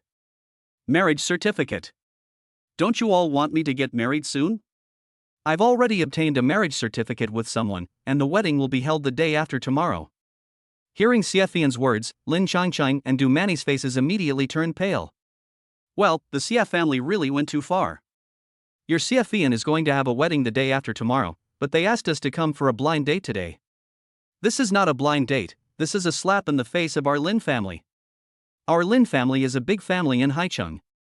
Although the scale is not as large as that of the Xie family, it is not much different. You actually humiliated our Lin family in this way. We, the Lin family, will remember this grudge. I don't believe that in Haicheng, besides me, Lin Chusheng, there is anyone else who is qualified to marry you. Lin Chusheng's face turned pale, he stood up and spoke loudly. Ha, Lin Chusheng, I advise you not to be too narcissistic. Xiefian glared at Lin Chusheng sideways, then said with disdain. You. Lin Shushan wanted to say something, but Xia Fian's words made him speechless. Master Xia, what's going on? Do you want to explain? Lin Changqing's face turned pale and he spoke coldly to Xia Changfeng. When we were chatting just now, he was still calling me uncle. At this moment, Lin Changqing was really angry. Changqing, don't worry. Once I have found out, I will definitely give you an explanation. Xia Changfeng quickly stood up and spoke softly to Lin Changqing. Hearing Xia Fian's words, he was also very angry, but he didn't understand the situation now and didn't know what to say. Seeing Xia Changfeng was angry, Hua Jaime couldn't help but feel overjoyed. Okay, the angrier you are, the better. Then I will wait to hear Patriarch Xia's explanation. After saying that, Lin Changqing turned around and walked out. Dumani followed closely behind and walked out angrily. Only Lin Shushan was still staring at Xia Fian infatuatedly. It would be such a pity if I couldn't hold such a beautiful woman under me. What? You think the number of people lost is not enough? Seeing that Lin Shusheng didn't leave, Lin Changqing couldn't help but turn around and said coldly. There was no choice, Lin Shusheng had to follow Lin Changqing and Dumani out. Xia Xian and Xia Hui hurriedly sent them out with apologies. Fei Yin, what's going on? After the Lin family members left, Xia Changfeng frowned and asked Xia Fian angrily. You guys keep urging me to get married. I'm not following your wishes and I've already got the marriage certificate. Xia Fian curled her lips and said lightly. Nonsense, getting married without your family's consent is simply nonsense. Grandpa, don't be angry. Granddaughter, I am fulfilling your wish. Who is the other party? What is his family background? Is he powerful? Xia Changfeng calmed down and then asked Xia Fian. He knew that his granddaughter was capable and had ideas. The man she is looking for must be the young master of a family in Haicheng. If that's the case, it's not impossible. He is just an IT guy, his family is ordinary working class, he has no background, let alone any ability. Nonsense. I am the eldest daughter of the Xia family, but I am dating an IT guy with no background at all. Get a divorce immediately and cut off contact with that person. Chapter 32 Frame Up. Grandpa, you asked me to divorce just after your granddaughter got the marriage certificate. Why, you want me to be a second married woman? Xia Fian said coquettishly. I don't care whether she's a remarried woman or not. If I want to get married, I have to find someone who's a good match. How can an IT guy with no background be the son-in-law of my Xia family? Xia Changfeng frowned and spoke sternly. Grandpa, what era is this now? Why do we still care about being well matched? As long as you have good character and treat your granddaughter well, that's all. Silly child, other families can do this, but families like ours can't. That person may have contacted you just to covet the property of my Xia family. Grandpa, Guenjo is not that kind of person. Besides, he doesn't even know that I'm the eldest daughter of the Xia family. How could he covet our Xia family's property? You. At this moment, Xia Fian's cell phone rang. Okay, Grandpa, I have something to do with the company. I'm leaving first. We will hold the wedding the day after tomorrow. You and your uncle and aunt must be there. After answering the phone, Xia Fian left in a hurry without even having time to eat. Looking at Xia Fian in a hurry, Xia Changfeng couldn't help but sigh. It's really not easy to be my granddaughter. It's all thanks to this granddaughter, otherwise the Xia family would have been finished long ago. 3 years ago, the Xia group was on the verge of bankruptcy. It was Xia Fian who took on the task at a critical moment and turned the tide to save the Xia group. Moreover, it took only 3 years for the Xia group to reach a market value of 10 billion yuan. This also led to Xia Fian's dominance at home. Well, since my granddaughter is willing, then let us do it. Just at this time, Xia Sen, Hua Jaime, and Xia Hui came back. Dad, where's Fian? Seeing that Xia Changfeng was the only one left in the restaurant, he asked.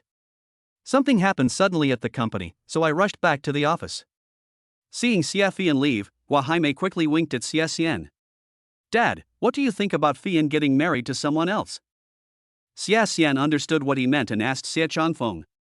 Since she is willing, let her do it. Dad, you can't do this.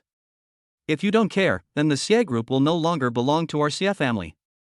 Xia Xian hurriedly said loudly. How could that be? Xia Changfeng smiled and said, Xia group, who else could it belong to if not the Xia family? Dad, Fei Yan is now the president of Xie's group and has made great contributions to the Xie group. But in the past 3 years, she has held all the power and excluded all dissidents. Even Xie cannot hold an important position in the company. The current senior management of the company were all promoted by Fei Yan. They are all outsiders, and none of them are from our Xie family. Moreover, Fei Yan has abused her power for personal gain over the past 3 years. She has simply treated the Xie group as her own ATM. Many of the company's assets have become her personal property. If we let her continue like this, the company will become Fei Yan's alone. It's fine if we don't get married. Once we get married, she will have an affair. When the time comes, she and her husband will collude with each other and easily turn our Xie group into their private property. Xia Sen, Hua Jaime and Xia Hui spoke one after another. No way? Xia Changfeng looked at the three of them and said in disbelief. Although my granddaughter is strong, she would never do that. Grandpa, of course not. Xia Feiyan has always been strong and never takes us seriously. This time, she didn't even tell Grandpa before getting the marriage certificate. Then she could possibly change the hands of the company without Grandpa knowing. Besides, the rapid development of Xie's company is not entirely due to Fei Yan alone. That's our Xie family. It's a century-old family in Haichang with a deep heritage. But Fei Yan regarded herself as the savior of the Xie family, and thought that the Xie family's success was all due to her. But she forgot that without the platform of the Xie family, how could a girl in her 20s achieve such results? Dad, you've been recuperating at home for the past 3 years and haven't been involved in the company's affairs. Fei Yan is the one who has the final say in the company. She is the queen who is high above everyone else. She has the final say on everything. Not only did they exclude all of us from the Xie family from the top leadership. Even big or small matters, we Xie family members are not allowed to interfere. I won't say anything. After all, I'm just her aunt. But Xia Hui is her younger brother, your grandson. Now, I am just a small department manager in the company. This time, she got the certificate quietly. Besides, the wedding will be held the day after tomorrow. Not only does this mean that you don't take me, your uncle, seriously, you don't even take your grandfather seriously. Once they get married, they can blatantly embezzle company assets. It won't be long before the Xie family no longer has the surname Xie. Xia Sen, Hua Jaime and Xia Hui kept adding fuel to the fire and criticizing Xie Feiyan. Xia Changfeng didn't believe it at first, but in the end his face became darker and darker, and he completely believed what the three people said. After all, they are not just other people, they are all members of the Xie family. 3 years ago, because I was seriously ill, I handed over the company to Xie Feiyan. I really can't believe that Xie Feiyan has behaved so recklessly in the past 3 years. His own grandson, the future heir of the Xie family, is only the manager of a small department. What is this for? Isn't this just excluding dissidents and trying to monopolize the Xie group? Humph, I'll ask her to come back right now and give her a good scolding. Xia Changfeng snorted coldly and was about to call Xie Feiyan. Dad, that's no use. You scolded her now, and she agreed on the surface, but she still has to do what she wants to do in the future. Xia Xian and Hua Jaime hurriedly stopped Xia Changfeng. They didn't dare to ask Xia Changfeng to call Xie Feiyan to confront him. The three of them initially served as senior executives in the company. But because they are only concerned with making money, they treat the company as their ATM. It was Xie Feiyan who, for the sake of their family, did not hold them accountable, but simply demoted them. At that time, Xia Changfeng was still seriously ill, and Xie Feiyan did not report these things to him. At this time, if Xie Feiyan came back and the two of them confronted each other, their true identity would be exposed. So what do you guys say we should do? Dad, although Fei Yan is the president of the company, he does not own any shares in the company. All the shares of Xie Group are in your hands. You have no choice but to use your authority as chairman to fire Xie Feiyan. Only in this way can we save the Xie Group. Chapter 33. You did it all. Grandpa, the reason why that man contacted Xie Feiyan and got married to Xie Feiyan must be to seize the property of my Xie family. Now, Xie Feiyan insists on marrying that man, which makes it clear that Xie Feiyan and the man are already a united front. For the Xie Group and the Xie family, this is the only way now. Xie Xian and Xia Hui took turns bombarding Xie Changfeng, trying to get Xie Changfeng to drive Xie Feiyan away. After all the shares of Xie Group are now in the hands of Xie Changfeng. Xie Changfeng is the chairman, and only he has the power to fire Xie Feiyan. The reason why Hua Jaime stood aside and said nothing. She knew that no matter what, she was still an outsider in Xie Chongfeng's eyes. Now, Xie Chongfeng will only listen to what Xie Xian and Xia Hui say. If she, an outsider, said too much, it would backfire. If that happened, it would not only cause Xie Chongfeng's disgust, but would also be detrimental to driving Xie Fian away. Xie Xian and Xia Hui are members of the Xie family, so Xie Chongfeng wouldn't think too much about it. As Xie Chongfeng listened to what Xie Xian and Xia Hui said, his expression became more and more solemn and uglier. Although Xie Fian is also a member of the Xie family, she is a girl after all, and she became a member of someone else's family after getting married. Relatively speaking, he is more willing to believe in Patrick Xie and Xia Hui.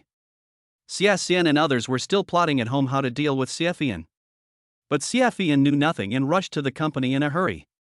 The company's server was attacked by hackers. Now, the company's website can no longer be opened. Moreover, as the firewall is attacked step by step, some of the company's secrets may be stolen. By that time, the company's secrets will be lost and the company will suffer heavy losses. When Xie Fian and Shin Hong arrived at the company, the people in the technical department were doing their best to stop the hacker attack. But their blocking did not have much effect at all. Seeing the firewall being breached bit by bit, the people in the technical department were sweating profusely with anxiety. If the firewall is breached and company secrets are stolen, they will be the sinners of the company. Xie Fian and Shin Hong were also extremely anxious, but they had no idea what to do. Neither of them majored in computer science and knows nothing about this area. Even if they wanted to help, they couldn't. After Gu Chengzhou returned home, Du Jiang had not returned yet. He lay alone in bed, feeling mixed emotions. Today he and Xie Fian got their marriage certificate, so they are considered married. Originally, today should have been his wedding night. But now, he was alone, lying on the bed in a daze. I'm getting married the day after tomorrow, but how do I solve the problem of the wedding house? Originally, he just wanted to rent a woman to handle the wedding. But now, Xie Fian and he have obtained their marriage certificate and will hold their wedding the day after tomorrow. Then we need a wedding room. Otherwise, after the wedding the day after tomorrow, they won't even have a place to live. He hasn't sold his house yet, and it's impossible for him to buy a new one. It seems that we can only let Du Jiang bear with it for a while and use Du Jiang's house as a wedding house first. But this matter must be discussed with Xie Fian first. So, Gu Chengzhou picked up his phone and dialed Xie Fian's number. Xie Fian was extremely anxious and didn't want to answer the phone. But when he saw it was Gu Chengzhou's call, he picked up the phone. After all, the two of them had just obtained their marriage certificate, and it would be too unreasonable for his wife to not even answer the phone. Hey, what's up? After answering the call, Xie Fian forced herself to suppress her anxious mood and asked Gu Chengzhou. Fei Yan, I want to discuss the matter of the wedding house with you. I have something urgent to discuss. Can we discuss it later? Emergency? What's the matter? Hearing Xie Fian say that there was an emergency, Gu Chengzhou asked nervously. Now, Xie Fian is his wife, and he can't just ignore her if anything happens to her. Without. Xie Fian was about to refuse, but then she remembered that Gu Chengzhou graduated with a degree in computer science and was an IT guy. Maybe Gu Chengzhou can help with the current hacker attack. The company's server was attacked by hackers and was about to be breached, and the company's secrets were about to be stolen. Helpless Xie Fian said anxiously. Hearing Xie Fian's words, Gu Chengzhou was so angry that he sat up from the bed. Great! Someone actually dared to attack the server of my wife's company. How bold! Fei Yan, don't be afraid, tell me the IP address. I want to see who is so bold as to hack into the server of my wife's company. Hearing Gu Chengzhou's domineering voice on the phone, although Xie Fian was a little unconvinced, she still sent the IP address of the company's server to Gu Chengzhou. After receiving the IP address sent by Xie Fian, Gu Chengzhou immediately went to the study and turned on the computer. When I logged into the server, I saw that the firewall had been breached and confidential files had begun to be transferred. Gu Chengzhou secretly felt lucky that he arrived in time, otherwise, the Xie family would have suffered a great loss this time. He hurriedly cut off the file transmission and entered a string of magical codes to repair and strengthen the firewall. The Xie Group's server returned to normal in an instant, and even the company's website could be opened normally. The people in the technical department were still confused for a while. What's going on? How so? Just now, the server was about to be hacked, how come it returned to normal all of a sudden? With their strength, they can't stop the hacker attacks at all. If they had that ability, they wouldn't have been in such a mess just now. At the same time, following the hacker's network, Guenjo instantly hacked into the hacker's computer. "Humph, if you dare to attack the server of my wife's company, then don't use your computer anymore." As he spoke, he entered a string of code. When the hacker over there discovered that his computer had been hacked, he immediately cut off the network connection with the outside world. But before his fingers hit the keyboard, he saw white smoke coming out of his computer. In an instant, his computer's CPU, hard drive, and circuit boards were all burned. By Guenjo Road. The hacker was so angry that he cursed out national quintessence instantly. Only after destroying the hacker's computer did Guenjo call Suman. "Done. I've destroyed the hacker's computer. I have reinforced your firewall. No hacker will be able to break through it anymore." Guenjo looked at his computer and said to Suman confidently. At this time, Suman and the people in the technical department all stared at the computer screen with wide eyes, simply unable to believe their eyes. Just now, the server was about to crash, but now it has not only recovered, but the firewall has even been improved by several levels. The company's website can now be opened freely without any problems. Suman looked at everything in front of her in disbelief, and then asked Guenjo in a low voice. "You did all this?" Chapter 34. Let's live here. "Did you find a second person?" Seeing that Suman was a little unconvinced, Guenjo couldn't help but ask back jokingly. Hearing Guenjo's answer, Suman couldn't help but be surprised. That open mouth was big enough to swallow an egg. There were dozens of people in their technical department, and they were busy and sweating but still couldn't get it done. Unexpectedly, Guenjo was not at the scene, and it was done remotely in less than 3 minutes. It not only blocked the hacker's attack, but also destroyed the hacker's computer. This technology is so amazing, so magical. Is this the strength of a technical expert? At this moment, she couldn't help but think of the information Shin Hong gave her. According to the information, Guenjo's IQ is as high as 165 points, and he won several major computer awards when he was still a teenager. At first, Suman was a little bit unconvinced. The IQ of a normal person is between 85 and 115. Even Einstein's IQ is only 160. Is Guenjo smarter than Einstein?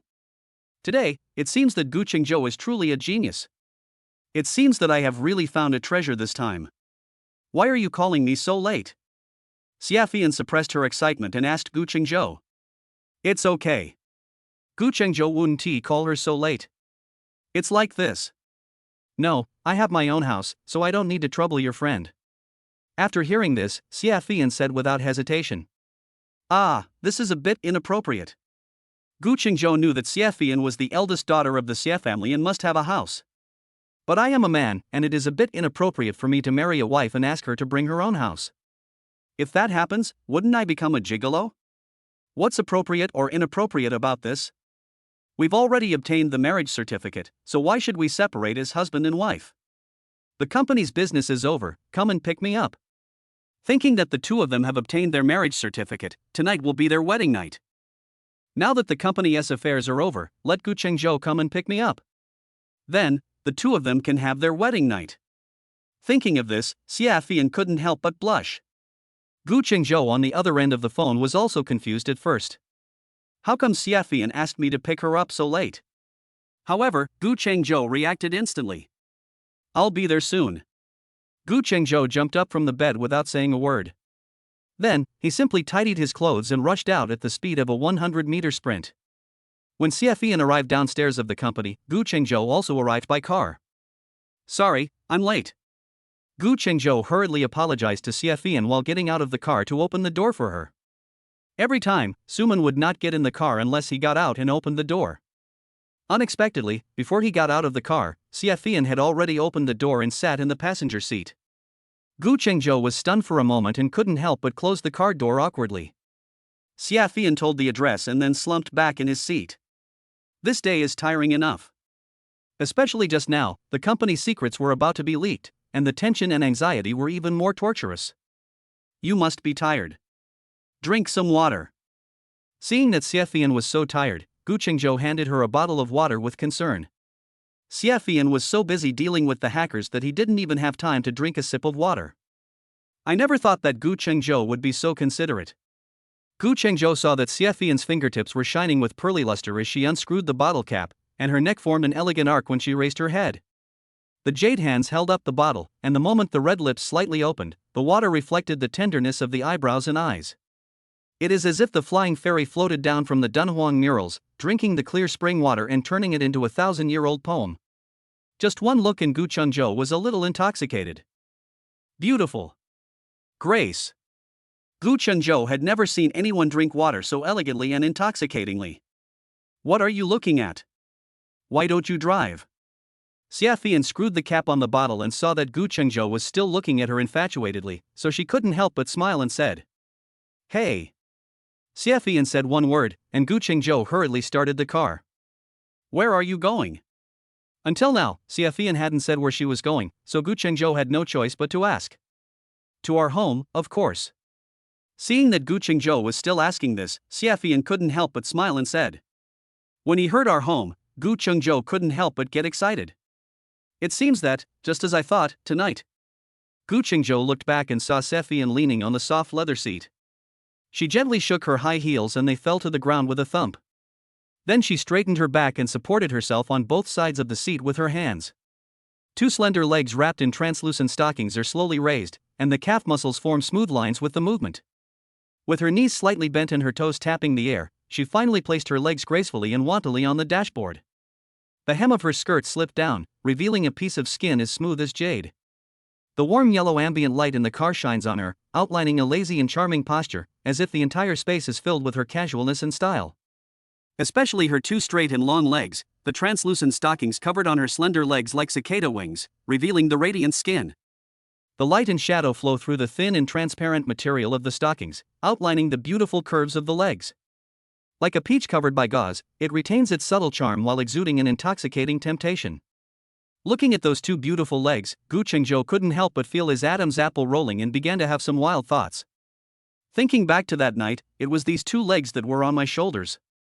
Xiaofian didn't think as much as Guenjo. She put her legs down and curled up in the car seat like a kitten. She was too tired today, so she wanted to take this opportunity to have a good rest. "Give me the address." Although Xiaofian said she was going back to their home, she didn't tell him the address, so Guenjo didn't know where to drive. Xiaofian couldn't help but smile, gave the address, then lay down on the chair and closed her eyes to rest. I don't know what happened, but up to now, she and Guenjo have only met a few times. But in front of Guenjo, she can completely relax and trust Guenjo completely. This has nothing to do with whether the two of them have obtained a marriage certificate or not. Seeing Xiaofian resting like a kitten, Guenjo smiled and drove to the address Xiaofian mentioned. Shen Hong hid in the shadow of the building, watched Guenjo's car go away, and then walked towards the basement. She was also happy for Xiaofian that she could find a man she loved. Soon, Guenjo and Xiaofian arrived home. This is an upscale residential area with a very clean and comfortable environment. Xiaofian's house is a 3-bedroom, 1 living room house. Guenjo thought that someone like Xiaofian must live in a big villa. I can't believe that such a billionaire female CEO actually lives in such an ordinary house. Fei Yan, it's getting late, you should go to bed early. I'm leaving first. Xiaofian didn't say anything, so Guenjo could only retreat to advance. Don't leave, just live here. Chapter 35 My relatives just left. After saying this, Xiaofian couldn't help but blush and feel hot all over. Oh my god. This is the first time I bring a man back home. If I say this, I wonder if Guenjo will think I am too casual. But it's surprising that they both have already obtained their marriage certificate and are husband and wife. Xiaofian's mood finally calmed down. To Guenjo, Xiaofian's words sounded like the sound of nature. Thinking of what was going to happen next, Guenjo's heart beat faster and blood rushed to his brain. Well. Even his speech became somewhat incoherent. We are husband and wife, this will be our home from now on, you don't have to be too restrained. While talking, Xiaofian rushed into the bedroom as if escaping. Thinking about living with this man every day in the future, she felt excited but also a little shy. After hesitating for a moment, Xiaofian changed into pajamas. It was too late, she wanted to wash up and rest. When she walked out of the bedroom, Guenjo was stunned. The moonlight spread over the gauze curtain, casting a hazy silver glow on Xiaofian. A pearly white silk nightgown wrapped around her figure like flowing water. With every breath, the curve of the collarbone at the slightly open neckline is like half-melted snow in spring, crystal clear and cool. The silk pajamas were like a flowing galaxy, with tiny sparkling patterns flowing under the light, making her look like a dream. The hem of the dress falls naturally, revealing slender ankles that are as crystal clear as jade. That gentle figure, like a fairy walking out of a classical painting, is breathtakingly beautiful.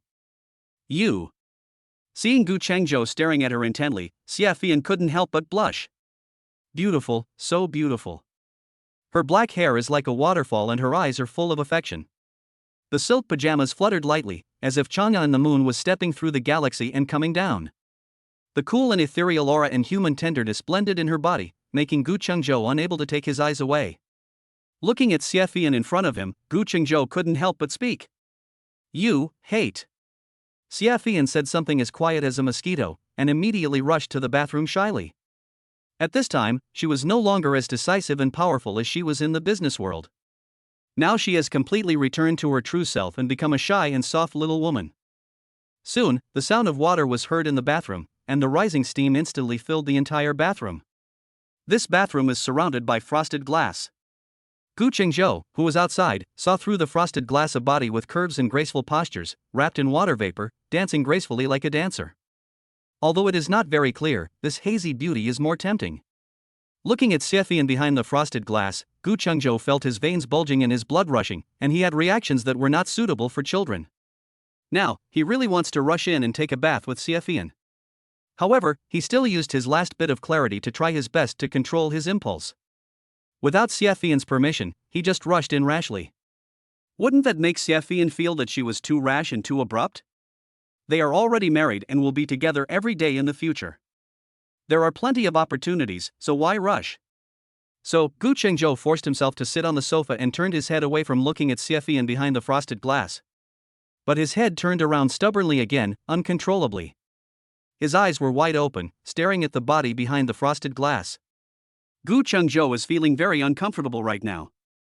However, he still managed to hold back. No, you can't do that.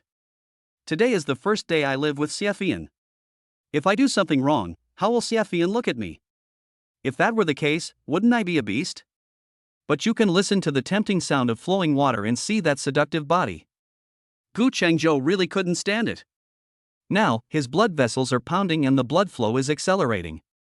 At this moment, if I don't vent all the desires in my body, I might get sick. Fuck it, never mind. Even if you become an animal, you are still better than an animal.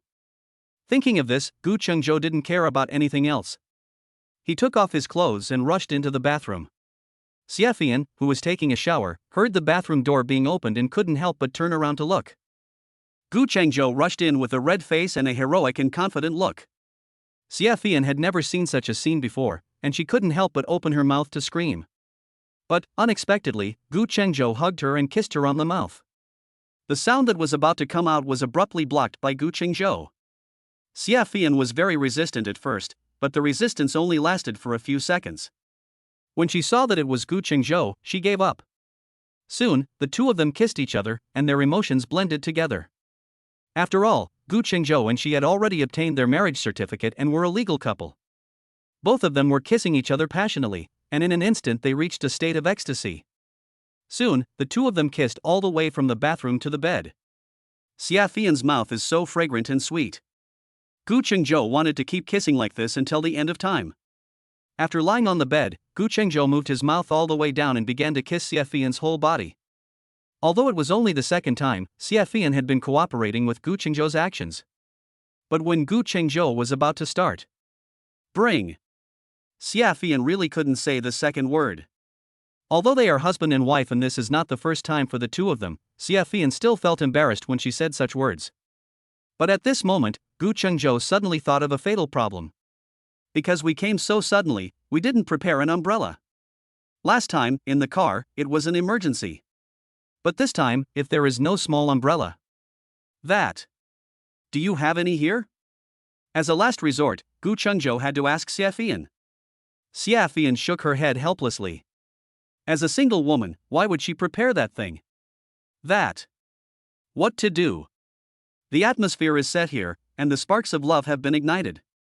But, for safety reasons. Why? Gu Chengzhou had no choice but to turn over and lie on the bed, looking somewhat helpless. Although he is not a saint, he is not an animal who only thinks with his lower body. I can only blame myself for not preparing in advance. This resulted in the siege being called off halfway through. Restraining the desire in his heart, Guenjo was about to get up and put on his clothes. Unexpectedly, Xiaofian reached out and grabbed his arm.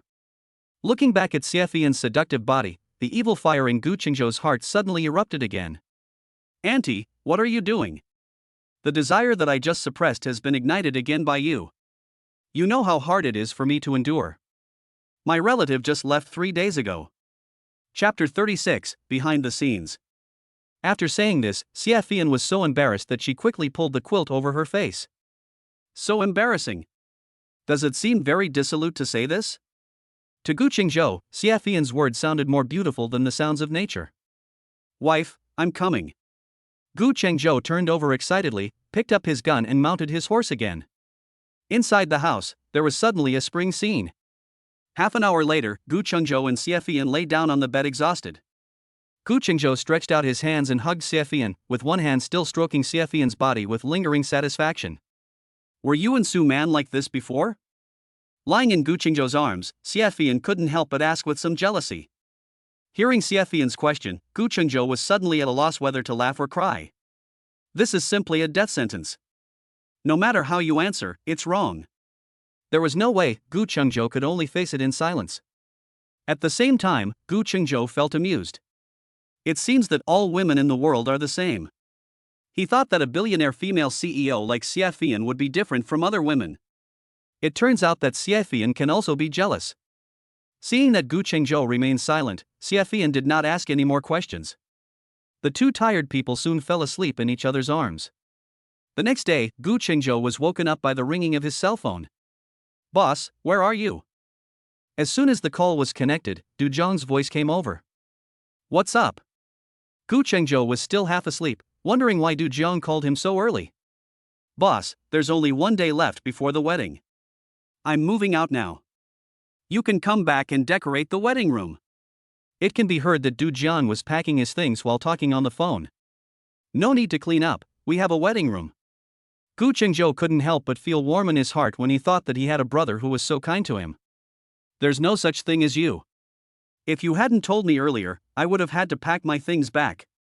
Stop talking nonsense, hurry up and take care of yours.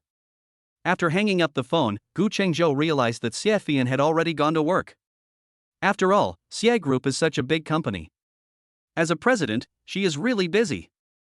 Almost every day, she is the first one to arrive at the company. Shen Hong was driving and looked at her president in the rearview mirror. He looked more radiant than before and she couldn't help but burst out laughing. Why are you laughing? It can be heard that Shen Hong's smile has some ill intentions. People say that women are flowers and need the nourishment of love. It seems that yesterday's wedding night was very successful. Our president is truly radiant today. Hate it. If you keep talking nonsense, I'll deduct your salary. Seeing Shen Hong teasing her, Xiaofian couldn't help but say angrily. Oh, what evil capitalists. They only know how to exploit us workers. Shen Hong shook her head in front and said jokingly. Don't be distracted, just drive. Soon, after the two arrived at the company, they began their busy day. Xiaofian had just started the work at hand when the phone rang. Xiaofian picked up the phone and saw that it was Xie Changfeng calling. Grandpa, why are you calling me so early? Xiaofian asked Xie Changfeng while reviewing the documents. Fei Yan, go and divorce that man immediately. Grandpa, your granddaughter just got married, why are you letting her get divorced? Okay, no more talking, I have to get busy. After saying that, without waiting for Xie Changfeng to say anything else, Xiaofian hung up the phone. After hanging up the phone, Xiaofian gave a bitter smile. What's wrong with Grandpa? Why does he always advise me to get a divorce? Guenjo is very good, with good software and hardware. He is much better than a dandy boy like Lin Chusheng. Divorce is impossible. It's impossible in this lifetime. Dad, what did I say? You shouldn't have made this call. The female college student is unfaithful. Fian is no longer on the same page with us. After Xie Changfeng hung up the phone, Xie Xian said something that added fuel to the fire. Yes. Grandpa. My sister just got married now, and she doesn't even listen to you. If this goes on for a long time, she will really empty the Xie Group. Dad, you have to make a prompt decision. Otherwise, the Xie group will no longer belong to our Xie family. Under the constant persuasion of Xie Xian and Xie Hui, Xie Chongfeng's face turned ashen and became more and more ugly. Xie Fian's parents died early, and he raised her. In the past, Xie Fian was so well behaved and always listened to him. I can't believe that now, just for a strange man, she doesn't even listen to him. It seems that the female college student is really unfaithful. Originally, seeing that Xie Fian had made such a great contribution, he wanted to give Xie Fian some shares. It seems that it is impossible to give her even a single share. The Xie group is the Xie family's business and the result of his life's hard work. This property must not fall into the hands of outsiders. He wanted to pass this property on to the Xie family. Since Xie Fian insisted on choosing to marry Gu Qingzhou, then she is no longer a member of the Xie family. Forget about getting shares in the Xie family, even the position of president of the Xie group is out of the question. Fei Yan, don't blame Grandpa for being heartless. It was you who was not considerate of Grandpa first. Xie Xian, go and draft a document to fire President Xie Fian. After a moment's silence, Xie Chongfeng finally spoke slowly. Xie Xian and Xie Hui had been pestering Xie Chongfeng for a long time, just waiting for the sentence. They wanted to take advantage of this opportunity to fire Xie Fian and take control of the Xie group. Dad, what do you think? Soon, Xie Xian drafted a document on his tablet to fire Xie Fian. Xie Chongfeng looked at it and nodded. Just send it out like this. After saying this, Xie Chongfeng felt as if he had aged several years in an instant. Grandpa, it's too cheap to send it out like this. Didn't she say she would hold her wedding tomorrow and asked our family to attend her wedding? Wouldn't it be better if this document was announced at the wedding? It will also let Xie Fian know the consequences of betraying the Xie family. Xie Hui said in a flattering tone from the side. Ah, isn't this too heartless? Isn't it enough to just announce the dismissal of Xie Fian and the company? If it is announced at the wedding, everyone in Haichang will definitely know about it. Grandpa, why are you so heartless? Since Xie Fian didn't listen to Grandpa and chose to marry that man, she betrayed our Xie family first.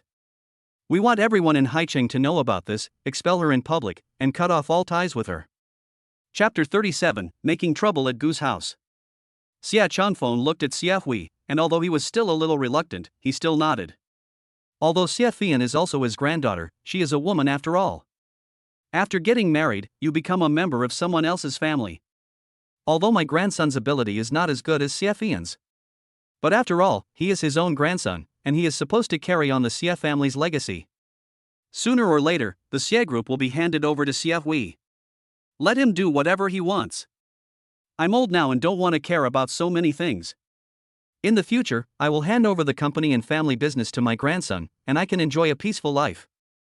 Seeing his grandfather nodded, Xie Hui was so happy that he almost jumped up. Good. That's great. With Grandpa's support, there will be no problem in getting rid of Xie Fian. Over the past 3 years, Xie Fian has been like a mountain pressing down on him. He has no say in the company's affairs and cannot gain any benefit from it. Although the Xie group has a market value of tens of billions, he is the only grandson of the Xie family. The eldest sons of other families all live a life of debauchery and extravagance. But he has been living a very tight life in the past 3 years.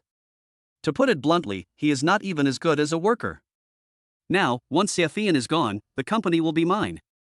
At that time, you can play however you want and do whatever you want, and see who can control you. Xie Hui felt extremely excited at the thought of being able to return to his previous life of debauchery. Gu Qingzhou was at home and had just finished breakfast when the agent called him. Therefore, Gu Qingzhou hurried out to deal with the house matters. However, Su Yu, Su Chen and Li Xiulan drove to Gu Qingzhou's house. The three of them caused a big scene in Gu Qingzhou's company yesterday, causing Gu Qingzhou to lose his job. But after the three of them discussed it, they felt that this was not enough. It's too easy for Gu Qingzhou to just lose his job. If anyone dares to bully his daughter, he will pay the price. Otherwise, he really thought that their family was easy to bully. The three of them were going to Gu Qingzhou's house today to make another big scene. The bigger the fuss, the better. It should be known to all the neighbors. Gu Qingzhou's parents will never be able to hold their heads up in shame again. The three of them soon arrived at Gu Qingzhou's door and began to bang on it. Who is this? Why are you knocking so hard? Lu Wei muttered as she opened the door. Su Su Chen, and Li Xiulan heard the person inside opening the door and continued banging on it. When Su Yu raised his hand high and was about to continue to smash it down, the door was opened all of a sudden. Li Xiulan had already prepared herself. As soon as the door opened, she would curse Gu Qingzhou's mother. You can curse as harshly as you want. Curse however you want to vent your anger. Mother-in-law, why are you here? When Lu Wei opened the door, she saw Su Yu, Li Xiulan and Su Chen, and spoke with a smile on her face. Li Xiulan originally wanted to curse, but she didn't expect that Lu Wei, her mother-in-law, would call her names and make her confused. What mother-in-law? Your son and my daughter have already broken up, so how can we still be in-laws? Mother-in-law, you came without telling us so that we could go out to greet you. Look at what's going on. We've neglected you. Come on, please come in, please come in. Old man, come out and greet them, the in-laws are here. While Lu Wei was talking, she led Li Xiulan and the other two into the house. This time, not only Li Xiulan, but also Su Yu and Su Chen were confused. They came here to cause trouble, so why is Lu Wei still so polite? How? If you were a little more polite, would we not cause trouble? You are so naive. Old. Su Chen just opened his mouth to curse, but unexpectedly Li Xiulan covered his mouth. Su Chen, who was about to curse, could only make a woohoo sound. Mother-in-law, you are. Looking at Li Xiulan and Su Chen, Lu Wei asked curiously. I'm sorry to have embarrassed my mother-in-law. I'm sorry to have embarrassed myself. Li Xiulan did not explain too much, but pinched Su Chen with her hand and went into the house together. Su Chen looked at Li Xiulan with a puzzled look, as if asking, Mom, what happened? Aren't we here just to cause trouble? Why did you stop me when I opened my mouth to curse? Li Xiulan had no way to explain to Su Chen at this time and could only respond to Su Chen with her eyes. You little bastard, don't you notice something is wrong? Gu Qingzhou's mother, seeing how enthusiastic we were, kept calling us relatives. What does this mean? This means that Gu Qingzhou's parents don't know about his breakup with your sister. There is room for maneuver here. Just shut up for me. Although he couldn't fully understand what his mother meant, the mother and son are connected by heart. After seeing Li Xiulan's eyes, Su Chen understood a little bit. As for Su Yu, he is even more cunning than a fox. He had seen the clues long ago. My in-laws are here, please come in. At this time, Gu Yuanshan also rushed out from the inner room and greeted them warmly. Gu Yuanshan and Lu Wei welcomed Li Xiulan and the other two into the house as if they were welcoming an imperial envoy. These are my son's father-in-law, mother-in-law, and brother-in-law. We cannot neglect them. Nowadays, it is not easy to find a wife. If there is any mistake in the reception, which leads to the failure of their son's marriage, they will be guilty of a great sin. After Li Xiulan and the other two sat down, Gu Yuanshan hurriedly served tea and water. Only after I finished all this did I dare to sit down with peace of mind. Father-in-law and mother-in-law, are you worried that we are not ready, so you come to inspect our work? After Gu Yuanshan sat down, he jokingly said to Su Yu and Li Xiulan. No, we are just here to take a look. Hearing Gu Yuanshan's words, Su Yu hurriedly said with a smile. Lu Wei and Gu Yuanshan didn't believe that they were just here to take a look. Looking at their posture just now, they seemed very aggressive. Don't worry, we are ready for everything. We must not let Suman down at tomorrow's wedding. We will definitely marry Suman to our family in a grand manner. Gu Yuanshan and Lu Wei said with a smile again. A wedding? Without a bride, what kind of a hell of a wedding will we have tomorrow? Your son still wants to marry my sister. Wait until the next life. Su Chen said hatefully in his heart. Then we are relieved. We believe that you will not wrong our Suman. But Li Xiulan changed the subject and stretched out her voice. When Gu Yuanshan and Lu Wei heard this, they understood immediately that Li Xiulan and the others must have come for some reason. Mother-in-law, but what? You haven't given the betrothal gift you promised yet. Chapter 38, 800,000 yuan dowry. Li Xiulan's face darkened and her tone became somewhat dissatisfied. At the beginning, both parties agreed on a dowry of 500,000 yuan. At present, Lu Wei and Gu Yuanshan still don't know that Gu Qingzhou and Suman broke up. Then take this opportunity to trick his parents into handing over the money. My daughter has slept with your son for 3 years. I can't let your son sleep in vain. 500,000 is the breakup fee. Only at this time did Su Chen understand what Li Xiulan meant. I couldn't help but give my mother a thumbs up in my heart. Tall, my mom is still taller. Guenjo, you broke up with my sister, so what? We will still take the 500,000 yuan betrothal gift from your parents. Lu Wei and Gu Yuanshan looked at each other. They didn't expect that Li Xiaolan and the others came for the betrothal gift. Mother-in-law, we have already prepared the betrothal money. I was planning to give the money directly to Man when I pick up the bride tomorrow.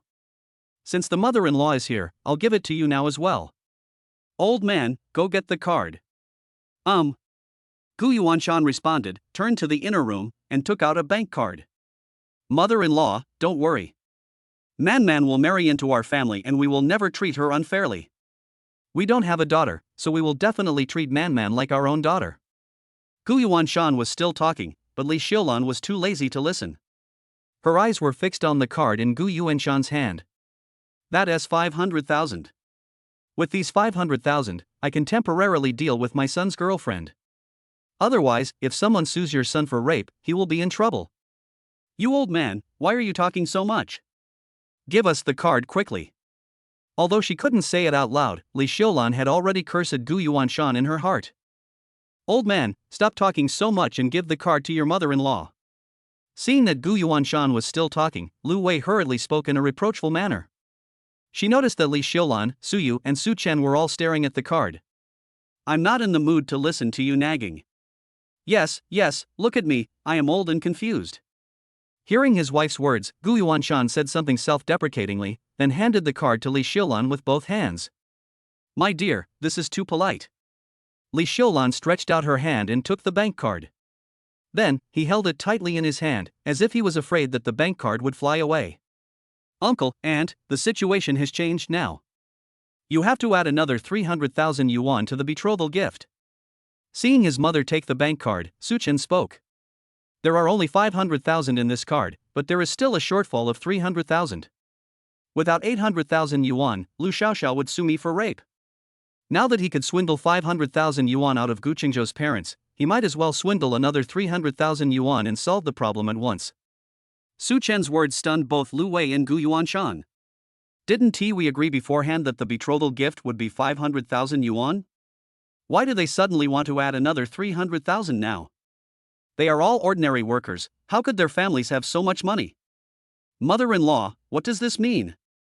Lu Wei and Gu Yuanshan looked at each other, then asked Li Xiaolan in confusion.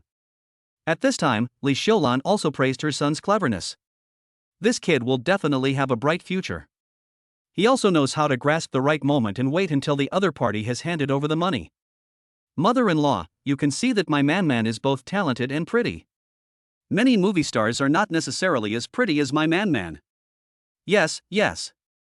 Lu Wei and Gu Yuanshan echoed from the side. They did not deny this. Suman is indeed beautiful, but this is not a reason to suddenly increase the betrothal gift by 300,000 yuan. Mother-in-law, Man is very beautiful and is more than suitable for my Qingzhou. We also acknowledge this. But this betrothal gift, wasn't it something we agreed on long ago? Besides, the wedding is going to be held tomorrow, where are we going to get another 300,000 yuan? We have 2 children and have lived together for 3 years. We have a very good relationship. Mother-in-law, for the sake of the child, can you please show some mercy, please? Lu Wei pleaded with Li Xiaolan with a smile. Mother-in-law, I don't like to hear that. My daughter is a gifted girl from heaven. If it were in ancient times, she would have to marry the emperor and become his queen. Your ancestors' graves must be filled with joy that they have fallen in love with your son. Besides, you also said that the 500,000 yuan betrothal gift had been discussed long ago. Now, you should have heard it too. Don't even mention 800,000, even if it's over 1 million, that's still a lot. My daughter is worth the price. Li Xiaolan curled her lips and said proudly. Yes, mother-in-law and father-in-law, you are both right. But in order to prepare for their wedding, all our family savings were used up. We really can't raise the money now. How about this, after they get married, we can find a way to get the money together, what do you think? Gu Yuanshan and Lu Wei lowered their attitudes to the lowest level and spoke humbly. Oh, look at what you said, there is still credit for this wedding. Your family is being relocated, so how come you can't even come up with 300,000 yuan? Li Xiaolan curled her lips and said dissatisfiedly. After hearing what Li Xiaolan said, Gu Yuanshan and Lu Wei were so angry that they wanted to curse. Don't you feel guilty when you say this? Our house was demolished, but the money had already been given to your daughter, don't you know that? The money for demolition has long been spent by you. Now, you still say such things. However, I only dared to think these words in my heart but not say them out loud. What if I make someone angry? I don't think I'll still be able to hold the wedding tomorrow. Mother-in-law, our family really doesn't have that much money anymore. We're not going to default on our debts. We promise you that after our child gets married, we will gather the remaining 300,000 within a month. How about that? Li Xiulan, Su Yu, and Su Chen all found it funny when they heard it. You are still thinking about your son getting married? Dream on. The bride is gone, what's the point of getting married? Just wait another month, forget it. As soon as Gu Qingzhou came back, the truth was revealed. Where can we get the 300,000? Humph, in-laws, it's not that we are unreasonable. The situation is here. If you can come up with 300,000 yuan, we can hold the wedding tomorrow. If you don't have 300,000, then don't get married. As she spoke, Li Xiulan stood up angrily. Su Yu and Su Chen also stood up quickly to cheer for Li Xiulan. Seeing the three people about to leave, Lu Wei and Gu Yuanshan became nervous. If they leave, my son won't be able to get married. Gu Yuanshan looked at Li Xiulan and the other two, then gritted his teeth and hardened his heart. In-laws, please stay. Chapter 39 Life-Saving Money. Stay? What for? If you stay, will you have 300,000? Hearing Gu Yuanshan's words, Li Xiulan stopped and spoke coldly to Gu Yuanshan. Yes, yes. Gu Yuanshan hurriedly continued speaking awkwardly. Yes? Then just take it out. Su Chen said sarcastically from the side. This time I came to Gu's house to cause trouble, but I didn't expect to have such an unexpected gain. Now, they have 500,000 in their hands.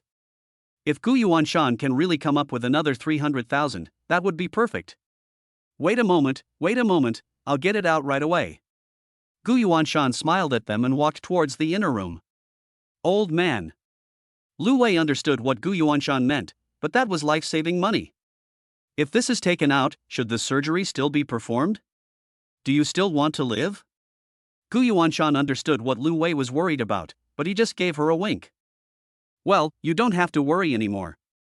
My body, I know it myself. It's okay to have the surgery later.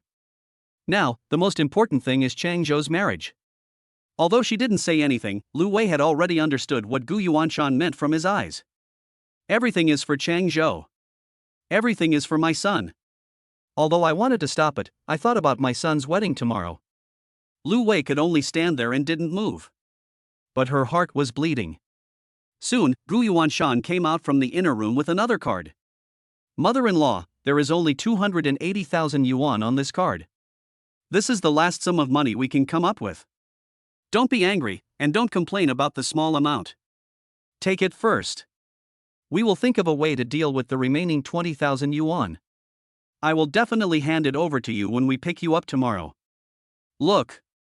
Gu Yuanshan wanted to say something else, but unexpectedly, the bank card in his hand was snatched away by Su Chen. Okay, that's it. 28,000 is 28,000. They can take care of the remaining 20,000. Thank you for your understanding, Don't worry, we will definitely make up the remaining 20,000 tomorrow. When Gu Yuanshan saw Su Chen take the bank card, he hurriedly apologized with a smile again. Since the Su family accepted the bank card, it means the matter is over. In that case, tomorrow's wedding can be held normally. Okay, then it depends on your performance tomorrow. Li Xiulan was extremely happy to have received another 280,000 yuan. But on the surface, he still pretended to be somewhat dissatisfied. As they were talking, Li Xiulan, Su Yu and Su Chen happily left the Gu family. Old man, you're crazy. That's the life-saving money for your surgery. How can you take it out? After Li Xiulan and the other three left, Lu Wei couldn't help but speak to Gu Yuanshan worriedly. Nothing, my son's marriage is more important. Seeing that Li Xiulan and the others were satisfied, Gu Yuanshan seemed a little relieved. My son's marriage is important, but your health is important too. Looking at Gu Yuanshan, Lu Wei was very worried. It's nothing, mother, don't worry about me. My body won't collapse for a while. Seeing that his wife was worried about him, Gu Yuanshan patted Lu Wei on the shoulder and comforted her. Having said that, Lu Wei was still very worried. After all, Gu Yuanshan's physical condition was getting worse day by day. The original plan was to have the surgery after Gu Chengzhou's wedding. But they never imagined that the Su family would add extra money at the last minute. Now, I don't even have the money for surgery. How can I have surgery without money? What should I do about Gu Yuanshan's health? Thinking of this, Lu Wei couldn't help but frown, and even her eyes became a little moist. Unexpectedly, at this moment, the door was pushed open and Gu Chengzhou walked in from outside. He had just finished his business at the house and came home. He hasn't told his parents about his breakup with Suman and the matter with Xiafian. The wedding will be held tomorrow, and he is taking this opportunity to explain everything to his parents. Chengzhou is back. Seeing her son coming back, Lu Wei quickly perked up. They work hard all their lives, all for their son. As long as my son is doing well, everything will be fine. Chengzhou, why are you back at this time since you're not at work? Gu Yuanshan saw Gu Chengzhou suddenly come back and asked with some confusion. Nothing, I just took a leave of absence. He didn't want to let his parents know that he was fired from the company, so as to avoid making them worry about him. As he spoke, Gu Chengzhou sat down on the sofa. Did you have guests at home just now? When he saw the 3 cups of tea on the coffee table, Gu Chengzhou asked curiously. My parents don't usually drink tea. They only serve tea to guests when they have guests. Look, your mother-in-law, father-in-law, and brother-in-law just came. Hearing this, Gu Chengzhou's heart skipped a beat. Mother-in-law, father-in-law, and brother-in-law, they must be Li Xiulan, Su Yu, and Su Chen. After all, Xiafian's parents didn't even know his family, let alone call them that. Are they here to cause trouble? Gu Chengzhou immediately asked angrily. These 3 guys caused a scene in the company yesterday and caused the company to fire him. Unexpectedly, he was still not quiet today and even came to my house to make trouble. Looking at Lu Wei's eyes, they were still a little moist. She must have been bullied by them. Damn it, it's really lawless. It would be fine if he bullied me, but he actually dared to bully my mother. Just wait and see how I deal with you. No, I'm not here to cause trouble. I'm here to discuss the wedding. Wedding? Mom and Dad, Suman and I have already broken up. Why are they still discussing a wedding? Gu Chengzhou was even more surprised when he heard that Li Xiulan and the others were here to discuss the wedding. What, broke up? After hearing what Gu Chengzhou said, Lu Wei and Gu Yuanshan were stunned. The wedding is tomorrow, why are you breaking up all of a sudden? The 2 of them stared at Gu Chengzhou in disbelief, a little unable to believe their ears. Yeah, we broke up. I came back today just to tell you about this. When they heard Gu Chengzhou's confirmation, they both felt as if their heads exploded. Then, both of them felt their heads spinning and they collapsed onto the sofa. Oh my god. How so? Why are the people in the Su family so bad? They have already broken up, but he still comes to cheat them of their money. That was Gu Yuanshan's life-saving money. I spent the money for my son. But now, my son and Suman have broken up. This money would be thrown away in vain. Mom and Dad, what's wrong with you? Gu Chengzhou saw his parents suddenly collapse on the sofa and asked with concern. Son, the sky has fallen on our family. The sky has fallen. Chapter 40, Making Trouble Again. With red eyes and heavy breathing, Lu Wei murmured to Gu Chengzhou. Mom, what happened? Why is the sky falling? Seeing Lu Wei like this, Gu Chengzhou became more anxious and worried. This kind of thing cannot be concealed, and it should not be concealed from my son. So, Lu Wei and Gu Yuanshan sighed and told Gu Chengzhou what had just happened. Listening to his parents' stories, Gu Chengzhou was really furious. If Li Xiulan, Su Yu and Su Chen were in front of him now, he would want to tear them to pieces. They really broke the moral bottom line of mankind. Since they had already broken up, he still dared to cheat her for money, and it was his father's life-saving money. Son, they just left a few minutes ago. If we chase them now, maybe we can still catch up. That's right, son. Go chase them now and get the money back. That's your father's life-saving money, you must get it back. Mom and Dad, don't worry, and don't ask for it. They can't take the money away. Gu Chengzhou felt relieved when he heard from his parents that Li Xiulan and the others had just left for a few minutes.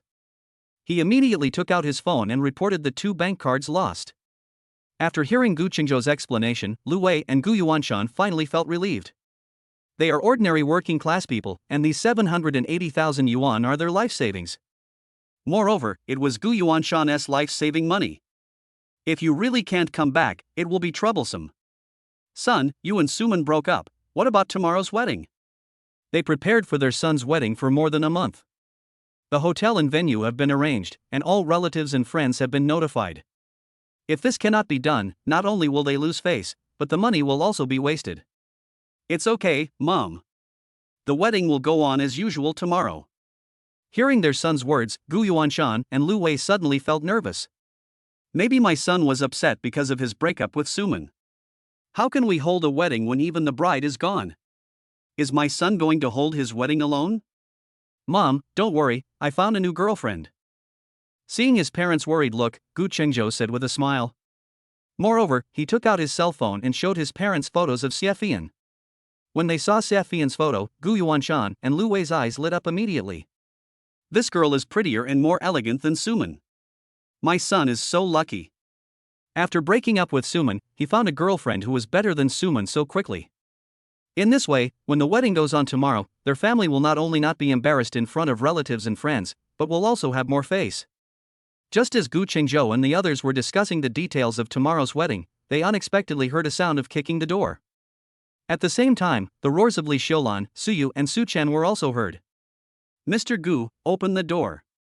Liar, open the door. You dare to lie to us? I will never let you go today. It turned out that after the three of them got the 780,000 yuan, they left happily. In order to avoid any further complications, they went to a nearby bank and planned to transfer the money in the card first. After all, they feel at ease knowing that the money is in their own card. But after they inserted the card into the ATM machine, they found that the card was frozen. They looked at the string of numbers in the card, but they couldn't transfer a penny. Okay, Gu Yuanshan and Lu Wei actually dared to deceive us. Liar, what a liar. There really isn't a single good person in the Gu family. Go back and settle accounts with them. Today, I will tear their bones apart. Looking at the angry expressions on the faces of the three men, people who didn't know them would think that they had been cheated out of money. The three of them returned to Gu Chengzhou's home full of anger. This time, he didn't bang on the door, but started kicking it. When Gu Chengzhou heard the noise outside, he was really furious. He rushed to the door in a few steps and opened it. Outside the door, Su Chen was kicking hard. Unexpectedly, the door suddenly opened, and he had no foothold to support his kick, so he kicked straight forward. Seeing a foot kicking towards him, Gu Chengzhou quickly dodged by moving to the side. Since Su Chen used all his strength, he couldn't stop the kick. He suddenly fell to the ground and did a big split. There was a sound of crackling of bones, followed by a shrill scream from Su Chen. He felt a heart-wrenching pain at the base of his legs. It was as if both of his legs were torn apart. Son, what's wrong with you? Li Xiulan and Suyu were about to open fire on Lu Wei and the others as soon as they arrived. But when he heard his precious son's screams, he rushed over, asked with concern, and tried to pull Su Chen up from the ground. Mom, don't move me, it hurts, it hurts. Li Xiulan and Suyu grabbed Su Chen's arms and pulled him upwards. It immediately pulled Su Chen's wound, causing Su Chen to scream in pain again. Son, what's wrong with you? It's okay, son, just get up slowly, it's okay. Li Xiulan and Suyu didn't dare to pull up so hard anymore. Instead, he wanted Su Chen to lie down on his side and then slowly pull his legs together. In this way, Su Chen's pain was relieved a lot. Then, Li Xiulan and Suyu gently pulled Su Chen up. Gu Yuanshan, Lu Wei and Gu Chengzhou just looked at the three of them as if they were watching a monkey show. Son, how are you? Does it still hurt? Li Xiulan pushed Gu Yuanshan away, helped Su Chen to the sofa, and asked again with concern. Mom, I'm better. Su Chen was in so much pain that his head was full of sweat. He covered his crotch with both hands and spoke weakly. Seeing that her son was not in so much pain, Li Xiulan finally felt relieved. Then, Li Xiulan transferred all her anger to Gu Chengzhou. You son of a bitch, why did you dodge just now? If you didn't get out of the way, how could my son get hurt? If anything happens to my son, I will never forgive you and make you lose everything. Li Xiulan was like a female demon, with her hands on her hips, attacking Gu Chengzhou crazily. It's funny, he wants to do the splits himself, it's none of my business. Facing Li Xiulan, Gu Chengzhou snorted coldly and spoke angrily. In the past, when he was with Suman, Gu Chengzhou treated Li Xiulan more closely than his own mother. Now, he and Suman have broken up, and Li Xiulan and the others are still making trouble again and again, so Gu Chengzhou is not polite at all. You little bastard, you dare to call me I in front of me, you are simply lawless. As she spoke, Li Xiulan reached out to grab Gu Chengzhou.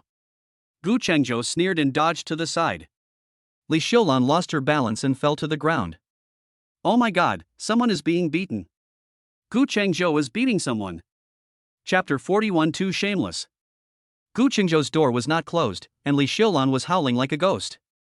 Suddenly, all the neighbors were attracted. Although Gu Chengzhou's family's house was demolished, they live in a resettlement house. There are more than a dozen families living in one corridor, and they are all from the same village. I know everyone living upstairs and downstairs. I heard that there was something exciting going on at Gu Chengzhou's house. Not only the neighbors on this floor, but also the people upstairs and downstairs all rushed over. Fellow villagers, look, this is terrible, Gu Chengzhou beat someone up. My daughter has been with Gu Chengzhou for 3 years and has lived with him for 3 years. Now, he's abandoning my daughter, even though they were about to get married. Not only did they sell the house my daughter currently lives in, but they also had the guts to beat up an old woman like me. Oh my god, Gu Chengzhou has no humanity at all. Even if I'm not his mother-in-law now, I'm still his elder. This kid is even hitting me now. He is really heartless. When Li Xiulan saw that more people had come, she was immediately possessed by the spirit of drama and started howling like a ghost again. What's going on? How so? That kid from the Gu family is going to have his wedding tomorrow, isn't he? Why did my mother-in-law come here to cause trouble today? I heard that the boy from the Gu family loves their daughter to death. If someone tells him to go east, he will never dare to go west. He will be as obedient as he is told. Why is my mother-in-law here to cause trouble now? Of course it's that kid from the Gu family who must have let my daughter down. Otherwise, why would my mother-in-law and father-in-law come to make trouble the day before the wedding? I recognize the woman lying on the ground. She is the mother of the girlfriend of the boy from the Gu family. It's really too much for a son-in-law to beat his mother-in-law. Don't talk nonsense. The kid from the Gu family has always been steady. It's impossible for him to hit his mother-in-law for no reason. You're still on the side of that kid from the Gu family. If the bride's parents had any clue, they wouldn't choose to make trouble the day before the wedding. Some of the neighbors around them have a good relationship with the Gu family, while others do not. Looking at the situation in front of us, there are all kinds of explanations. Everyone come and see. Gu Chengzhou, this kid almost broke me to pieces. In this world, how can a son-in-law dare to hit his mother-in-law? As Li Xiulan saw more and more people gathering around her, she became more and more excited. Sister-in-law, the ground is so cold, please get up quickly. Isn't Chengzhou going to have a wedding with your daughter in the hotel tomorrow? Today, what's going on? When the people around saw Li Xiulan lying on the ground, they couldn't help but treat her as a vulnerable person. The people of Long Country are born to love standing up for the weak. Seeing Li Xiulan like this, some people immediately stood by her side. Brother Gu, sister-in-law, what is going on? Your Chengzhou beat his own mother-in-law, and you just watched and did nothing? No matter what, it's wrong for the younger generation to hit the elders. As parents, you can't let your children do this. The people around them spoke to Gu Yuanshan and Lu Wei one after another. Seeing that some people around her stood on her side, Li Xiulan couldn't help but feel secretly happy and even more proud. Neighbors, please give me some advice. Is there anyone who does this in the world? Gu Chengzhou was so ruthless that my bones are almost broken. Shut up, old man. Seeing that Li Xiulan was still trying to confuse right and wrong, Gu Chengzhou couldn't help but shout angrily. This loud shout was like a bolt from the blue, and scared Li Xiulan so much that she closed her mouth immediately. Li Xiulan really couldn't imagine that Gu Chengzhou had such a loud voice. Over the past 3 years, Gu Chengzhou has always been timid in front of them, and Li Xiulan can easily control him. But Gu Chengzhou's shout really startled her. Dear aunts, uncles and grandpas, please don't listen to the nonsense this old man is talking about here. She fell down by herself. It has nothing to do with me. This old man is so shameless and inhumane. I have broken up with her daughter and there is no relationship between us anymore. I didn't expect that today. They came to my house again and cheated my parents out of 780,000 yuan. This money is my father's life-saving money for surgery. These inhuman bastards even want this much money. They are absolutely inhumane and have no conscience. In front of the neighbors, Gu Qingzhou explained what had happened to everyone. The people around were all shocked when they heard Gu Qingzhou's explanation. Then, everyone became very angry. How could this family be so shameless and inhumane? Why is this family like this? It's so inhumane and shameless. There really are all kinds of people in this world. I heard Lao Gu say that he would go for the surgery after his son got married. This is life-saving money. How dare this family leave? It's really immoral. If the law doesn't intervene, this whole family should be beaten to death. Little bastard, stop talking nonsense. Who cheated me out of money? We are here to talk to your parents about you and my daughter. It was your parents who took the initiative to take out the money to apologize to us. Li Xiaolan saw that the people around her had changed their attitude 180 degrees after hearing what Gu Qingzhou said, and she couldn't help but immediately argue loudly. You little bastard, it was your parents who took the initiative to pay for it, don't confuse right and wrong here. Neighbors, you have no idea how bad this family is.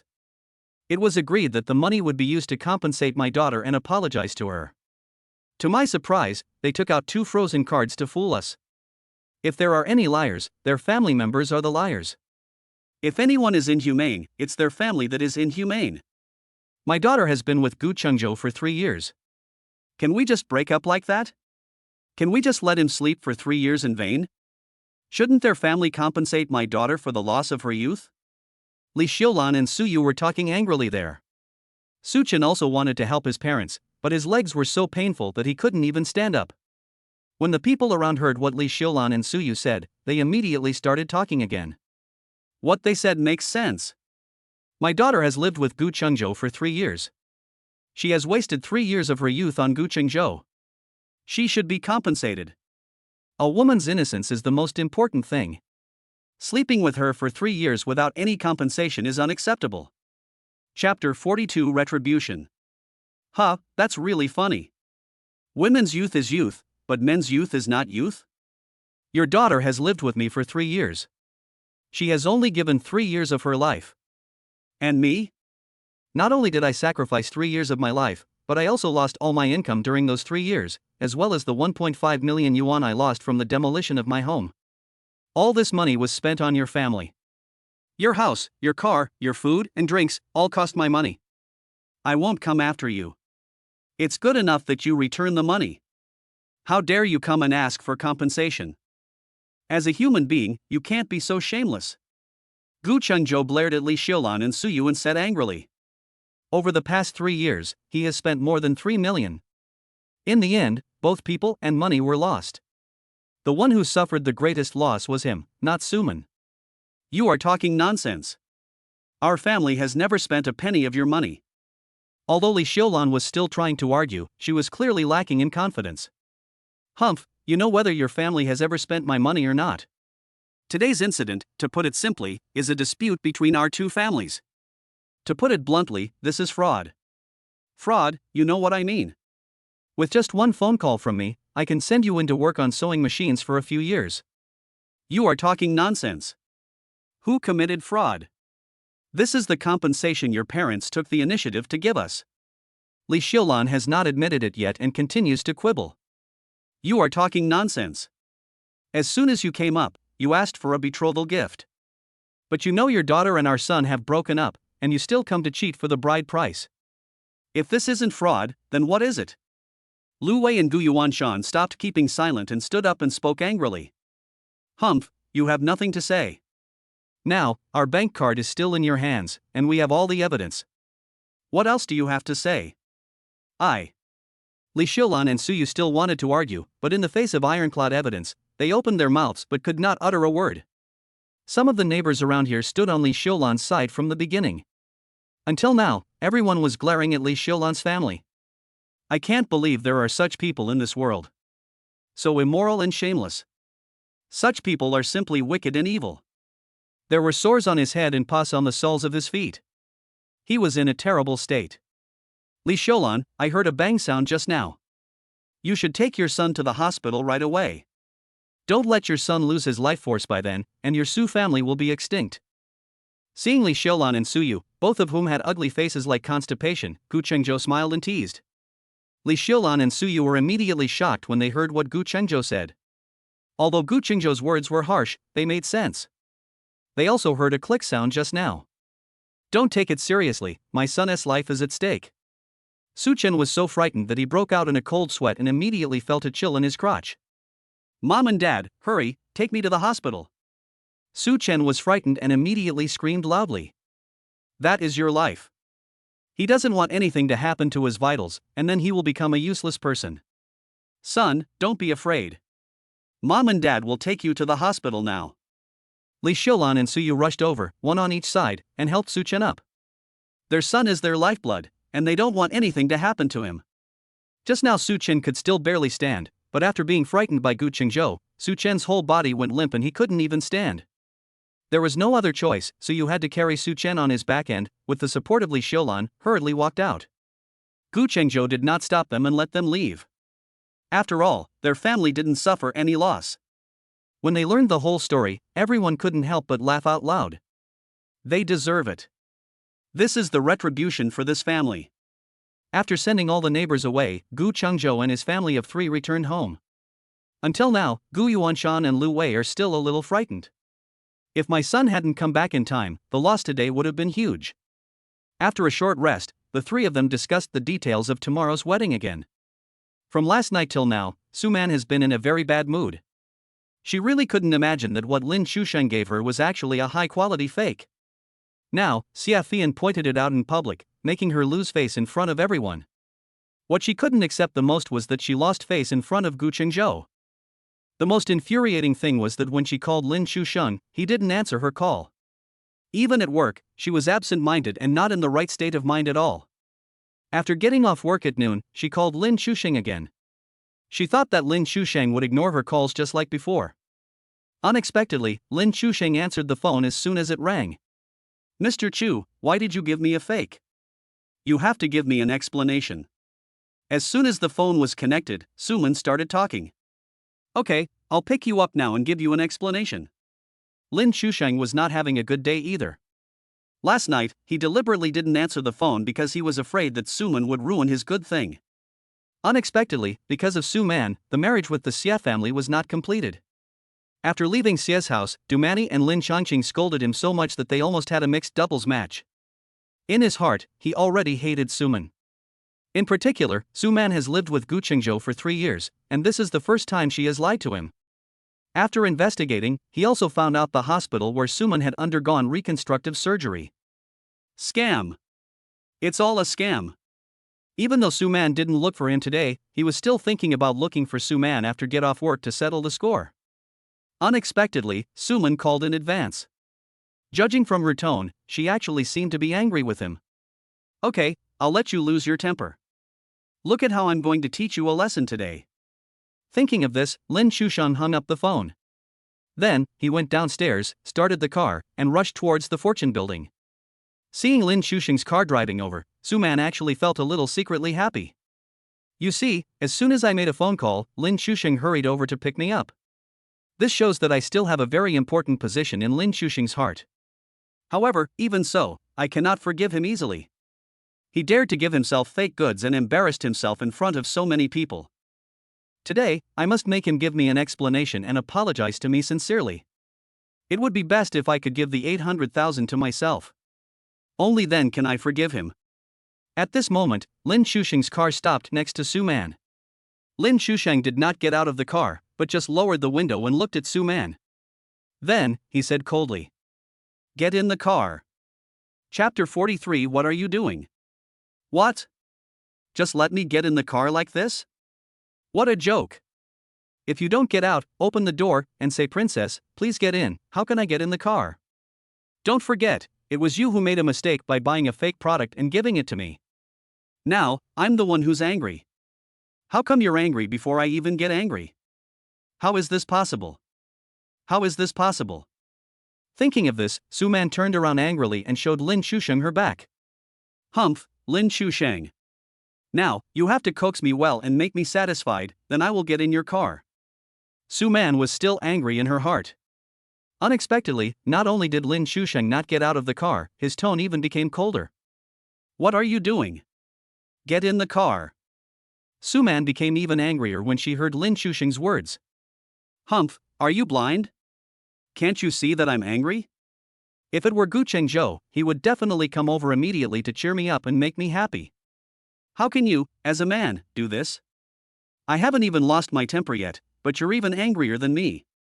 Are you here to apologize? Or are you here to show off? Why, are you deaf? If you don't get on the bus now, you'll never have the chance to get on the bus again. When Suman saw me, she actually lost her temper at me. Lin Shusheng was so angry that he gritted his teeth and spoke in a cold tone. From Lin Shusheng's tone, Suman could tell that Lin Shusheng was angry. Originally, I was thinking of pretending. But seeing Lin Shusheng's cold tone, Suman was also frightened. Could it be that this trick of mine is only useful against Guenjo and not against Lin Shusheng? That's right, he is a young master from a wealthy family. There is never a lack of beautiful women around me. If I lose my temper in front of others now, they will just look down on me. At worst, they can just leave you and they can always find someone better. And now that Guenjo is gone, what should I do if I make Lin Shusheng angry again? At home, my parents ask for money. If I don't give you the money, my sister-in-law will sue me for rape and I will go to jail. Alas, there's nothing I can do. Now, I have no choice but to put away my temper. Only by serving Lin Shusheng well first can you get the money. Otherwise, if my brother goes to jail, the whole family will be ruined. Thinking of this, Suman's anger couldn't help but subside a little. Then, he turned around reluctantly, opened the car door himself, and got into Lin Shusheng's car. After Lin Shusheng raised the car window, he drove straight towards his villa without even paying attention to Suman. Seeing Lin Shusheng's face, which was colder than the ice in winter, Suman was so scared that she sat in the passenger seat like a wooden or stone sculpture.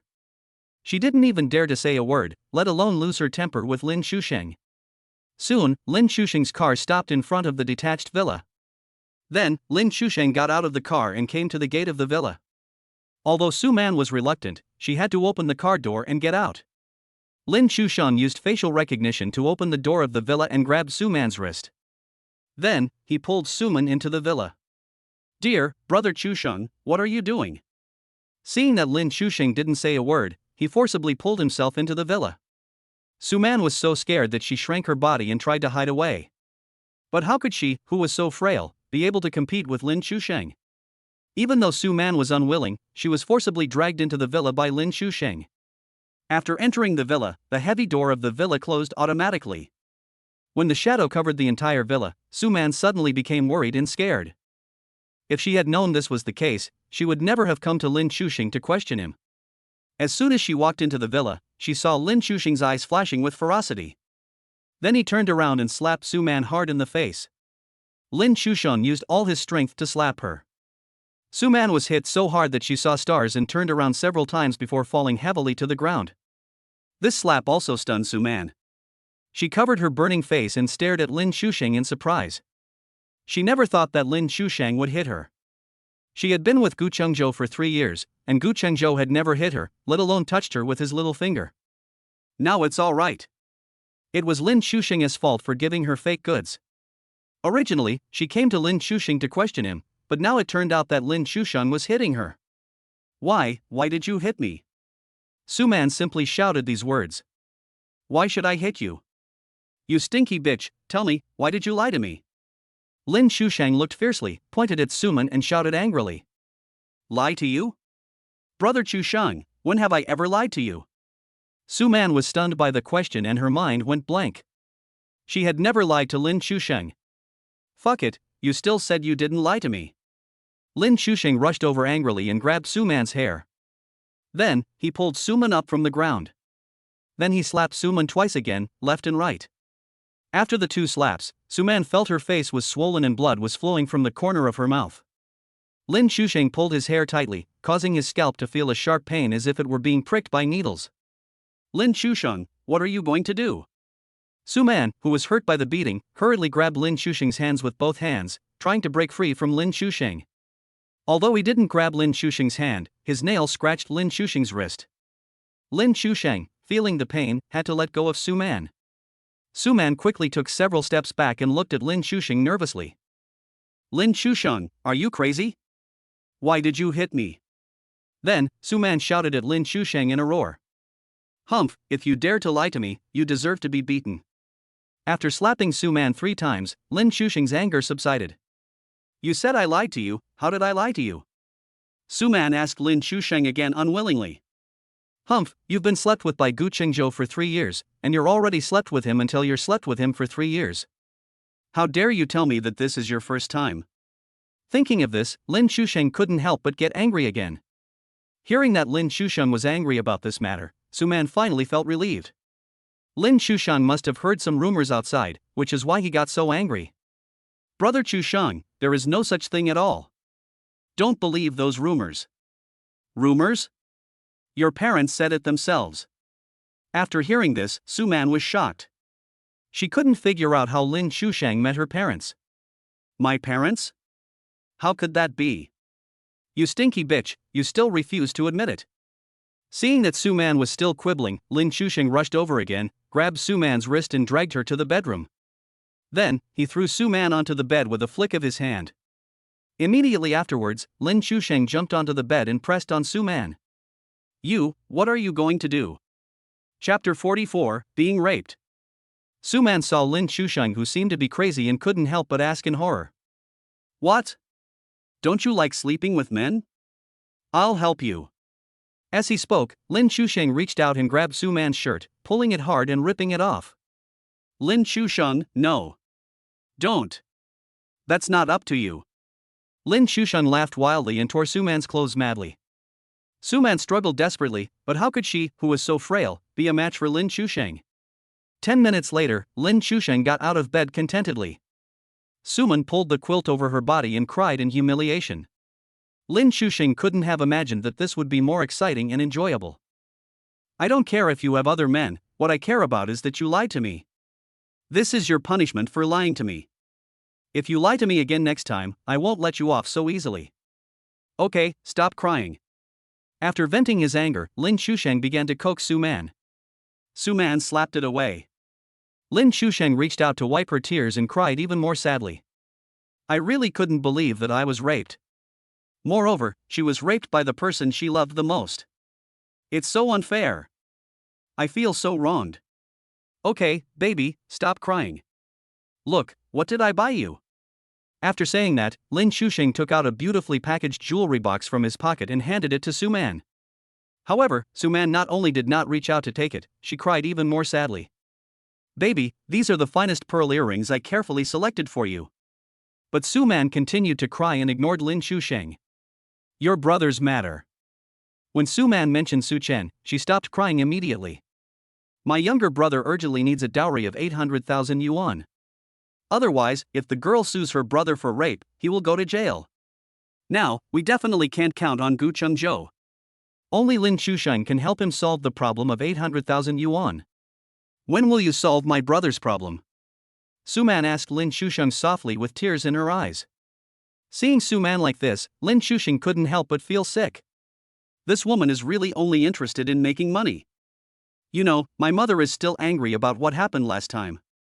Wait a few more days, when my mom is in a better mood, I can ask her for money. Lin Chusheng looked at Suman and said sincerely.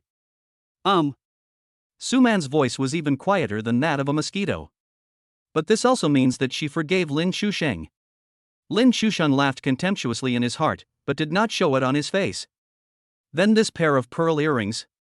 Looking at the sparkling pearl earrings in front of her, Suman thought for a moment, then reached out to take them. Lin Chusheng has a really good taste. These pearl earrings are really beautiful. Looking at the pearl earrings, Suman thought of the bag again. Humph, it's all your fault. The bag you gave me was a fake. Last night, I was humiliated by Gu Qingzhou and Xiefian on the spot. I was so embarrassed. Suman complained to Lin Chusheng in a resentful tone. Wait, who did Gu Qingzhou spend time with last night? Hearing Suman's words, Lin Chusheng immediately asked anxiously. Zephy Smoke. Where did you meet them and what were they doing? In the mall, they are trying on wedding dresses. Why, you look so nervous. Could it be that the marriage partner your family arranged for you is Xiefian? Seeing that Lin Chusheng cared so much about Xiefian, Suman couldn't help but ask curiously. Lin Chusheng did not answer, but sat on the bed in silence. This is really a matter of fate and cause and effect. He slept with Gu Qingzhou's fiancée, and Gu Qingzhou got the marriage certificate with Xie Fian, the woman he was going to marry. This retribution in this life comes too quickly. Although Xie Fian looks so smart, she is also a fool. In terms of appearance and family background, Lao Zi is far superior to Gu Qingzhou. Unexpectedly, she would rather choose a clod of earth than this pearl. What a foolish woman. Seeing Lin Xuxing's expression, Suman could tell even if he didn't answer. That Xie Fian was indeed the one who was going to marry Lin Xuxing. This world is really wonderful. Suman wanted to laugh, but she felt bitter in her heart. What fake stuff were you talking about? After a moment of silence, Lin Xuxing asked Suman. That Hermes bag you bought me is a fake. When this was mentioned, Suman couldn't help but feel a little angry again. It's a fake, right? I asked a friend to buy it for me when I was abroad for hundreds of thousands of dollars. Lin Xuxing pretended to be surprised. In fact, he spent more than 300 yuan to buy that bag. Ah, so your friend lied to you? Damn it! I treated him as my best friend, but he actually lied to me. Just wait and see how I deal with him. After saying that, he deliberately took out his cell phone and dialed a number. Sorry, the number you dialed does not exist. Damn it, I didn't expect that even the phone number has changed. When I meet you abroad, I will give you a good beating. Lin Xuxing angrily threw his phone onto the bed and said angrily. Only then did Suman realize that she had wronged Lin Xuxing. Lin Xuxing didn't know that it was a fake, and he was also cheated. Don't be angry, dear. From now on, don't trust those so-called friends anymore. Thinking of this, all the anger in her heart disappeared. Not only was he no longer angry, but he turned around and comforted Lin Xuxing. Baby, it's all my fault. I made you feel wronged. Brother Xuxing, don't say that, it's all a misunderstanding. Looking at Suman's appearance, Lin Xuxing was secretly happy. It seems that women are easy to coax. It's bad, it's getting late, let's go. Lin Xuxing pretended to look at his watch and said in surprise. When Suman saw the time, she became anxious. She took advantage of the lunch break to come and settle accounts with Lin Xuxing. I have to go to work in the afternoon, and my salary will be deducted if I am late. Although in the future, she will be the young lady of the Lin family. But now, before I get married, I can't lose my job. Otherwise, who will support ourselves? Suman hurriedly put on her clothes, tidied her face, and put on makeup, then hurriedly followed Lin Xuxing out. At noon, Lu Wei cooked a table full of delicious dishes, and the three of them had a good meal together. Since graduating from college, Gu Qingzhou has rarely had the opportunity to dine with his parents. Gu Yuanshan was happy and drank a little wine with Gu Qingzhou. The whole family is having a great time together, and it's really happy. Qingzhou. There won't be any accidents at tomorrow's wedding, right? Suman, whom he had been dating for 3 years, changed suddenly. Gu Yuanshan was still very worried about Xie Fian, whom he had only known for 3 days. Dad, don't worry, we've even got the certificate, nothing will go wrong.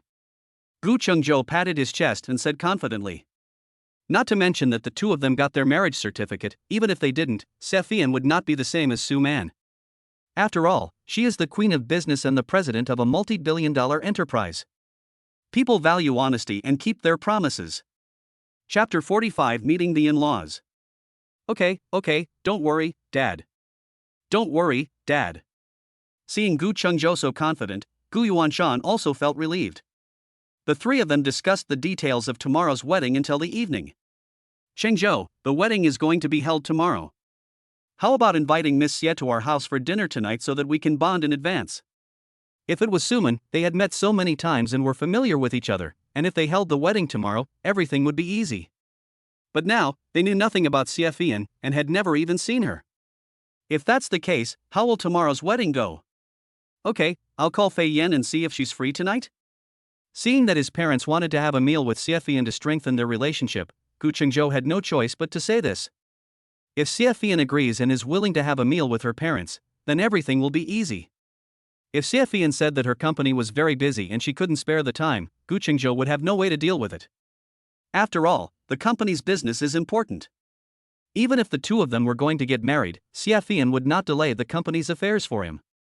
Soon, Gu Qingzhou called Xie Fian. Xie Fian was reviewing documents in the office. When she heard the phone ring, she quickly picked it up. When he saw it was Gu Qingzhou's call, he picked up the phone. What's up? Xiafian was not polite or euphemistic at all, but asked straight to the point. It's like this. I'm home today, and my parents want to have dinner with you so that we can get to know each other better. After all the relatives and friends will come to the wedding tomorrow. If they have never even met and don't know each other, it would be easy to make a fool of themselves. Okay, I'll arrange it. Xiafian understood what Guenjo meant and also understood Guenjo very well. Okay, I'll ask my parents to get ready, and I'll pick you up later. Okay, that's it. After promising Guenjo, Xiafian called Shinhong in. Sister Shinhong, please help me prepare some gifts for the elders. Tonight, I'm going to visit my future in-laws. The person Xiafian trusts the most is Shinhong. As long as I leave things to Shinhong, I won't have to worry about it anymore. Okay, just leave it to me. After Shinhong withdrew, she quickly prepared everything. When it was time to get off work, Shinhong came to Xiafian with her things in her hands. Boss Xia, do you want me to go with you? Shinhong looked at Xiafian and asked with a smile. I'm going to visit my parents-in-law. If you follow me, what will happen? Xiafian glared at Shinhong and said helplessly. She understood that Shinhong was worried about her, and she also knew that Shinhong was doing this for her own good. But tonight, it was her first time to meet her in-laws, and it wasn't quite appropriate for her to bring an assistant who was also a bodyguard. Okay, then be careful. Having said that, Shinhong disappeared tactfully. At this moment, Guenjo called. Wife, I'm already downstairs at your place, you can come down now. Okay, I'll be right down. As she spoke, Xiafian put on her clothes, carried the gift box and went downstairs. When Guenjo saw the Maodai liquor and high-end cosmetics that Xiafian was carrying, he felt a headache. If he knew this, he should have communicated with Xiafian on the phone earlier. My parents have been frugal all their lives. They have never drunk matai or used high-end cosmetics. However, since he bought it, Guenjo didn't say anything. Soon, Guenjo drove back home. When they opened the door and saw Xiafian, Lu Wei and Gu Yuanshan were stunned. This is not an ordinary woman from the human world, she is clearly a fairy from heaven who has come down to the mortal world. Mom and Dad. It was not until Guenjo called them that Lu Wei and Gu Yuanshan reacted. The two of them hurriedly and enthusiastically greeted her, welcoming Xiafian into the house as if they were welcoming a god. Mom and Dad, this is a gift for you two elders. As they talked, Xiafian and Guenjo placed all their things on the coffee table. Mom and Dad? This address made both Lu Wei and Gu Yuanshan so happy that they couldn't stop smiling. This daughter-in-law is good, this daughter-in-law is good. Not only is she prettier and more elegant than Suman, she is also more sensible and polite than Suman. Even Guenjo couldn't have imagined that Xiafian would call Mom and Dad the first time she came home. Unlike Suman, every time she comes home, she always has a stern face and doesn't even say hello. If you didn't know, you might think they were government officials coming to inspect people's homes. Kid, just come if you want, why buy such things? Besides, this thing is too expensive and a waste. Lu Wei said hurriedly and politely. It's okay, it's just a token of my appreciation. After chatting for a while, they sat down at the table to eat. The meals were all ordinary home-cooked dishes, but Lu Wei had good cooking skills and made them look good, fragrant and tasty. After the meal, several people were talking and laughing, and the atmosphere was very harmonious. Looking at Xiafian eating in front of her, Lu Wei couldn't help but compare herself with Suman again. Every time she went home for dinner, Suman had a gloomy face the whole time, didn't say a word, and seemed to dislike the food she cooked. Looking at Xiafian again, they are really as different as heaven and earth. After dinner, Xiafian sat for a while before getting up and saying goodbye. Guenjo drove and took Xiafian to Moon Bay. Wife, according to custom, we have to live separately tonight. Tomorrow morning, the makeup artist will come to your house to do your makeup. The wedding process will be very tedious and tiring. Go to bed early tonight. Guenjo hugged Xiafian and whispered in her ear. Guenjo really didn't want to be separated from Xiafian, but there was nothing he could do as that was the custom. Well, you should rest early too. After hugging for a while, the two reluctantly separated. After returning home, Xiafian washed up, lay on the bed, and couldn't fall asleep for a long time. I really couldn't imagine that I would be getting married tomorrow. That day, I was drugged and had sex with Guenjo without knowing what was going on. Is this the fate destined by God? Thinking of being drugged, Xiafian felt angry. Afterwards, she asked Shinhong to investigate. But they just couldn't find out who gave her the drugs. Although I have offended some people in the business world. But those people are not so despicable as to be so despicable. Oh, don't think about those anymore. From now on, I will never go to the bar alone, and this kind of thing must never happen again. Imagine yourself wearing a wedding dress tomorrow, appearing in front of your family and friends, and receiving everyone's blessings. Xiafian was so excited that she was like a little girl who was rewarded with a piece of candy. Chapter 46, full of sincerity. It wasn't just Xiafian who couldn't sleep, Suman was there as well. For Lin Shusheng, she chose to break up with Guenjo. She thought that Lin Shusheng contacted her after returning to China and had feelings for her. After the breakup, Lin Shusheng will marry her. Then she could marry into a wealthy family and become the lady of that family. Unexpectedly, the Lin family looked down on her. Judging from Lin Shusheng's intention, he just wanted to play with her and had no intention of marrying her. When she compared Lin Shusheng and Guenjo, she remembered how good Guenjo was to her. Guenjo really loves her and treats her well. Even if she wanted the stars in the sky, Guenjo would move a ladder to the sky to pick them for her. The more Suman thought about it, the better she felt about Guenjo. The more I think about it, the more I regret it. I shouldn't have broken up with Guenjo. It was she who pushed the man who loved her the most away with her own hands and gave him to Xiafian. Tomorrow is the day when Guenjo will hold his wedding. Originally, this was her wedding with Guenjo. But now, it has become the wedding of Xiafian and Guenjo. The more she thought about it, the angrier she became, and the more regretful she became. But what's the use of regret? There are all kinds of medicine in this world, except for regret. If there was one, she would find a way to buy one even at the cost of her life. But that's just wishful thinking, it's impossible to achieve. Lin Shusheng told her that if she could ruin Guenjo and Xiafian's wedding tomorrow, he would give her 800,000 yuan. Whether for myself or for the 800,000 yuan, I will go to Guenjo and Xiafian's wedding tomorrow. At this moment, her phone suddenly rang. I picked up the phone and saw that it was Suchen calling. Sister, you haven't slept yet? No. Sister, are you telling the truth? If I go to Guenjo's wedding tomorrow, Lin Shusheng will give me 800,000? Suchen asked Suman excitedly on the phone. That's great. My new brother-in-law is so open-minded. Don't worry, with my brother here, Guenjo's wedding tomorrow will definitely not go smoothly. On the other end of the phone, Suchen was even more excited than before. Now, Lu Xiaoxiao has once again made some harsh remarks. If I can't come up with another 800,000, I will really sue myself. As long as I go to Guenjo's wedding tomorrow, I can get 800,000 yuan, and that will solve my big problem. Sister, go to bed early and get enough rest so that you can make a big scene tomorrow. After saying that, Suchen hung up the phone. Suman also wanted to, but she couldn't fall asleep. Xiafian, like her, tossed and turned in bed but couldn't fall asleep.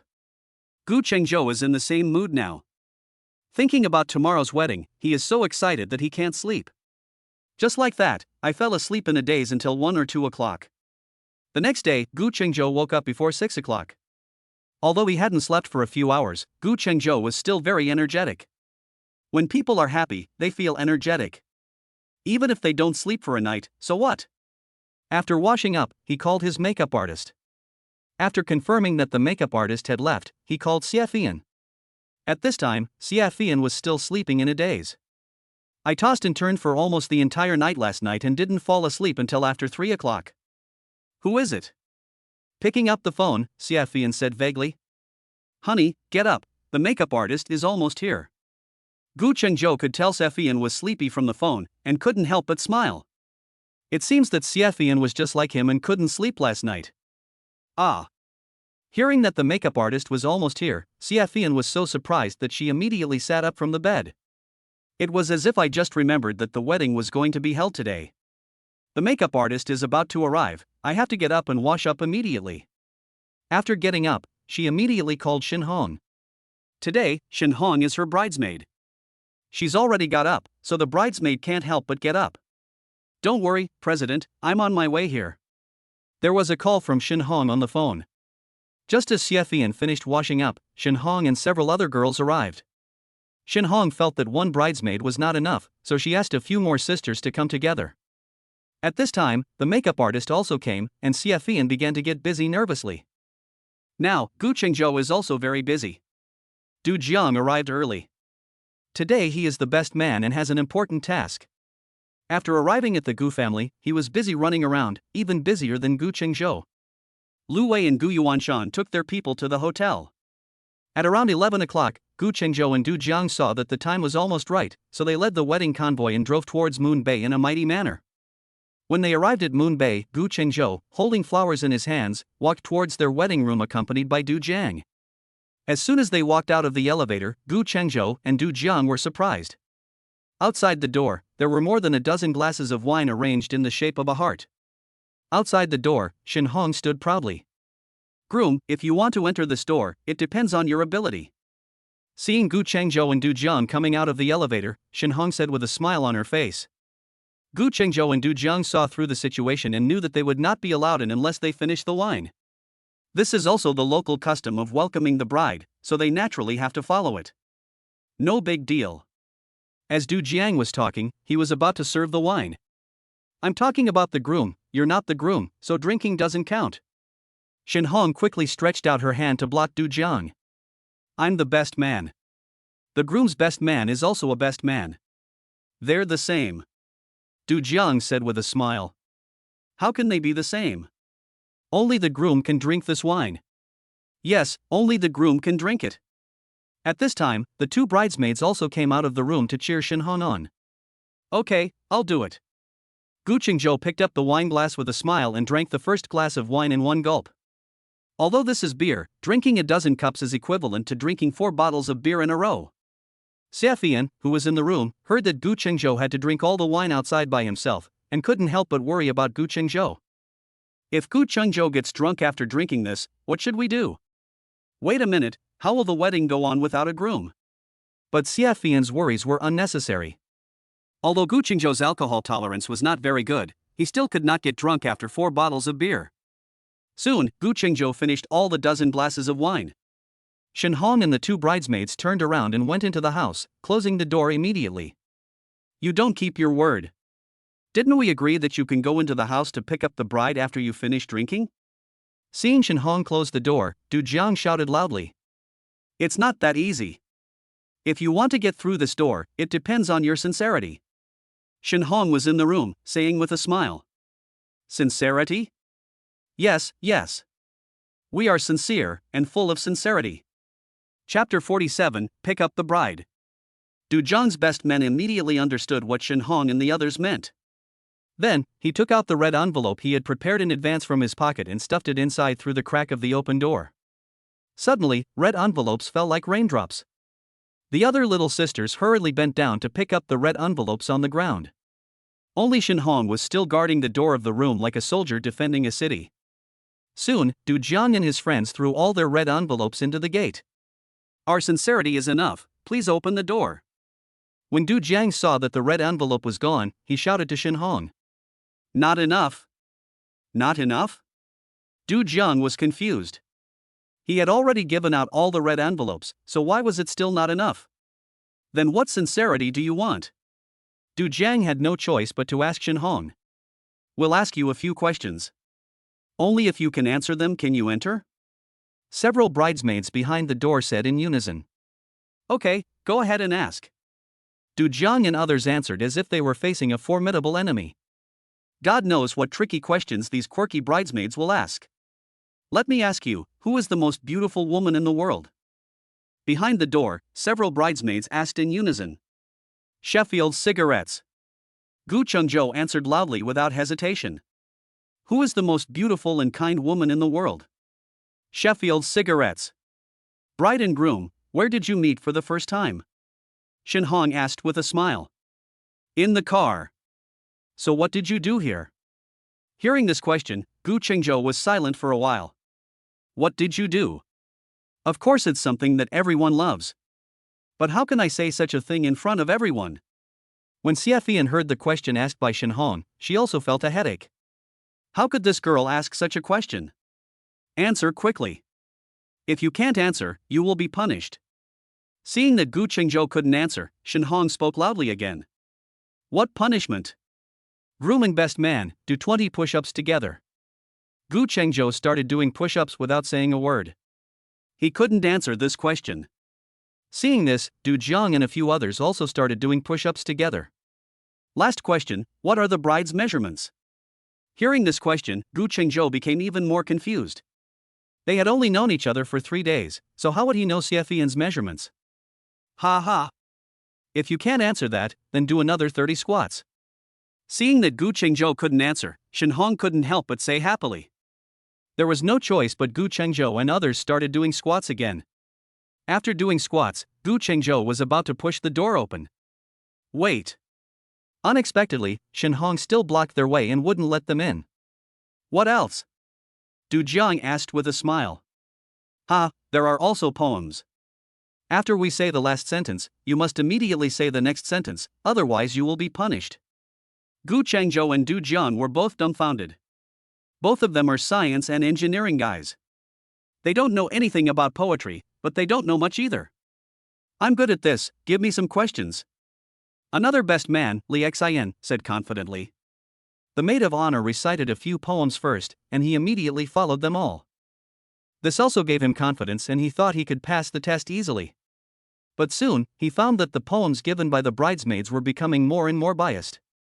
I guess you can only find such poems by searching through all the Tang poems. How could he know that these bridesmaids had done their homework in advance? These poems are the most obscure verses they found in all the Tang poems. Not to mention Li Xian, even the literature professors in the university might not be able to match it up. There was no choice but for the groom and best man to be punished again. Looking at Gu Qingzhou and others doing push-ups and squats outside, Shen Hong and others in the house couldn't help but laugh happily. Seeing that Shen Hong was still making a fuss, Xie quickly signaled to Shen Hong with her eyes. Just do it almost, don't go too far. But Shen Hong doesn't care. Today is a happy day. Even if you are the president, it won't work. Li Xian couldn't match several poems in a row and had to retreat in shame. There was no other choice, Du Jiang had to go ahead with it.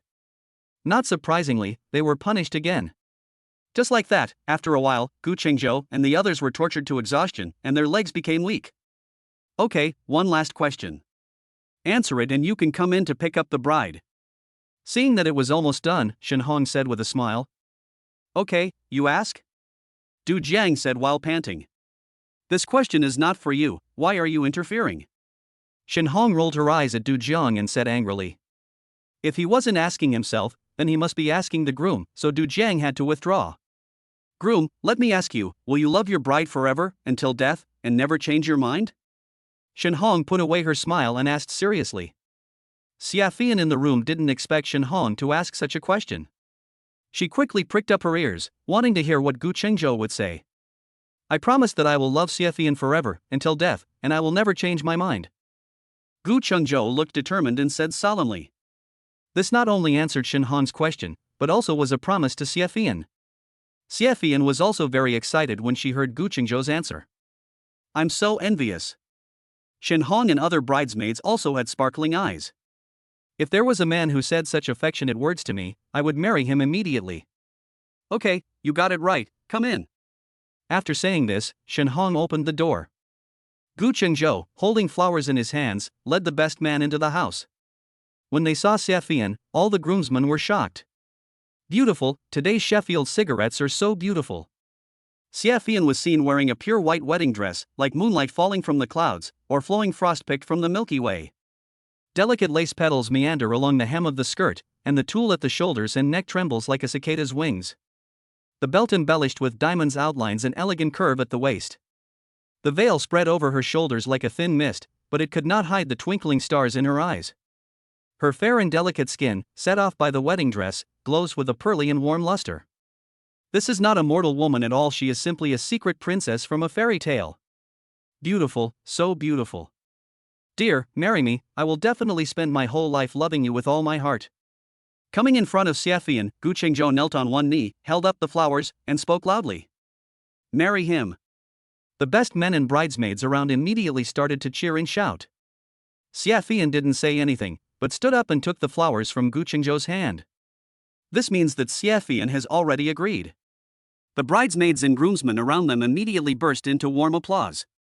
Chapter 48, Blocking Marriage. Gu Qingzhou reached out and grabbed Xie hand and was about to walk out. Stop. Unexpectedly, at this time, Shen Hong blocked their way again.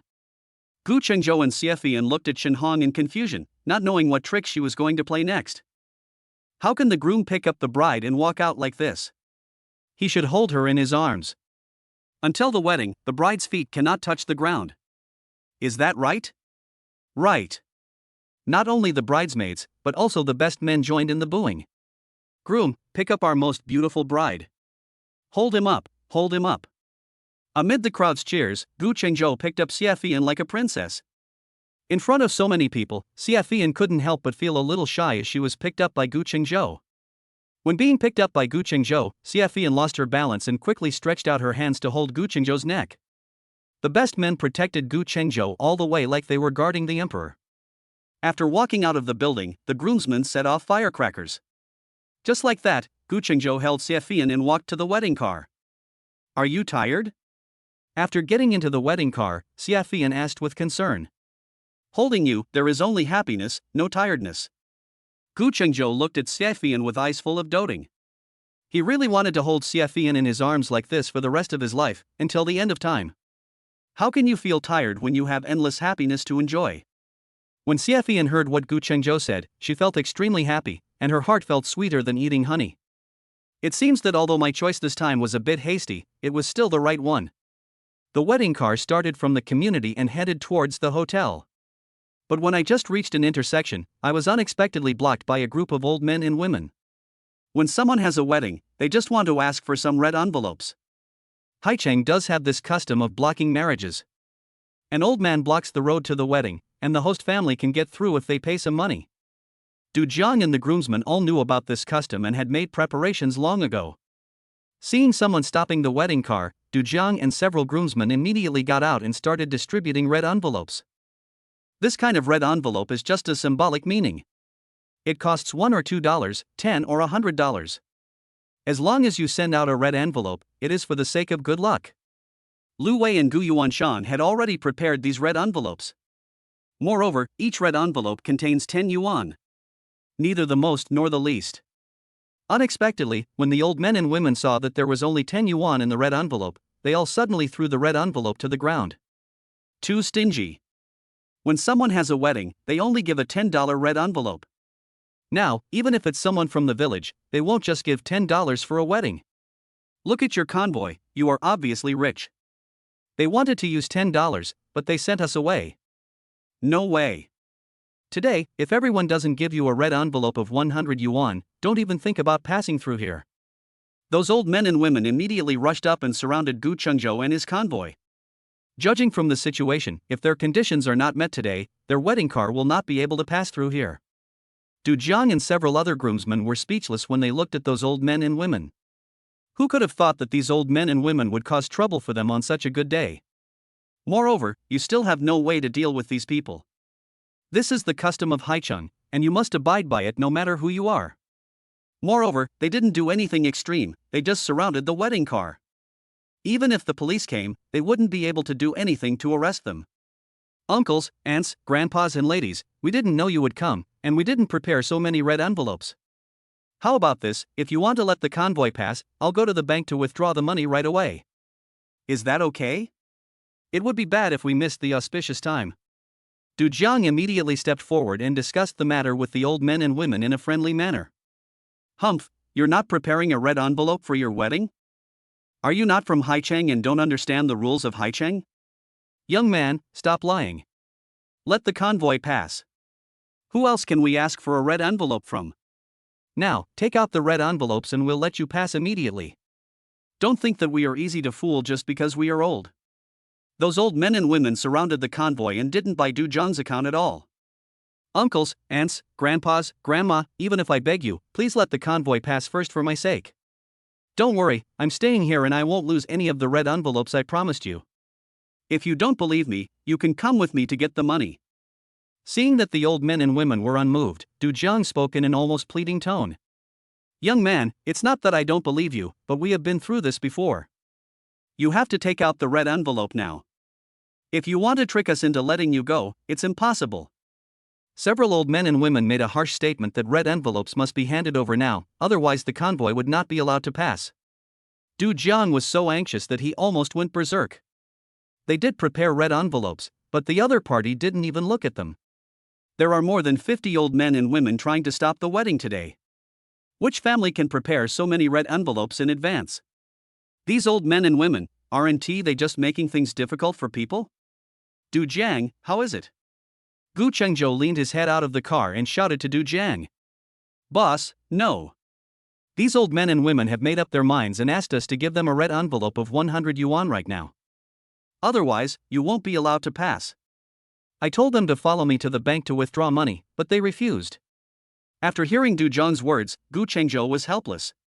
This is the custom in Haicheng. You cannot get angry with old men and women even on happy occasions. Even now, it is too late to go to the bank to withdraw money and give red envelopes to those old men and women. These people, aren't they just causing trouble for them?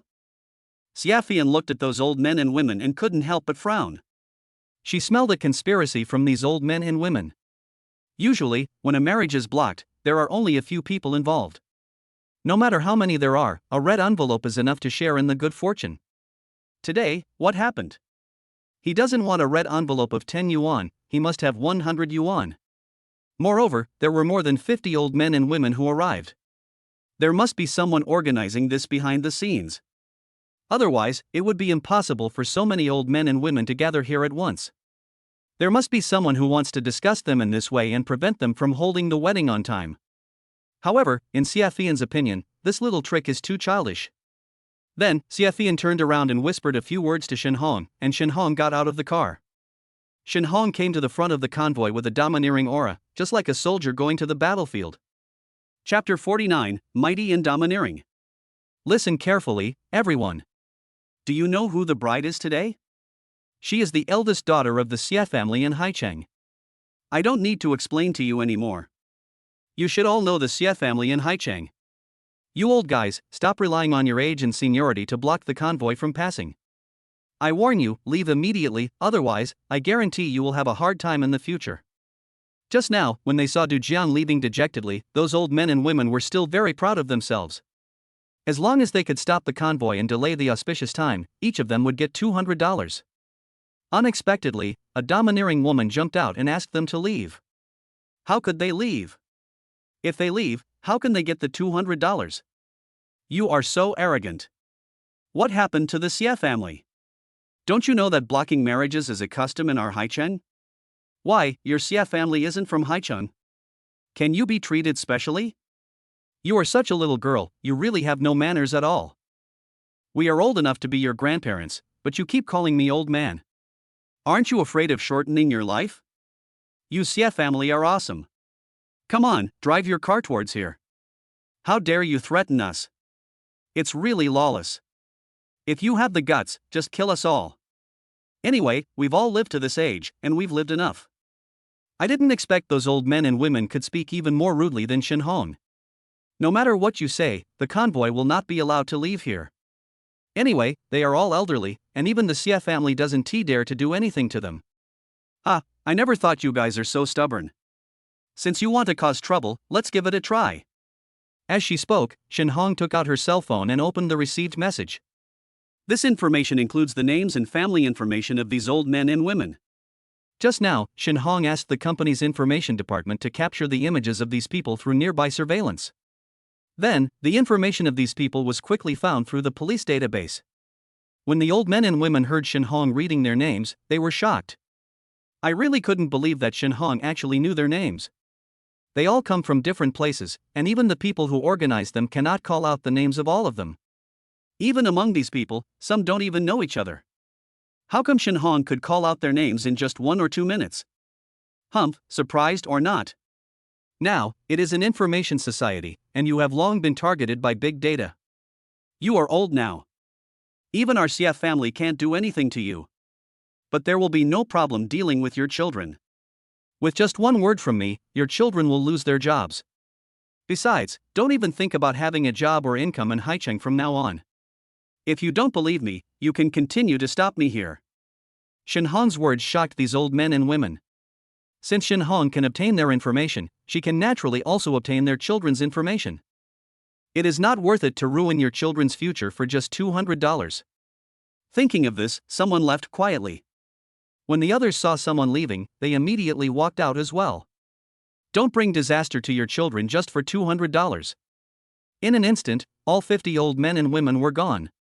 Shen Hong, who was standing in front of the convoy, smiled triumphantly like a general who had won a battle.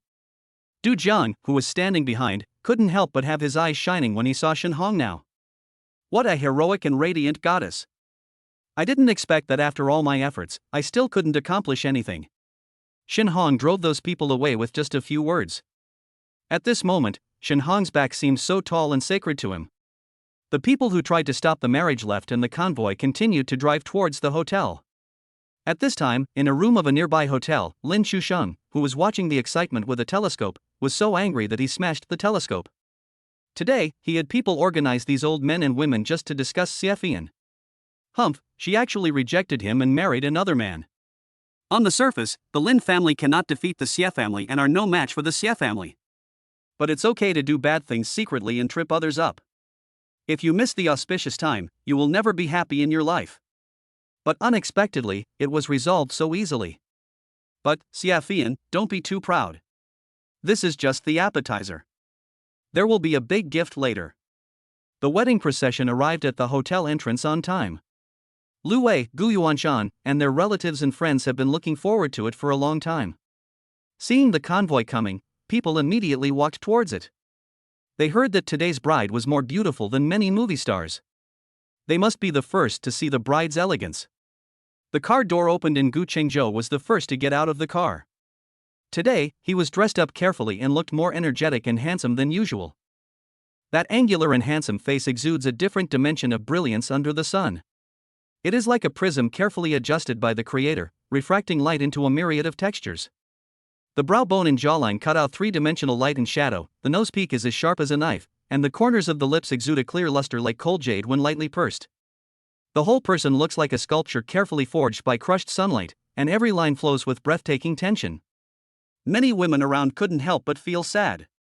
Why am I not lucky enough to have such a handsome man? However, most people nowadays do not pay too much attention to Guenjo. What they want to see is today's bride. After Guenjo got out of the car, he hurriedly turned to the other side of the car and opened the door. As soon as the car door opened, everyone's eyes immediately looked inside the car. Xie was wearing a pure white wedding dress, and her face was so beautiful that it was breathtaking. However, due to the angle, many people cannot see it. At this time, Guenjo bent down, stretched out his hands, and hugged Xie. Then, he exerted force with both hands and carried Xie out of the car. Seeing the bride carrying the bride out, Du Jiang and several groomsmen immediately twisted the flower barrels in their hands. In an instant, the colorful strips and sequins filled the sky like flowers scattered by fairies, emitting colorful light under the sun. Chapter 50 Suman comes to make trouble. Amid the colorful strips and sequins, Guenjo, holding Xie, walked slowly forward like a golden boy and a jade girl. A flower arch had already been arranged on the hotel's lawn. Behind the arch is a path paved with red carpet. The two sides of the path are filled with green plants, flowers, and brightly colored balloons.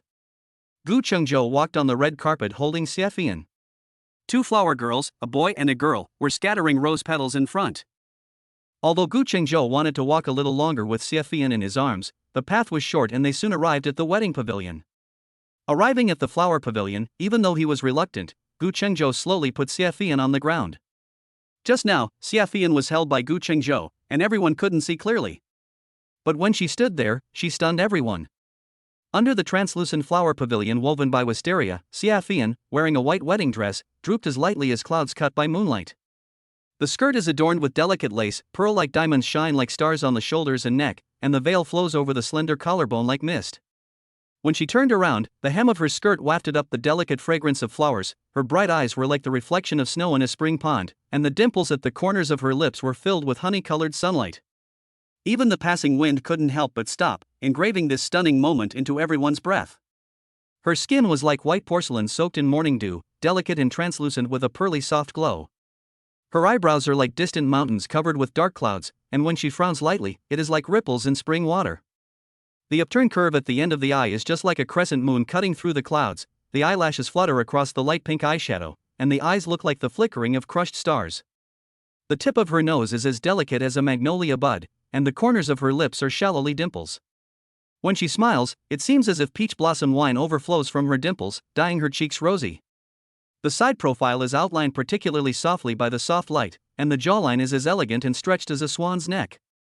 The scattered hair was dotted with colorful sequins and rose petals, making the skin look even more transparent like snow.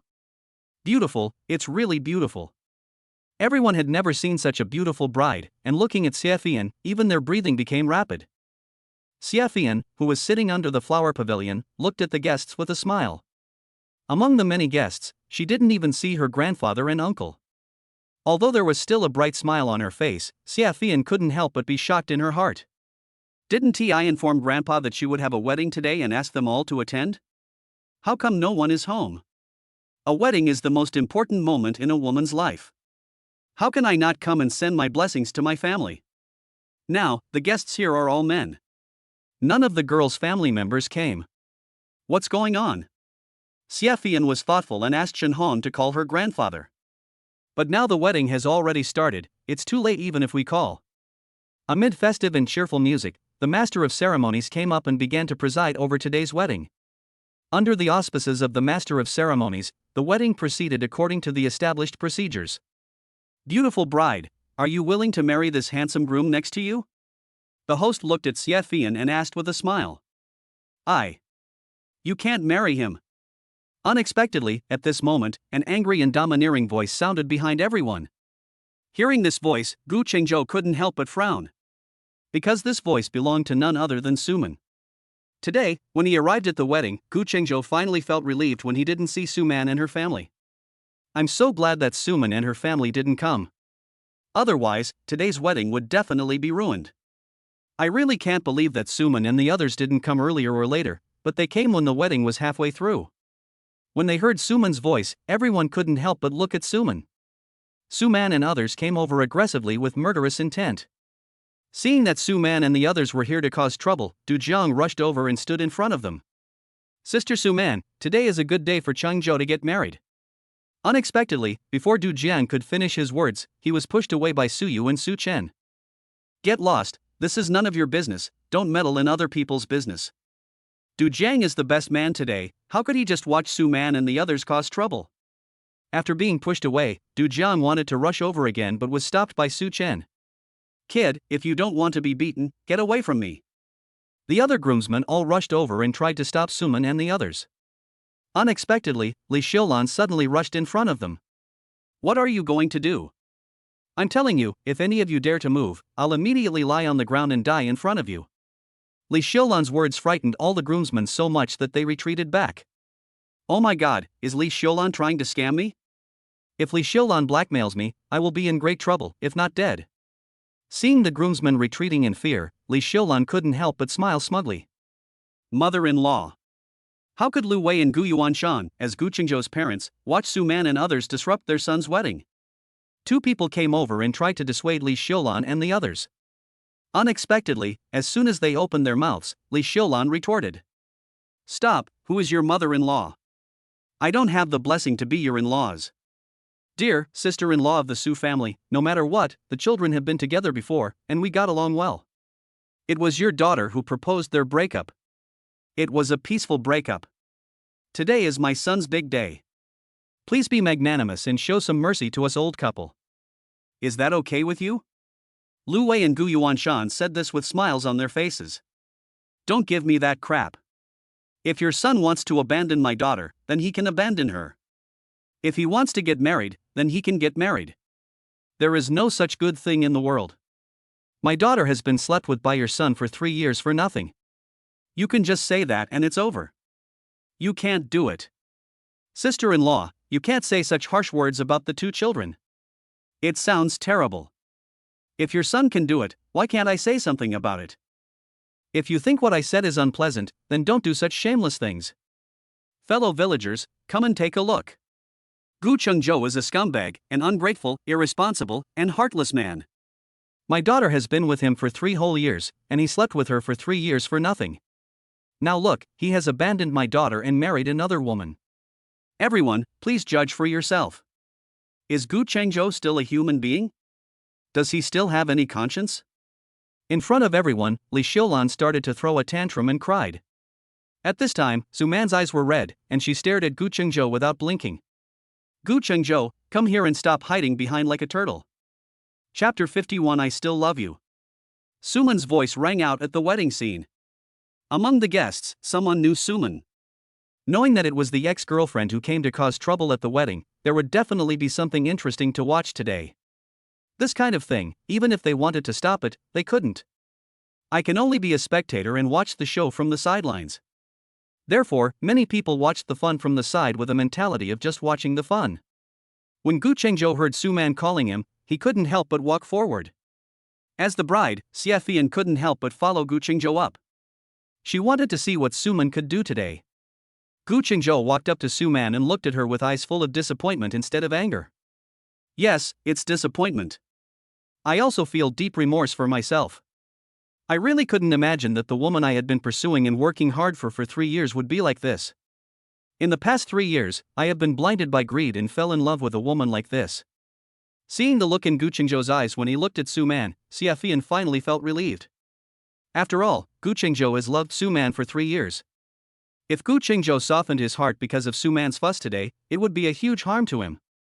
You scumbag, you son of a bitch, you finally dared to stand up.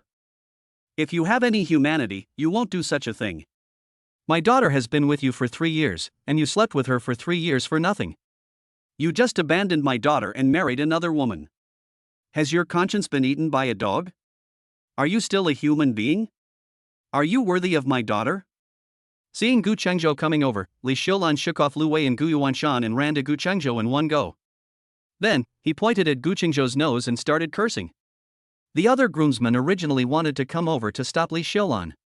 But thinking of what Li Xiulan had just said, several people had to put down their legs that had just been raised. If this old witch lies on the ground and doesn't move, then they're done for. There was no way out. They were so scared that they really didn't dare to move. Du Jiang wanted to help, but he was stopped by Su Chen. Even if he wanted to come over to help Gu Chengzhou stop Li Xiulan, he couldn't do it. Ms. Li, you are absolutely right. Have your consciences been eaten by dogs? Are you still human? Are you worthy of me? It was your daughter who proposed the breakup. Don't blame me like I've done something wrong to your daughter. For today's wedding, my parents, my whole family and I worked together to prepare for more than a month. It is to give your daughter a grand and solemn wedding, so that your daughter and your whole family can have face. Unexpectedly, just the day before yesterday, your daughter proposed to cancel the engagement and breakup because her first love came back. Her first love comes from a better-off family than mine, and has more money. It's understandable that she can choose her first love. Since your daughter has chosen her first love, why bother to harass and disrupt my wedding? There is no relationship between me and your daughter now. You have no right, and no qualifications, to mess around at my wedding. Gu Chengzhou's series of questions made Li Xiulan and others gasp. Even the usually aggressive Li Xiulan was suddenly rendered speechless by Gu Chengzhou's question. Chengzhou, I didn't mean to break up that day. I just wanted to test you. I just want to see if you really love me and will never abandon me under any circumstances. But what I never expected was that you actually broke up with me and turned around to marry this woman. Gu Chengzhou, let me ask you, if you really love me, would you marry another woman so soon? If you really love me, you will do everything you can to keep me and will never leave me. All I want is your attitude. Even if you say a few words to keep me, the dark clouds in the sky will disperse. I never thought you would be so heartless and leave me alone. I followed you for 3 years in vain. I wasted the best 3 years of a woman's youth on you. But you treated me like this, hurt me like this. Are you worthy of my dedication and love for you over the past 3 years? Listening to Suman's words, Gu Chengzhou almost laughed to the point of hurting himself. Suman, do you believe what you said? Can you fool others, but can you fool yourself? You really speak better than you sing. Are you testing me? Why didn't you try it earlier or later? Why did you have to wait until your first love came back before you tried it? That day, when you were showing off the bag that Beast gave you in front of me, did you dare to say that it was a test? Suman, we're done. There's no point in you making such a fuss. Fei Yan and I have obtained our marriage certificate and are now a legal couple. I advise you to take your parents and leave our wedding scene immediately, otherwise I will call the police. Gu Chengzhou showed no mercy to Suman and spoke in a cold tone. No, Changzhou, we are not finished yet. Changzhou, I love you and you love me too. We can start over again. As long as you leave with me today, I will definitely love you well, treat you well, and compensate you well in the future. Believe me, I really love you and I can't live without you. Changzhou, come with me. As she spoke, Suman reached out to hold Gu Chengzhou's hand. Unexpectedly, Gu Chengzhou shook off Suman's hand with just a flick of his hand. Miss Su, please respect yourself. How can you be so aggressive in front of my wife? I am already a married man, so please stop talking nonsense here. We no longer have any relationship. From now on, we will go our separate ways. Today is our wedding. If you're willing, you can stay and have a drink. If you don't want to, leave with your family. Suman's heart almost broke when she heard what Gu Chengzhou said. This is still the same dog who has been licking me for 3 years. This is still the man who said he would love me till the end of time. This is still the lover who comes when I summon him and leaves when I dismiss him. Suman now truly understands that for some people, you will only regret it after you really lose them. During the 3 years they were together, Gu Chengzhou really loved her to the core. It also allowed her to enjoy the happy life that only princesses in fairy tales can enjoy. If now, it was me who was marrying Gu Chengzhou. She promised that Gu Chengzhou would continue to love, care for and take care of her throughout her life as he did before. But now, all of this doesn't belong to her anymore. And she ruined all of this with her own hands. No, Changzhou, I know you love me, come with me and leave here, okay? Chapter 52, Kicked Away. With tears in her eyes, Suman looked at Gu Chengzhou pleadingly and murmured. Suman, let me reiterate to you, we are over, there is no relationship anymore. Gu Chengzhou's tone was extremely cold, and the guests present also felt his determination and anger. He really couldn't imagine that Suman would come to his wedding and pester him and make trouble. At the beginning, it was you who said break up, but now you want me to go back. Who do you think I, Gu Chengzhou, am? Are you really the only woman in this world? Xia Fian was standing nearby, watching coldly. She knew that Gu Chengzhou and Suman had been in a relationship for 3 years. She just wanted to see how Gu Chengzhou would respond. Now, she is very satisfied. It seems that Gu Chengzhou did not lose himself because of his 3-year relationship with Suman. It also shows that I already have a place in Gu Chengzhou's heart. This also made her feel a little secretly happy. But Suman's heart was filled with mixed feelings of bitterness, sweetness, sourness, and numbness. She felt despair from Gu Chengzhou's resolute and cold tone. She knew that there was no possibility for her and Gu Chengzhou to get back together. Today, she brought her family here to make trouble, not just for Lin Xuxing's 800,000. She also really wanted to win back Gu Chengzhou, the man who loved her the most.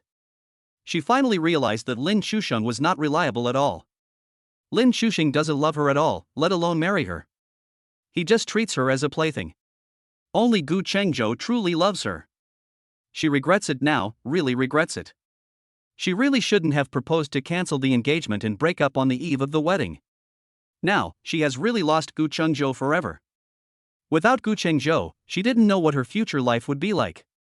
She wanted to cry now, but she had no tears. She wanted to blame someone, but she didn't know who to blame. All of this was caused by herself, she can't blame anyone else. Inadvertently, she saw the bright and charming Xiefian beside Gu Chengzhou. When she saw Xiefian smiling happily, she suddenly became angry. Yes, it was this woman who harmed me. It was she who snatched away the man who loved her the most. It was her who made me become what I am now. If it weren't for her, how could I have become like this? If it weren't for her, Gu Chengzhou would have gone with me as long as I waved my hand. It's all her fault. It's this woman who harmed me. If I am not happy, I cannot let this woman who hurt me be happy. Thinking of this, she suddenly rushed towards Xiefian like crazy. Aren't you prettier than me? Aren't you a happy bride? I'll scratch a few scars on your face and ruin your appearance, and then see if Gu Chengzhou will still want you. When you become ugly, Gu Chengzhou will definitely come back to you. No one present expected that Suman would suddenly attack and rush towards Xiefian. It was Shen Hong. When she saw Suman rushing over, it was too late for her to rush over to stop her. After all, Shen Hong is still several meters away from Xiefian. Xiefian saw Suman's red eyes and felt Suman's anger, and she was frightened for a moment. When Suman reached out to grab her face, she was still standing there and didn't react at all. But just when Suman's hand was about to grab Xiefian's face, Suddenly, a hand reached out and grabbed Suman's hand. Suman was about to scratch Xiaofian, and she couldn't help but feel a sense of pleasure in her heart. Humph, you bitch, how dare you snatch my man from me? Even after you are disfigured, Guenjo will still be mine. Unexpectedly, at the most critical moment, his hand was grabbed by Guenjo. Over the past 3 years, this hand has held my hand countless times. Even the temperature of my hands is the same as before. The difference is that this time, Guenjo held her hand tightly. She felt waves of pain in her wrist. Wrong.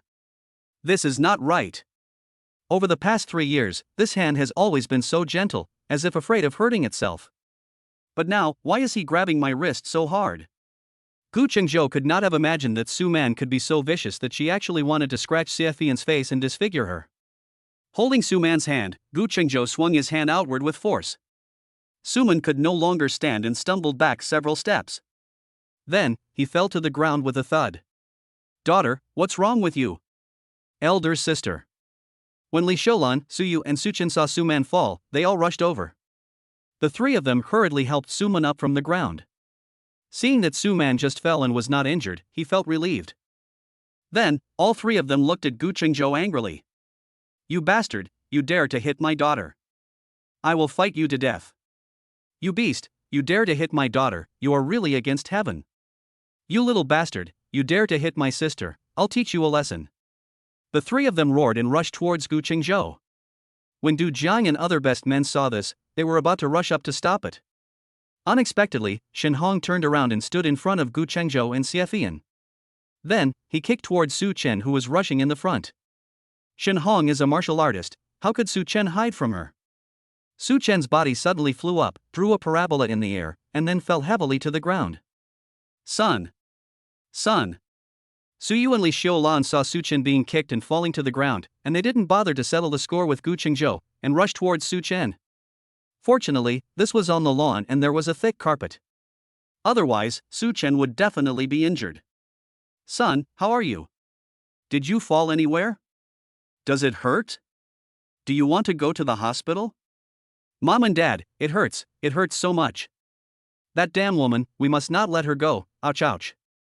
Su Chen, who was helped up, was still grimacing and crying in pain. Who are you, you stinky woman? How dare you kick my son? I think you deserve to be punished. You stinky bitch, you dare to hit my son, I'll tear your mouth apart. As they spoke, Suyu and Li Xiulan rushed towards Shen Hong like 2 tigers descending from the mountains. The sky is big, the earth is big, but my son is the biggest. Their son is the treasure of the family. Even though he has grown up, they are reluctant to hit him. Now he was kicked away by Shen Hong and fell so hard that the 2 of them were heartbroken. To deal with the 2 of them, Shen Hong kicked them one by one and kicked them all away. Dad, Mom. This time, it was Su Chen and Suman who went to support Suyu and Li Xiulan. Humph, you are so bold that you dare to cause trouble at the wedding of the eldest lady of the Xie family. Believe it or not, with just one word from our Xie family, you will have no place to stand in Haicheng. Shen Hong glared at Li Xiulan and the other 3 and shouted angrily. Who is so bold as to use the name of our Xie family to blatantly bully others here? Chapter 53, A Bolt from the Blue. As this voice rang out, everyone's eyes turned to Xia Hui. Even Shen Hong and Xiaofian couldn't help but look at Xia Hui. When Shen Hong saw that it was Xia Hui, she couldn't help but breathe a sigh of relief. Just now, Shen Hong also noticed that no one from the Xie family came. At that time, Shen Hong was really a little anxious. How could it be possible that no one from the president's family came to his wedding? She even wanted to leave the wedding and go to Xia's house to invite everyone from the Xia family over. Now, the president's family has finally shown up. Although she was just one person, she was still the president's in-laws, and it helped the president save some face. But when Xiaofian saw that Xia Hui was the only one left, her heart sank to the bottom. Ever since her parents passed away, everyone in the Xia family, especially her uncle's family, have regarded her as a disaster. If it weren't for her grandfather, her uncle's family might have kicked her out of the Xia family long ago. Therefore, she has always worked harder than others since she was a child. After graduating from university, the Xie group encountered an unprecedented crisis. At that time, my grandfather was seriously ill and my uncle could not shoulder the heavy responsibility of the Xie family. Xia Hui was still young at that time and was of no use at all. Seeing that the Xie family was about to face a devastating disaster, Xie had no choice but to step forward and shoulder the entire Xie family. And she lived up to everyone's expectations. She not only saved the Xie family, but also made it even more glorious. And my uncle's family all wanted to get something for nothing and get more benefits from the Xie group. But under the high pressure from her as the president, my uncle's family never got any benefits from the Xie group. Therefore, my uncle's family, especially Xie Hui, had long hated her. But today, grandpa, uncle and others didn't come, only Xie Hui came. Xie had a vague feeling that something bad was bound to happen. Sure enough, Xie Hui walked over arrogantly with a file bag in his hand. At least I arrived in time and didn't delay things too much. Looking at Xie and Guenjo, Xie Hui said with a wry smile. Who are you? Guenjo looked at Xie Hui and asked in a deep voice. Today's wedding was really lively. First, Li Xiulan and her group came to cause trouble, and now another mysterious person has come. This made Guenjo angry, and then he asked Xie Hui coldly. You must be Guenjo? If you want to know who I am, you can ask Xie next to you. Xie Hui looked at Guenjo with disdain, then curled his lips and said arrogantly. Hearing Xie Hui's words, Guenjo couldn't help but look at Xie. He is my uncle's son, my brother. Xie said softly. When Guenjo heard that it was Xie brother, he couldn't help but look very happy. After all, he felt strange because he didn't see Xie's family just now. Now, Xie's family has arrived, and their wedding is complete. Brother, I'm glad. Guenjo quickly stretched out his hands to shake hands with Xie Hui. Unexpectedly, Xie Hui stood there coldly without even extending his hand. Guenjo's hands could not help but hang in the air awkwardly. Guenjo, I am the eldest son of the Gu family. Who do you think you are? How dare you call me brother? Xie Hui stared at Guenjo with cold eyes, and then said contemptuously. This. Guenjo was stunned by what Xie Hui said. What was going on? How can you talk like that to your wife's family? Even if you are the eldest son of the Xie family, so what? I am already married to your sister, so I am your brother-in-law. How does a brother-in-law talk to his brother-in-law? Xie Hui, what are you doing? After hearing what Xie Hui said, Xie knew that Xie Hui definitely had bad intentions this time. What? Xie, you're getting married today, and I'm giving you a big gift on behalf of my grandfather. As he spoke, Xie Hui raised the file bag in his hand. Xie Changfeng, chairman of the Xie group, announced that Xie is stubborn, arbitrary, and overbearing. He is now relieved of all his duties in the Xie group and expelled from the Xie family. Every word Xie Hui said was like a bolt from the blue, exploding in Xie's ears. How can this be? How could Grandpa do this? Impossible, this is impossible. Over the past 3 years, he has worked hard for the Xie family, saved the Xie group from the brink of bankruptcy, and achieved a market value of 10 billion yuan. I worked diligently, even if I have no credit, I have worked hard. How could my grandfather be so heartless that he not only dismissed me from all my positions, but also expelled me from the Xie family? Doing this is so unfair and heartless to her. Thinking of this, Xie became a little dazed, her body swaying, and she was about to fall. At this moment, a big warm hand reached out and held her hand. Don't be afraid, my wife. Even if the Xie family is gone, I'm still here. Guenjo didn't say much, but he gave her warmth, comfort, and strength. No, you can't do that. Everyone at the wedding was still in shock, except for Xinhong shouting loudly. As Xie assistant and bodyguard, she is also Xie's best friend. Xinhong knew what Xie had paid for the Xie group in the past 3 years. 3 years, more than 1,000 days and nights. Xie worked day and night and devoted himself selflessly, which is why the market value of the Xie group reached tens of billions.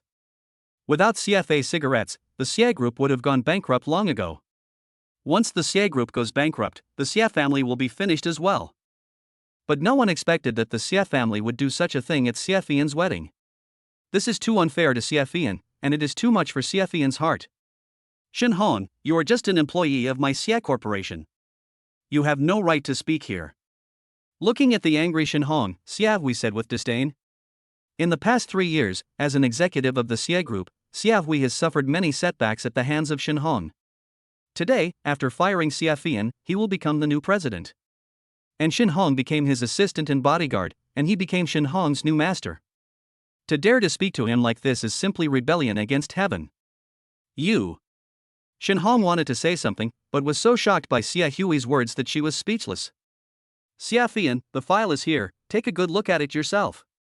As he spoke, Xia Hui threw the file bag in his hand towards Xia Fian. Xia Fian hurriedly bent down to pick up the file bag, then tremblingly opened it and pulled out the documents inside.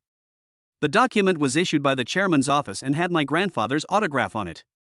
Looking at the bright red official seal and her grandfather's signature, Xia Fian's tears welled up in her eyes. Real. It's all true. Unexpectedly, after devoting her whole heart to the family chose to stab her in the back at her most important moment. No wonder in the past 3 years, Grandpa only let her be the president but didn't give her any shares in the Xie Group. It turned out that his grandfather just treated her as a worker, and a free one at that. Chapter 54 Don't Touch My Husband. Holding the document, Xia Fian stood there like a stone sculpture, his face pale and his breathing became rapid. Fei Yan, what's wrong with you? Seeing Xia Fian's expression, Guenjo asked hurriedly with concern. Nothing. Xia Fian quickly wiped away her tears with her hands, and then spoke softly. I can't act so vulnerable in front of so many people. Otherwise, people will look down on you. How could you, the Xia family, treat Fei Yan like this? If it weren't for Fei Yan, your Xia family would have been finished long ago. The Xia Group has just gotten better, and you guys are already destroying the bridge. You, the Xia family, are too heartless and inhumane. Seeing Xia Fian, who was always strong, actually shed tears in front of everyone, Shin Hong couldn't help but yell angrily again. Shin Hong, remember your identity. You are just an employee of Xie Corporation. You dare to talk to the new president like this, do you not want to work in Xie's anymore? Xia Hui shook his head and said very arrogantly and disdainfully. Humph, what is Xie's? Without Fei Yan, there would be no Xie's today. You still want to use your status as the new CEO to pressure me. Let me tell you, I've fired you. In fact, Shin Hong had long realized that those people in the Xia family were ungrateful people. She had long ago advised Xia Fian not to be the president of this empty company and to have shares in Xie's company. Xia Fian always said that there was no rush and that she would transfer part of the shares to her when her grandfather was in better health. Now look what happened, you got kicked by someone. Shares? Xia Changfeng never thought about giving Xia Fian shares. Xia Fian is a woman, and once she gets married she will belong to someone else's family. If I give her the shares of Xie's, then Xie's will become someone else's in the future. Xia Hui looked at Shin Hong in surprise. He didn't expect that Shin Hong would copy him, the new president who was about to take office, in front of everyone. Shin Hong, your annual salary is 1 million. If you leave Xie's, where can you find such a good job? I'll just assume that you said something wrong just now. As long as you follow me, I promise that your treatment will remain the same. In the past 3 years, he has suffered a lot from Shin Hong. Now, he is going to become the new president of Xie Group. If he couldn't show off his power as a CEO in front of Shin Hong, how could he vent the anger in his heart? Humph, I don't care. Even if I have to beg, I won't work with an ungrateful person. Shin Hong glared at Xia Hui, then said with disdain. She knew Xia Hui too well. If she worked under him, she would definitely not end up well. Don't regret it. As long as my Xia family says a word, you won't be able to find a job in Haicheng. Seeing that Shin Hong didn't give him face in front of so many people, Xia Hui said angrily. Humph, your Xia family's hands are so big that they can even cover the sky. Besides, if the Xia family was that powerful, they wouldn't have gone bankrupt 3 years ago. Shin Hong's words revealed the Xia family's past, and Xia Hui was so angry that he almost lost his temper on the spot. However, he soon calmed down. If he lost his temper in front of so many people, it would seem that he, as the new president of Xie Corporation, had very little grace. Guenjo, you married Xia Fian because she is the eldest daughter of the Xia family. If you get married, you can take a shortcut and save yourself decades of hard work. Now, Xia Fian has been fired and expelled from the Xia family. She has nothing left. Are you regretting and disappointed now? After saying that, Xia Hui looked at Guenjo, trying to see an expression of regret and disappointment on his face. It seemed that only in this way could he feel pleasure and satisfaction. Unfortunately, after hearing his words, Guenjo's expression remained the same as before, without changing at all. You are wrong, and I disappoint you. I, Guenjo, married Xia Fian not because she is the eldest daughter of the Xia family, but because of her as a person. I, Guenjo, am upright and upright. I don't need to use that kind of means to realize my life value. Gu Chengzhou held Xie Fian's hand tightly and spoke loudly. Gu Chengzhou's voice was loud and resounding throughout the wedding scene. Hearing Gu Chengzhou's words, Xie Fian couldn't help but feel very moved. It seems that my way of looking at people is not wrong. This man whom I have only known for 3 days is reliable. Just keep talking tough. I know that you must be very regretful and disappointed in your heart now. I just want to save face and don't dare to admit it in front of so many people. I've seen many hypocritical men like you. Xia Hui didn't believe a word of Gu Chengzhou's words and then ridiculed him contemptuously. Only those who are dark inside will see everyone as being as dark as themselves. Gu Chengzhou hit back mercilessly. You. Hearing Gu Chengzhou's words, Xia Hui became furious again. I just wanted to rush over and teach Gu Chengzhou a lesson. Good boy, you actually said in front of so many people that I have a dark heart. However, he stopped in an instant. Why should an elephant care about the attitude of an ant? Compared with Gu Chengzhou, he is far superior and they are not from the same world at all. People like that, if you say a few words of complaint, you will get furious and lose your own value. Chengzhou, I know that you chose to marry Xie Fian because she is the eldest daughter of the Xie family. Now, she is no longer the eldest daughter of the Xie family. Just leave her and come back to me.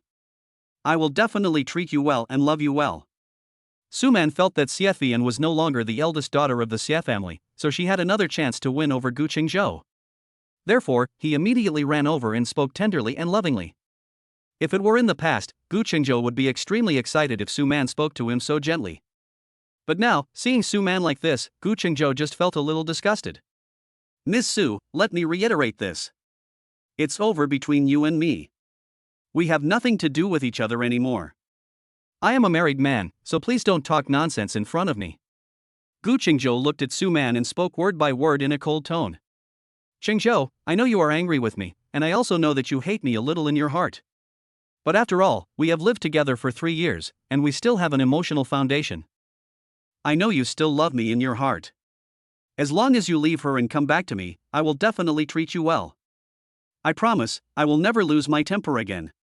Just promise me that you will come back to me, okay? As she spoke, Suman reached out to grab Gu Chengzhou's hand. Unexpectedly, Suman's hand was opened by Xie Fian. Suman, please respect yourself and don't touch my husband. Chapter 55. You should give up that idea. Xie Fian waved her hand and knocked Suman's hand away. Then, with a serious expression and a cold tone, he spoke. Everything that happened to you before is now in the past. Now, you have no relationship. Gu Chengzhou is my husband now, my legal husband. How dare you touch my legal husband in front of me? Did you ask for my opinion? Bitch. Seeing that Suman dared to hit Suman's hand, Li Xiulan couldn't help but get furious and wanted to scold and curse Xie Fian. But she suddenly thought that Xie Fian was a member of the Xie family no matter what. Now, he dared to curse Xie Fian in front of Xie Hui. What if the Xie family disagreed? If that happens, wouldn't it be like shooting oneself in the foot and offending the Xie family? But when she glanced at Xie Hui, she saw that Xie Hui was just standing there smiling, with no intention of intervening at all. She called Xie Fian a bitch in front of Xie Hui, but Xie Hui didn't care. It seems that this time, the Xie family really expelled Xie Fian from the Xie family. If that's the case, then why should she be polite? Not only did she scold Xie Fian, she also wanted to hit Xie Fian. Suman is their family's cash cow, and even they are reluctant to lift a finger for her. You are an outsider, and you dare to hit Suman's hand. How dare you? If you hurt Suman, that would cut off their family's source of income. Therefore, Li Xiulan quietly approached Gu Chengzhou and Xie Fian. Then, without any warning, she pounced towards Xie Fian like a tiger descending from the mountain. He stretched out his hands and started scratching Xie Fian's face. Xie Fian, you just have a prettier face than Suman. If I stretch out my hand, I will tear your image and scratch you into a harlequin cat. See if Gu Chengzhou still likes you and will still protect you. Although Li Xiulan's actions were secretive, they did not escape Gu Chengzhou's eyes. When she approached quietly, Gu Chengzhou had already seen her. Now, seeing Li Xiulan reaching out to scratch Xie Fian's face, Gu Chengzhou stretched out his hand and grabbed Li Xiulan's wrist. Li Xiulan felt as if her wrist was clamped by an iron pair of pliers. She was about to struggle and resist, but unexpectedly Gu Chengzhou swung his hand away. Li Xiulan's body was spinning like a top and rushing out. He rushed out several meters, could no longer stand, and fell to the ground. Mother of the child. Mom! Suyu, Suchen, and Suman rushed towards Li Xiulan in panic. The three of them worked together to help Li Xiulan up from the lawn. Until now, Li Xiulan is still confused and has stars in her eyes. This was just the grass. If it was on concrete, she would definitely have had a concussion. She shook her head and finally became a little more sober. It's so unfair, it's murder. After waking up a little, Li Xiulan immediately screamed like a pig being slaughtered. Guenjo, you dare to hit my wife, you'll end up in jail. Mom, all your bones are broken. Guenjo, you bastard, you are too cruel. Suyu and Suchen immediately shouted as if they understood what he meant. Hurry, call the police and let them catch this heartless bastard. Ouch, my bones are broken. It hurts so much. Hearing her son's hint, Li Xiulan immediately pretended to shout again. Haha, stop acting. This is a lawn with thick carpet. Even if it's porcelain, it won't break if you drop it. Is your body so fragile that it's not even as fragile as porcelain? Xiafian sneered and said disdainfully to Li Xiulan and the other two. Their acting skills are so poor. Humph, Xiafian, don't be so arrogant. Don't forget that you are no longer the eldest daughter of the Xie family. Now, as long as we call the police, they can arrest you too at any time. If you leave now and return Guenjo to me, I can forgive you and let you go. Otherwise, you'll go to jail. Suman looked at Xiafian and said with gritted teeth. Suman, you really don't even care about your dignity anymore. It was you who chose to break up so that you could marry into a wealthy family. Why, now that your first love doesn't want you and can't marry into a wealthy family, you're turning around and want to harm Chengzhou again. You are talking nonsense? Suman was so hurt by Xiafian's words that she almost jumped up from the ground like a cat whose tail was stepped on. You know whether I am talking nonsense or not. However, I also want to thank you for taking the initiative to leave Chengzhou. Otherwise, where can I find such a good husband? As she spoke, Xiafian took the initiative to grab Gu Chengzhou's arm and snuggled up to him. You, Xiafian, you leave Chengzhou immediately, or I will call the police and have both of you go to jail. Okay, report it. There are so many people watching at the scene, and there are surveillance cameras. Do you think the police will believe you? Xiafian pursed her lips and smiled, saying nonchalantly. You. Suman was so angry that she jumped up and down, but there was nothing she could do. Xiafian, you regret it now. At this moment, Lin Chushang stopped watching the show and slowly walked over from behind. Xiafian, if you agree to this, young master, you will not only still be the eldest daughter of the Xie family, but also the young lady of the Lin family.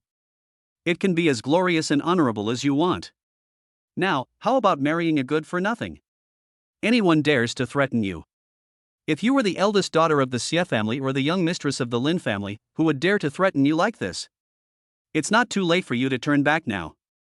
As long as you publicly announce now that you have broken up with this piece of trash, I, Lin Chusheng, will still marry you. By then, you will still be the young mistress of the Lin family.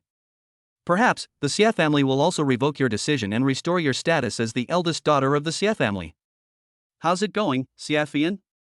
Lin Chusheng looked at Xiafian with a sly smile, waiting for Xiafian's answer. He believed that Xiafian would definitely agree. Before, she was the high and mighty eldest daughter of the Xie family and the president of the Xie group. Suddenly, she lost everything. It's like a person who stepped into empty space and fell down from a building thousands feet high. Now, even someone like Suman dared to threaten her. She must be very disappointed and regretful. At this time, his timely appearance was like a beacon in the darkness, saving his Prince Charming. She would not and could not refuse. Lin Chusheng, you'd better give up on that idea. My husband is clean and upright, 10,000 times better than you. Chapter 56. You dare to play tricks on me. Xiafian glared at Lin Chusheng, then said in a decisive tone. She really couldn't imagine that Lin Chusheng would take advantage of this time to come here and rob.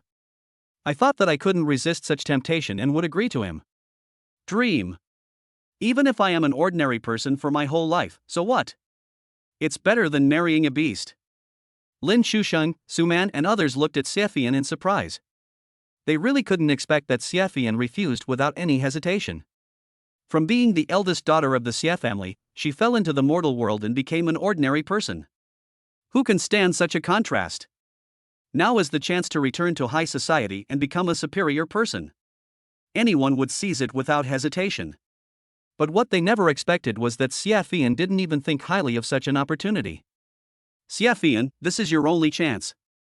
If you miss it, don't regret it. Lin Xusheng still had some hope and wanted to give Xiafian one last chance. Xiafian is so beautiful and has the most perfect figure. Although Suman is also very beautiful, she is still a level lower than Xiafian. If he could marry Xiafian, he would rather not get out of bed every day. Suman turned her head and looked at Lin Xusheng in surprise.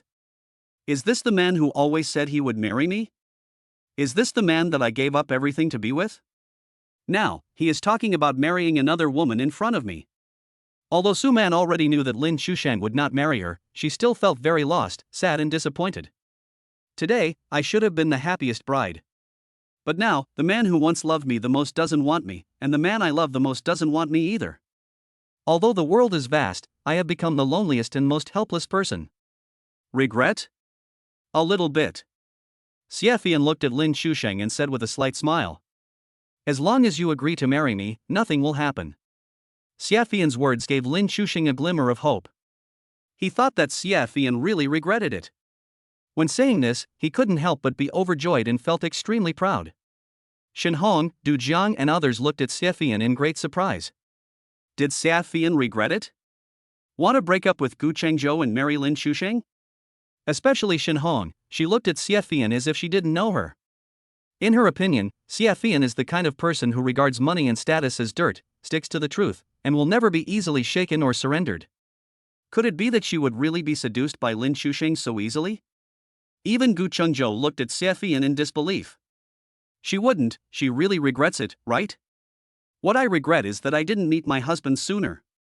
Xiafian snuggled up to Gu Chengzhou and said happily. Hearing Xiafian's words, Gu Chengzhou, Shenhong, Du Jiang and others couldn't help but breathe a sigh of relief.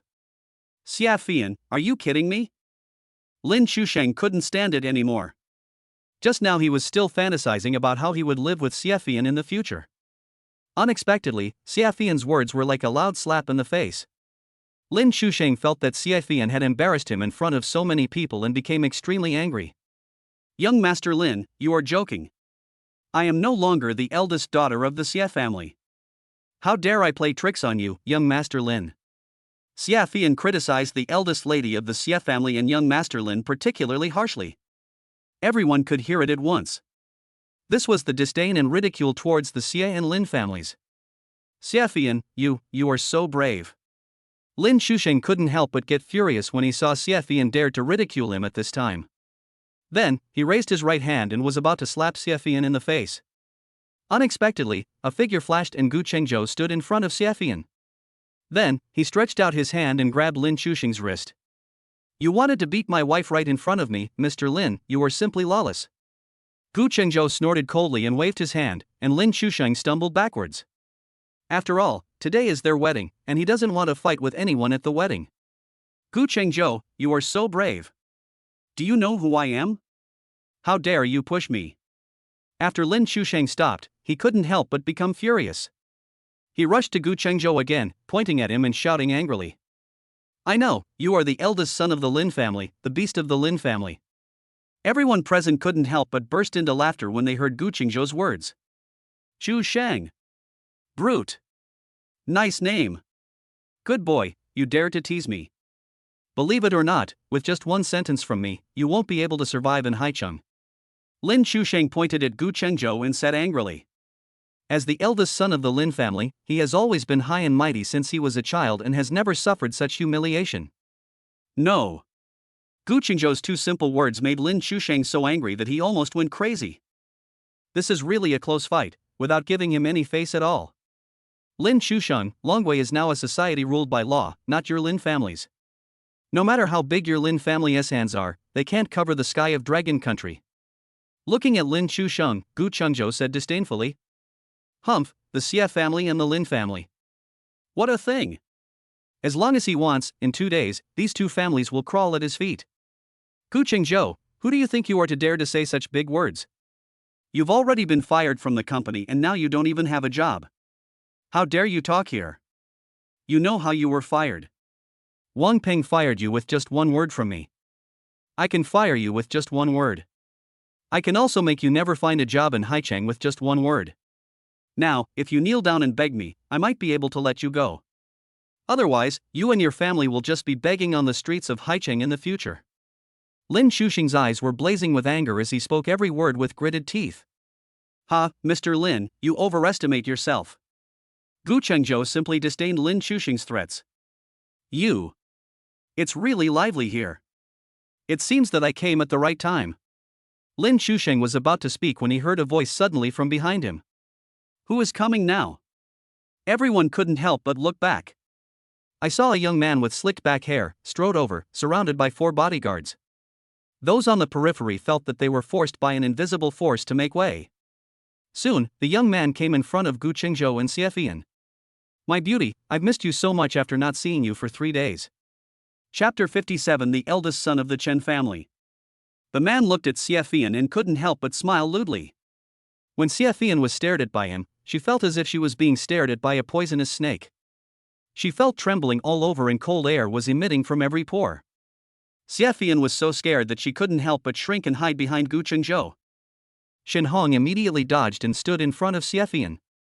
Although Xiefian was dismissed from her position as president of Xie Corporation by the Xie family, she is still her best friend after all. She had already sensed the danger from the young man and his 4 bodyguards. She was only a 2-star warrior, while the young man's 4 bodyguards were all 3-star warriors. In Dragon Country, it is rare to find a family that can hire a 3-star warrior. And at the same time, he can have 4 3-star warriors as bodyguards. Such a family must be at least a century-old family. Moreover, it is not just an ordinary century-old family. Although Shen Hong didn't know who the young man in front of her was, nor did she know why he came here. But now it seems that the man came for Xiefian. No matter what, she would not allow anyone to hurt Xiefian. Who are you? What do you want to do here?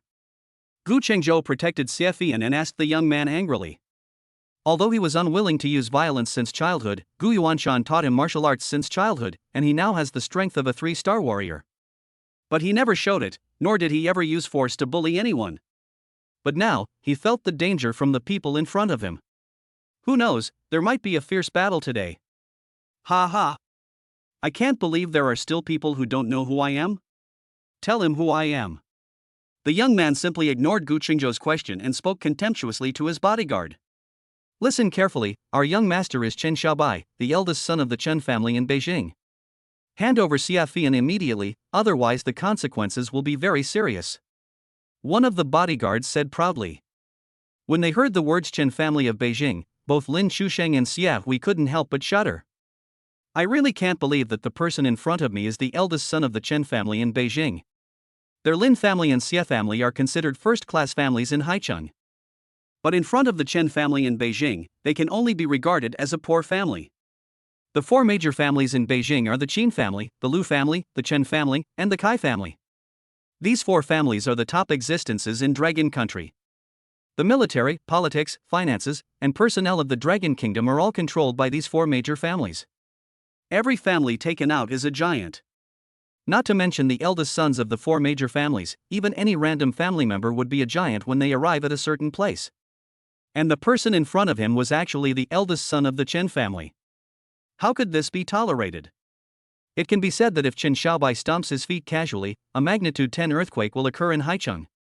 Hello, Mr. Chen. I didn't know you were coming.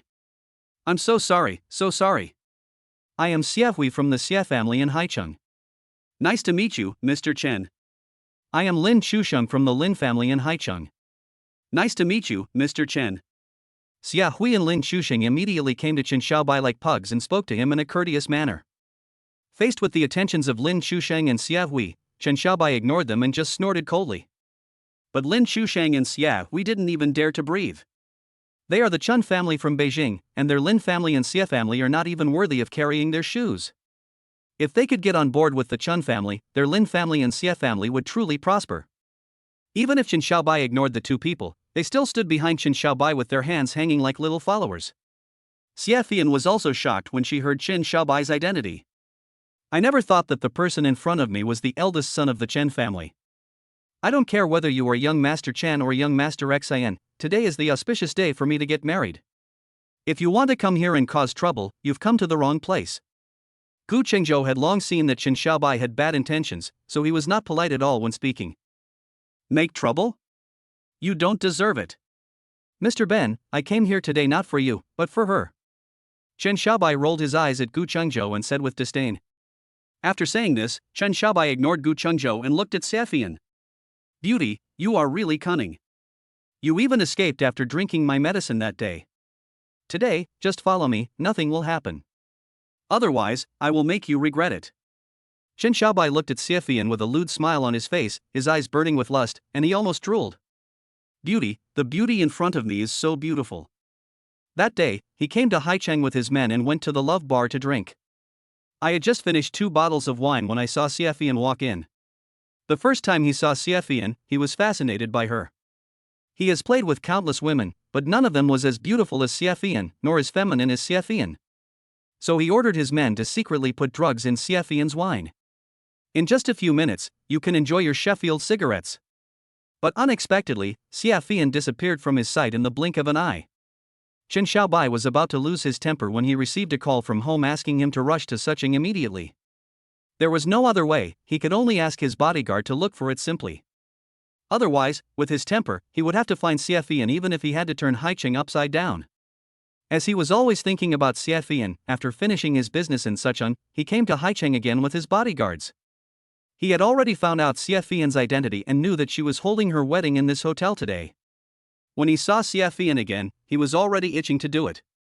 Now, he just wanted to push Xiaofian onto the bed as soon as possible, and he didn't care who she was. Chen Xiaobai, you're going too far. Hearing Chen Xiaobai's words, Gu Chengzhou couldn't help but shout loudly. No matter who Chen Xiaobai is, he dared to tell the groom at the wedding that he wanted to take the bride away.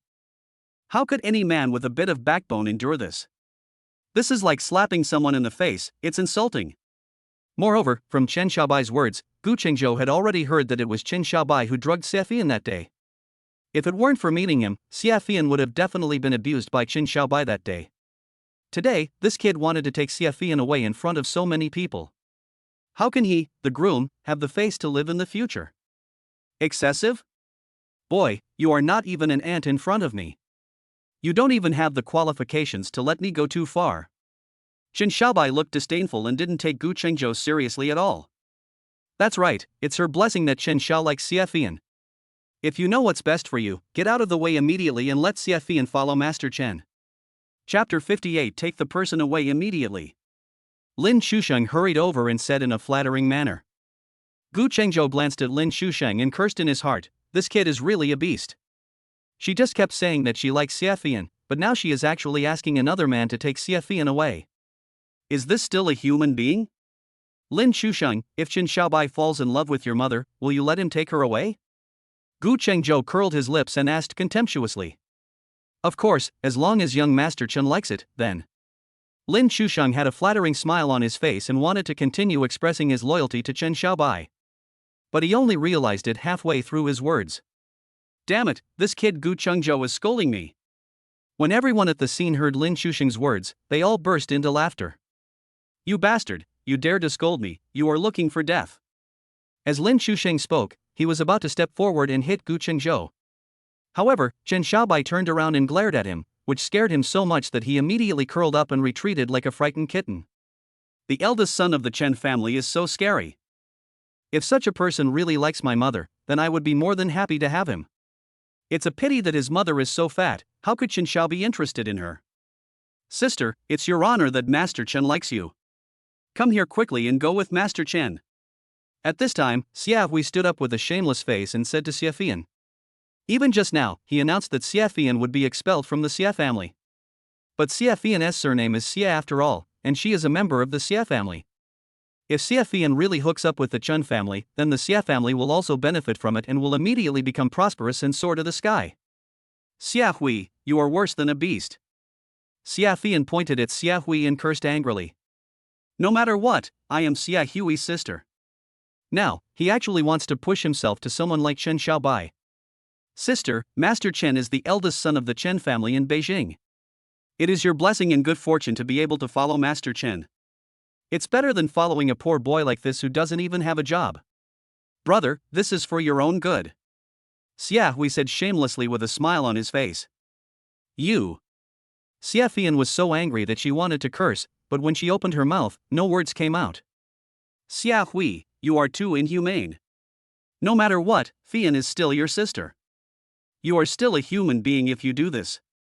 Gu Qingzhou's face turned pale and he shouted angrily at Xia Hui. Whether I am a human being or not, let's put it aside for now. If you don't agree to Master Chen, I guarantee that you won't even be able to be a human being. Xia Hui curled his lips and spoke like a pug. Humph, you're really not a human being. I can't believe that the young masters of the Lin and Xie families are so inhumane. You're still a human being, you're just a lapdog. Don't say that. It's ruining the dog. Everyone at the scene saw that the two young masters of Haiqing turned into lapdogs in an instant after Chen Xiaobai appeared, and they couldn't help but look down on the two of them. Although these people did not dare to speak loudly in front of Lin Xusheng and Xia Hui, they still whispered loudly. Although Lin Xusheng and Xia Hui heard it, they pretended not to hear it. At this time, as long as they perform well and make Chen Xiaobai remember them, that would be better than anything else. As for the gossip of these little people, they don't take it to heart. Chen Xiaobai was very satisfied with the performance of Lin Xusheng and Xia Hui. Xia Fian, I will give you one last chance. Follow me immediately. Chen Xiaobai looked at Xia Fian and said coldly. Xia Fian, what are you waiting for? Come with Master Chen. Sister, don't hesitate, listen to Master Chen and follow him. Lin Xusheng and Xia Hui hurriedly echoed and spoke earnestly. Looking at the two people, Xia Fian's eyes were about to spit fire. These two bastards are so idiots that I never thought they would help the evildoers. Gu Chengzhou and Shen Hong hated them both even more than Chen Xiaobai. If the law didn't intervene, the two of them really wanted to rush over and strangle them to death. He is the eldest son of the two major families in Haicheng. It is such a disgrace to the people of Haicheng. Two spineless, inhuman guys.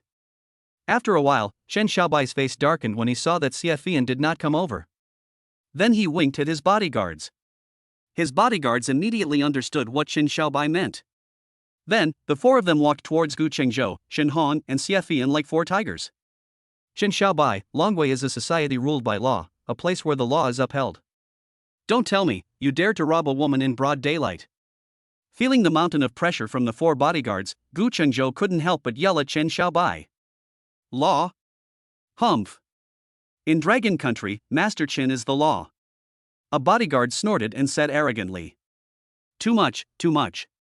What a bastard young master, how dare he be so arrogant?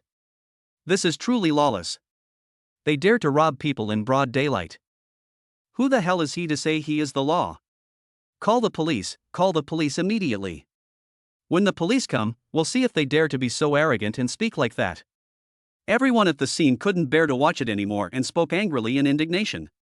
When Chen Xiaobai's four bodyguards heard what the people around them said, they couldn't help but look at everyone with cold eyes. When they were caught in the gazes of the four bodyguards, they immediately felt as if they had fallen into an icy cave. Moreover, it felt like there was a huge mountain pressing down on me. Suddenly, I felt my breathing quicken and my whole body tense up. The pressure was so great that they felt like they couldn't even breathe.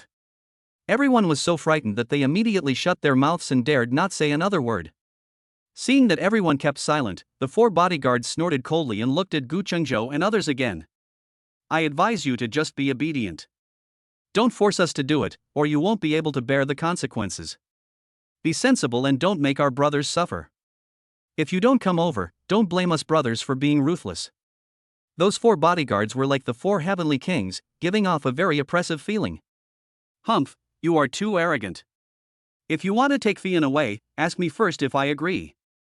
Gu Chengzhou unbuttoned his dress and said domineeringly. Xia Fian was deeply moved to see that Gu Chengzhou was still so determined to protect her under such circumstances. The look she gave Gu Chengzhou was full of tenderness and love. It seems that I made the right choice in choosing a man. At this time, Chen Xiaobai also saw the way Xia Fian looked at Gu Chengzhou, and he couldn't help but become even more excited. Take the person away to me immediately. Chapter 59, KO. Married women are more fun and interesting than young girls. Moreover, looking at Xia Fian's deep affection for Gu Chengzhou, it shows that Xia Fian really likes Gu Chengzhou. What if I took possession of Xia Fian and prevented the two of them from being together? If that happened, wouldn't I be breaking up a loving couple? That's much more interesting than monopolizing a young girl. There are also many who have achieved success. Upon hearing Chen Xiaobai's order, his 4 bodyguards flashed like 4 tigers and pounced towards Xie. How dare you!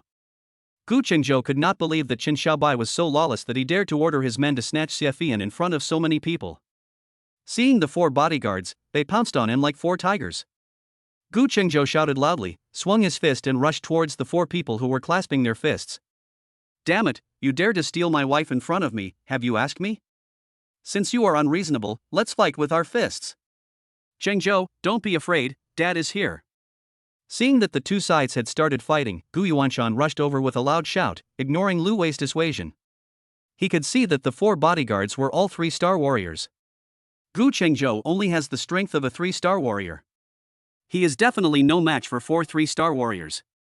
As the saying goes, brothers fight tigers together, and fathers and sons fight together in battle.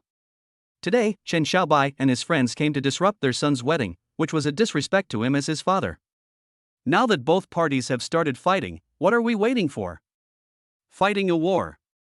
It's better to strike first. Only by knocking the opponent down first will he not counterattack. Therefore, when he saw Guenjo fighting with others, Gu Yuanshan rushed over like a tiger descending from the mountain without hesitation. But what was unexpected was that Shen Hong and Guenjo were knocked away by a punch at the first moment and fell heavily to the ground. Husband. Son. Xie and Gu Yuanshan immediately pounced on Guenjo like lightning. Son. Seeing Guenjo being knocked away by a punch, Lu Wei rushed towards Guenjo with tears in her eyes. Xie was originally going to pounce on Guenjo, but when she saw Gu Yuanshan and Lu Wei both pounce on Guenjo, she turned around and pounced on Shen Hong. Although Shen Hong is nominally only the president's assistant, she is her subordinate. But the two have a close relationship and are best friends. Sister Shen Hong, how are you? Xie rushed to Shen Hong and hugged Shen Hong with both hands. President. Shen Hong was about to say that she was fine, but she couldn't help it. As soon as she opened her mouth, a mouthful of blood spurted out. Chen Xiaobai's 4 bodyguards are 3-star warriors. However, she was far inferior to the other person in strength and was no match for him at all. Sister Hong. Seeing that Shen Hong actually vomited blood, Xie couldn't help but shout anxiously. This was all because of me. It was also because of me that Shen Hong was injured. Xie felt that she was the one who harmed Shen Hong and she felt sorry for Shen Hong. CEO, leave me alone, run. An expert can tell whether something is good or not with just one look. As soon as Chen Xiaobai's 4 bodyguards took action, she knew they were no match for them. Now, only if Xie runs far away, maybe he can escape. Otherwise, Xie would eventually become Chen Xiaobai's plaything. At this time, Gu Yuanshan and Lu Wei helped Guenjo up. Guenjo's face was pale, without a trace of blood.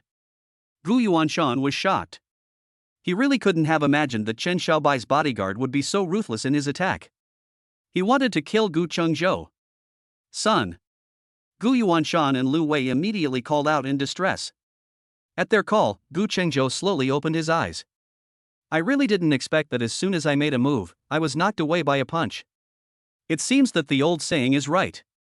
The song never leaves your mouth and the fist never leaves your hand. Practicing martial arts is like rowing against the current.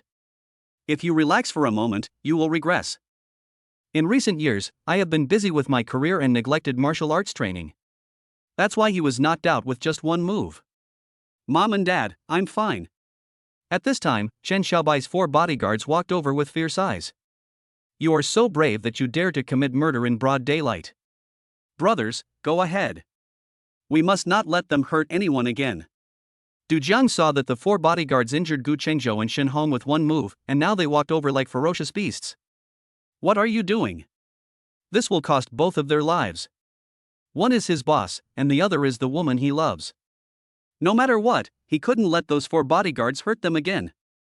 Under Du Jiang's instigation, the groomsmen and Gu family's relatives and friends all rushed over like a tide.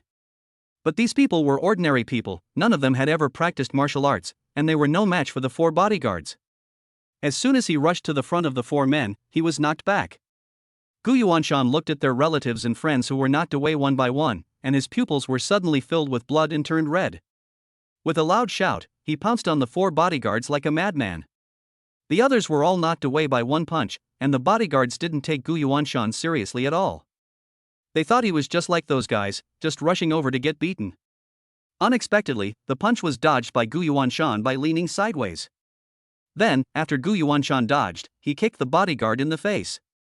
The bodyguard had to jump to the side. "Old man, I didn't expect you to be a martial artist. But what's the use of your old arms and legs?"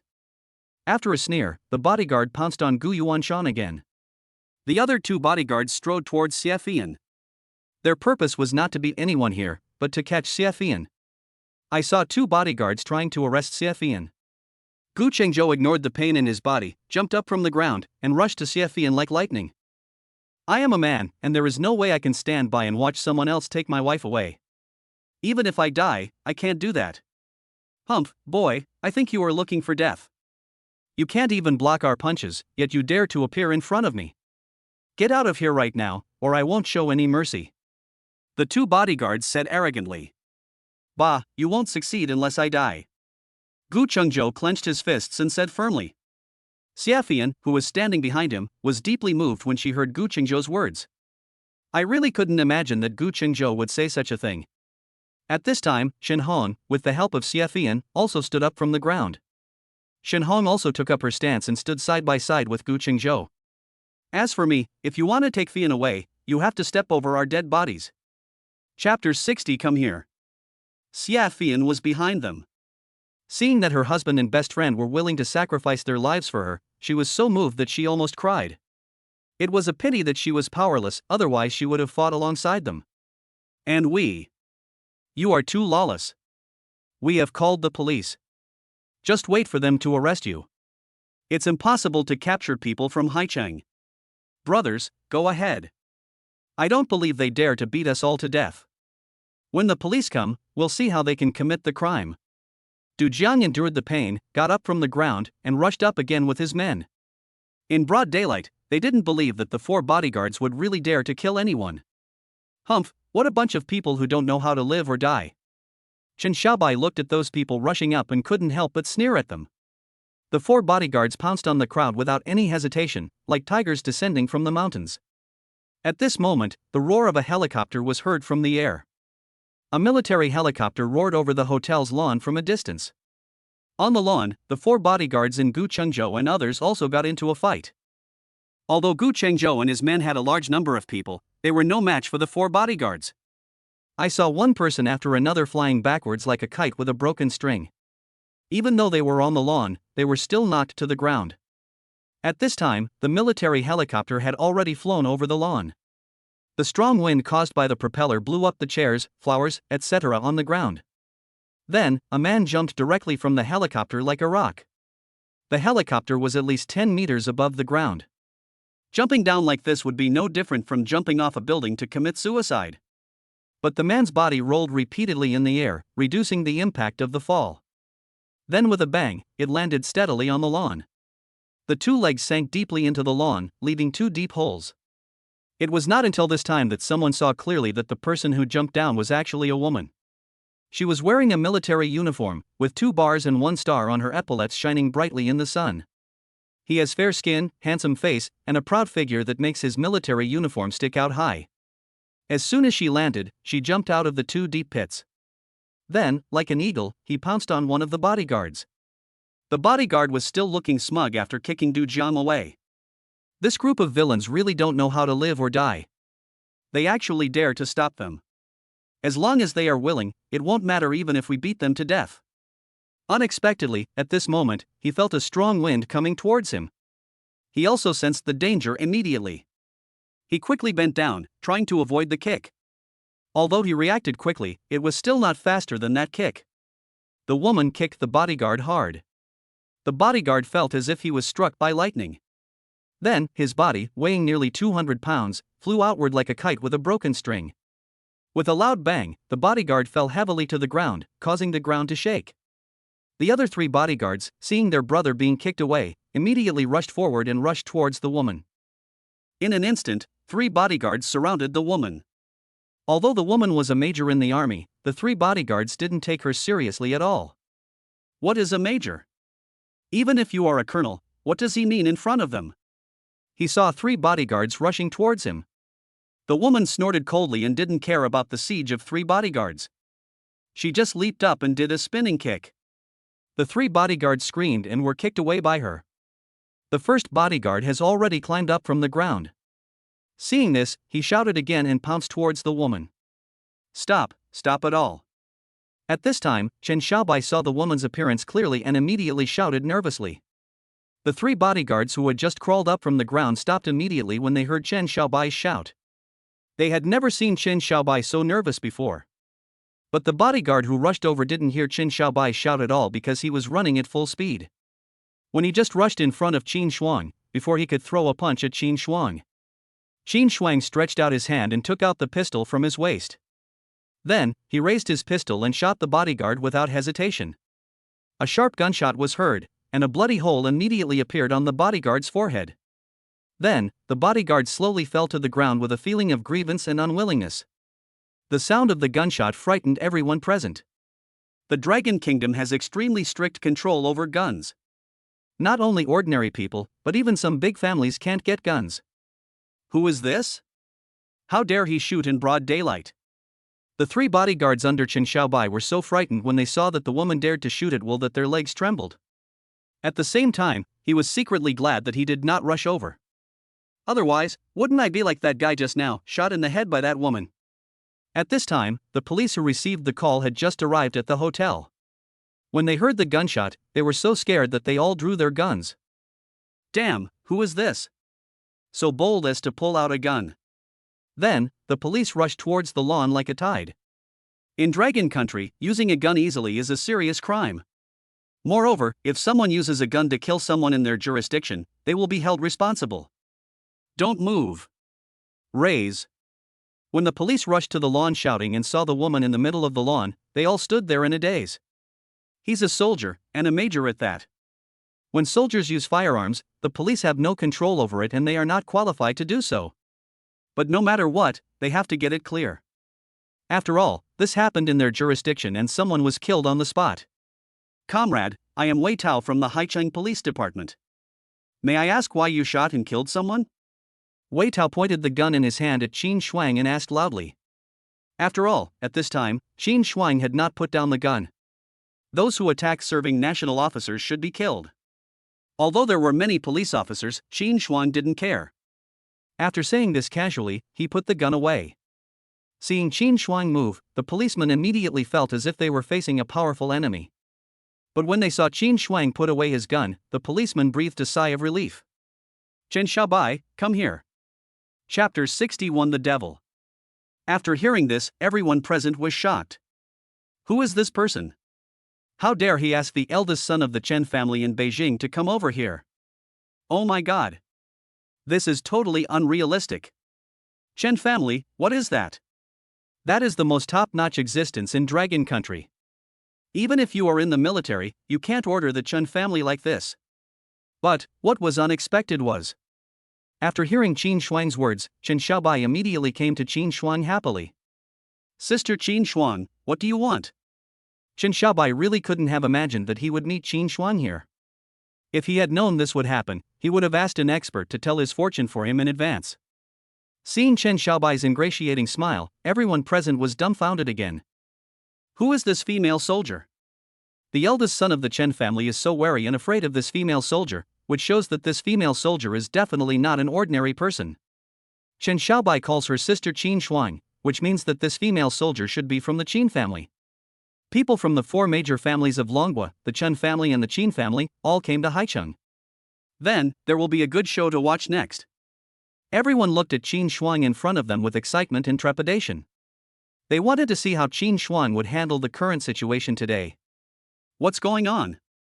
Qin Shuang glared and shouted at Chen Xiaobai. Hearing Qin Shuang's words, Chen Xiaobai was frightened. Why would this female devil care about what is happening here? Chen Xiaobai's mind worked quickly and he immediately thought of a solution. He wanted to put all the blame on Guenjo and Xiefian. In that case, he could escape the disaster and also leave a good reputation in front of Qin Shuang. This. Shut up. Chen Xiaobai was about to speak when he was unexpectedly stopped by Qin Shuang's shout. Qin Shuang's loud shout made Chen Xiaobai so angry that he went crazy. If it were anyone else, he would immediately order his men to charge forward. But facing Qin Shuang, he didn't dare. Qin Shuang is an absolutely ruthless character, as can be seen from the fact that he just shot the bodyguard in the head. Now, others are the chopping board and he is the fish. He doesn't even have the chance to resist. Mr. Gu, what happened just now? Why did this happen? After Qin Shuang sent Chen Xiaobai away, he smiled and said to Gu Chengzhou, "What happened just now is this." Seeing Qin Shuang asking him, Gu Chengzhou told Qin Shuang the whole process from the beginning to now. Qin Shuang really couldn't imagine that Chen Xiaobai would be so arrogant. With a loud bang, Xiao Shuang turned around and kicked Chen Xiaobai away.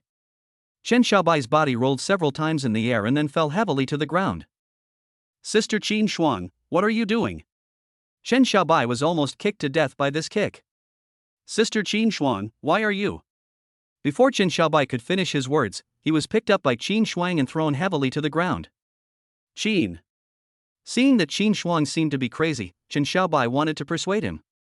But unexpectedly, Qin Shuang didn't give him any chance at all and grabbed Chen Xiaobai again. Chen Xiaobai wanted to dodge, but Qin Shuang was too fast. Before they could react, Qin Shuang picked it up in his hand. Then, Qin Shuang threw Chen Xiaobai's body weighing more than 100 pounds heavily to the ground with an over-the-shoulder throw. Chen Xiaobai's 3 bodyguards watched Qin Shuang beat Chen Xiaobai violently, but they didn't even dare to move. Wei Tao and the other policeman, after understanding what happened. Not to mention stopping it, he even wanted to beat Chen Xiaobai up with his own hands. This bastard is such an inhuman being. Relying on the fact that he is a member of the Chun family in Beijing, he dares to act so recklessly. He deserves to be beaten. Chen Xiaobai's ribs were almost broken by Qin Shuang, and he felt unbearable pain all over his body. But facing the evil female Qin Shuang, he didn't even dare to resist. There was no way. From childhood to adulthood, he had been psychologically traumatized by Qin Shuang. It was as if Qin Shuang was his natural nemesis, and he couldn't even muster the desire to resist in front of Qin Shuang. "Sister Qin Shuang, stop hitting me. I know I was wrong." Chen Xiaobai could only beg Qin Shuang while being beaten. The people around felt so happy and relieved when they saw Chen Xiaobai being beaten. Just now, looking at Chen Xiaobai's arrogant look, he was simply lawless and thought that Long Kingdom was his world. He actually dared to steal someone else's bride in broad daylight. Moreover, he ordered his evil slaves to beat them up.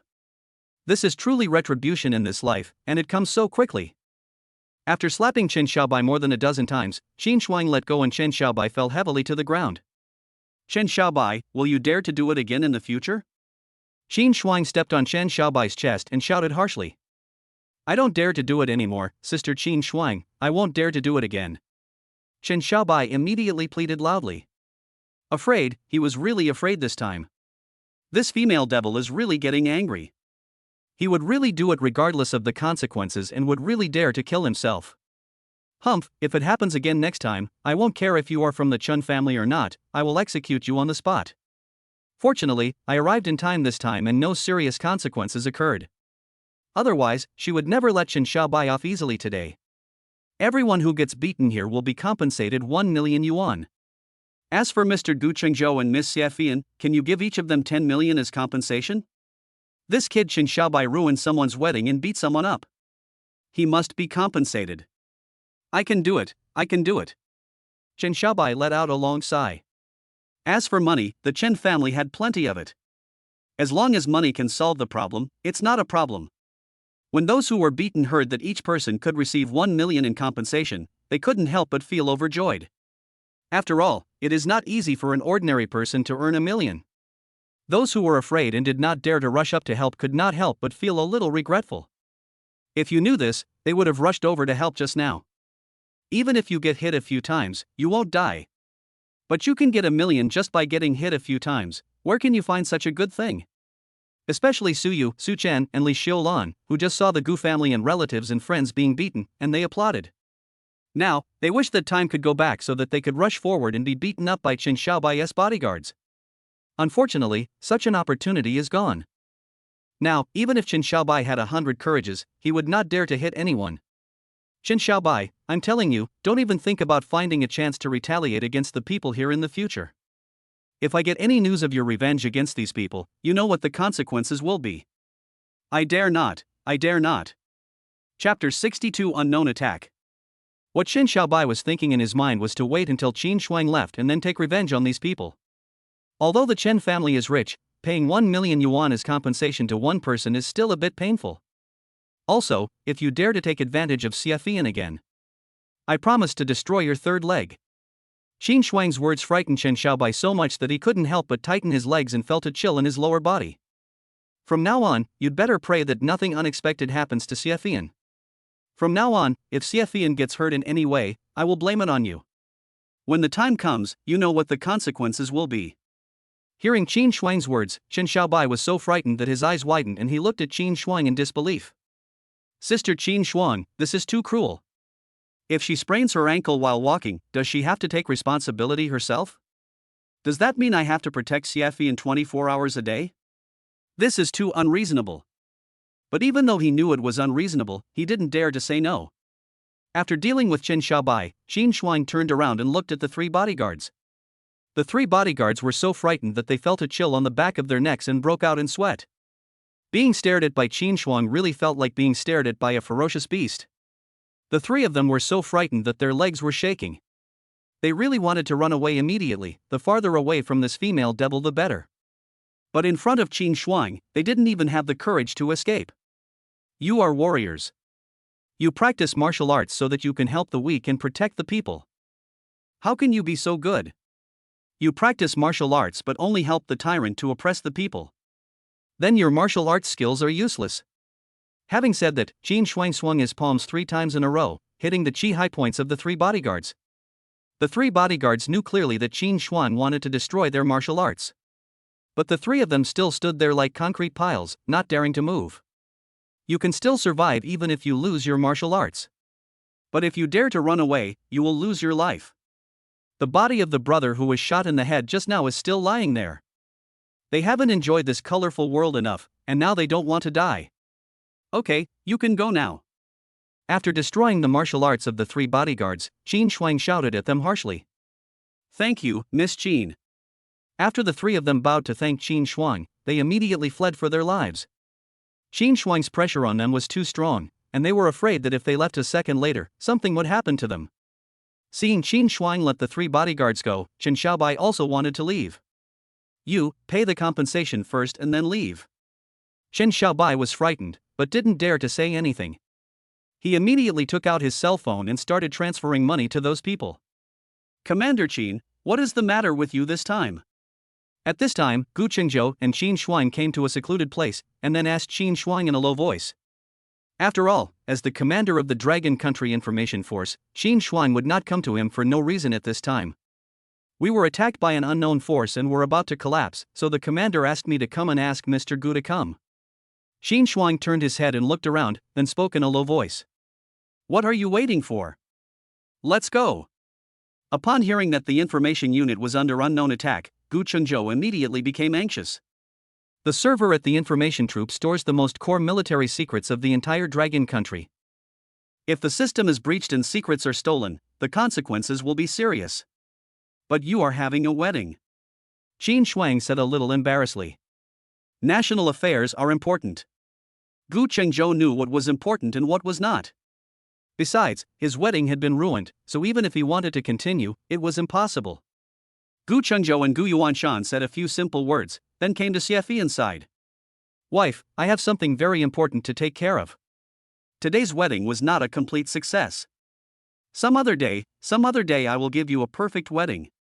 Then, he called Du Jiang and boarded the helicopter. After Guenjo and Du Jiang got on the plane, Qin Shuang gave an order and the helicopter took off and flew to a nearby military airport. After arriving at the airport, several people changed to a supersonic plane and flew towards the Information Force's base in the Western Mountains.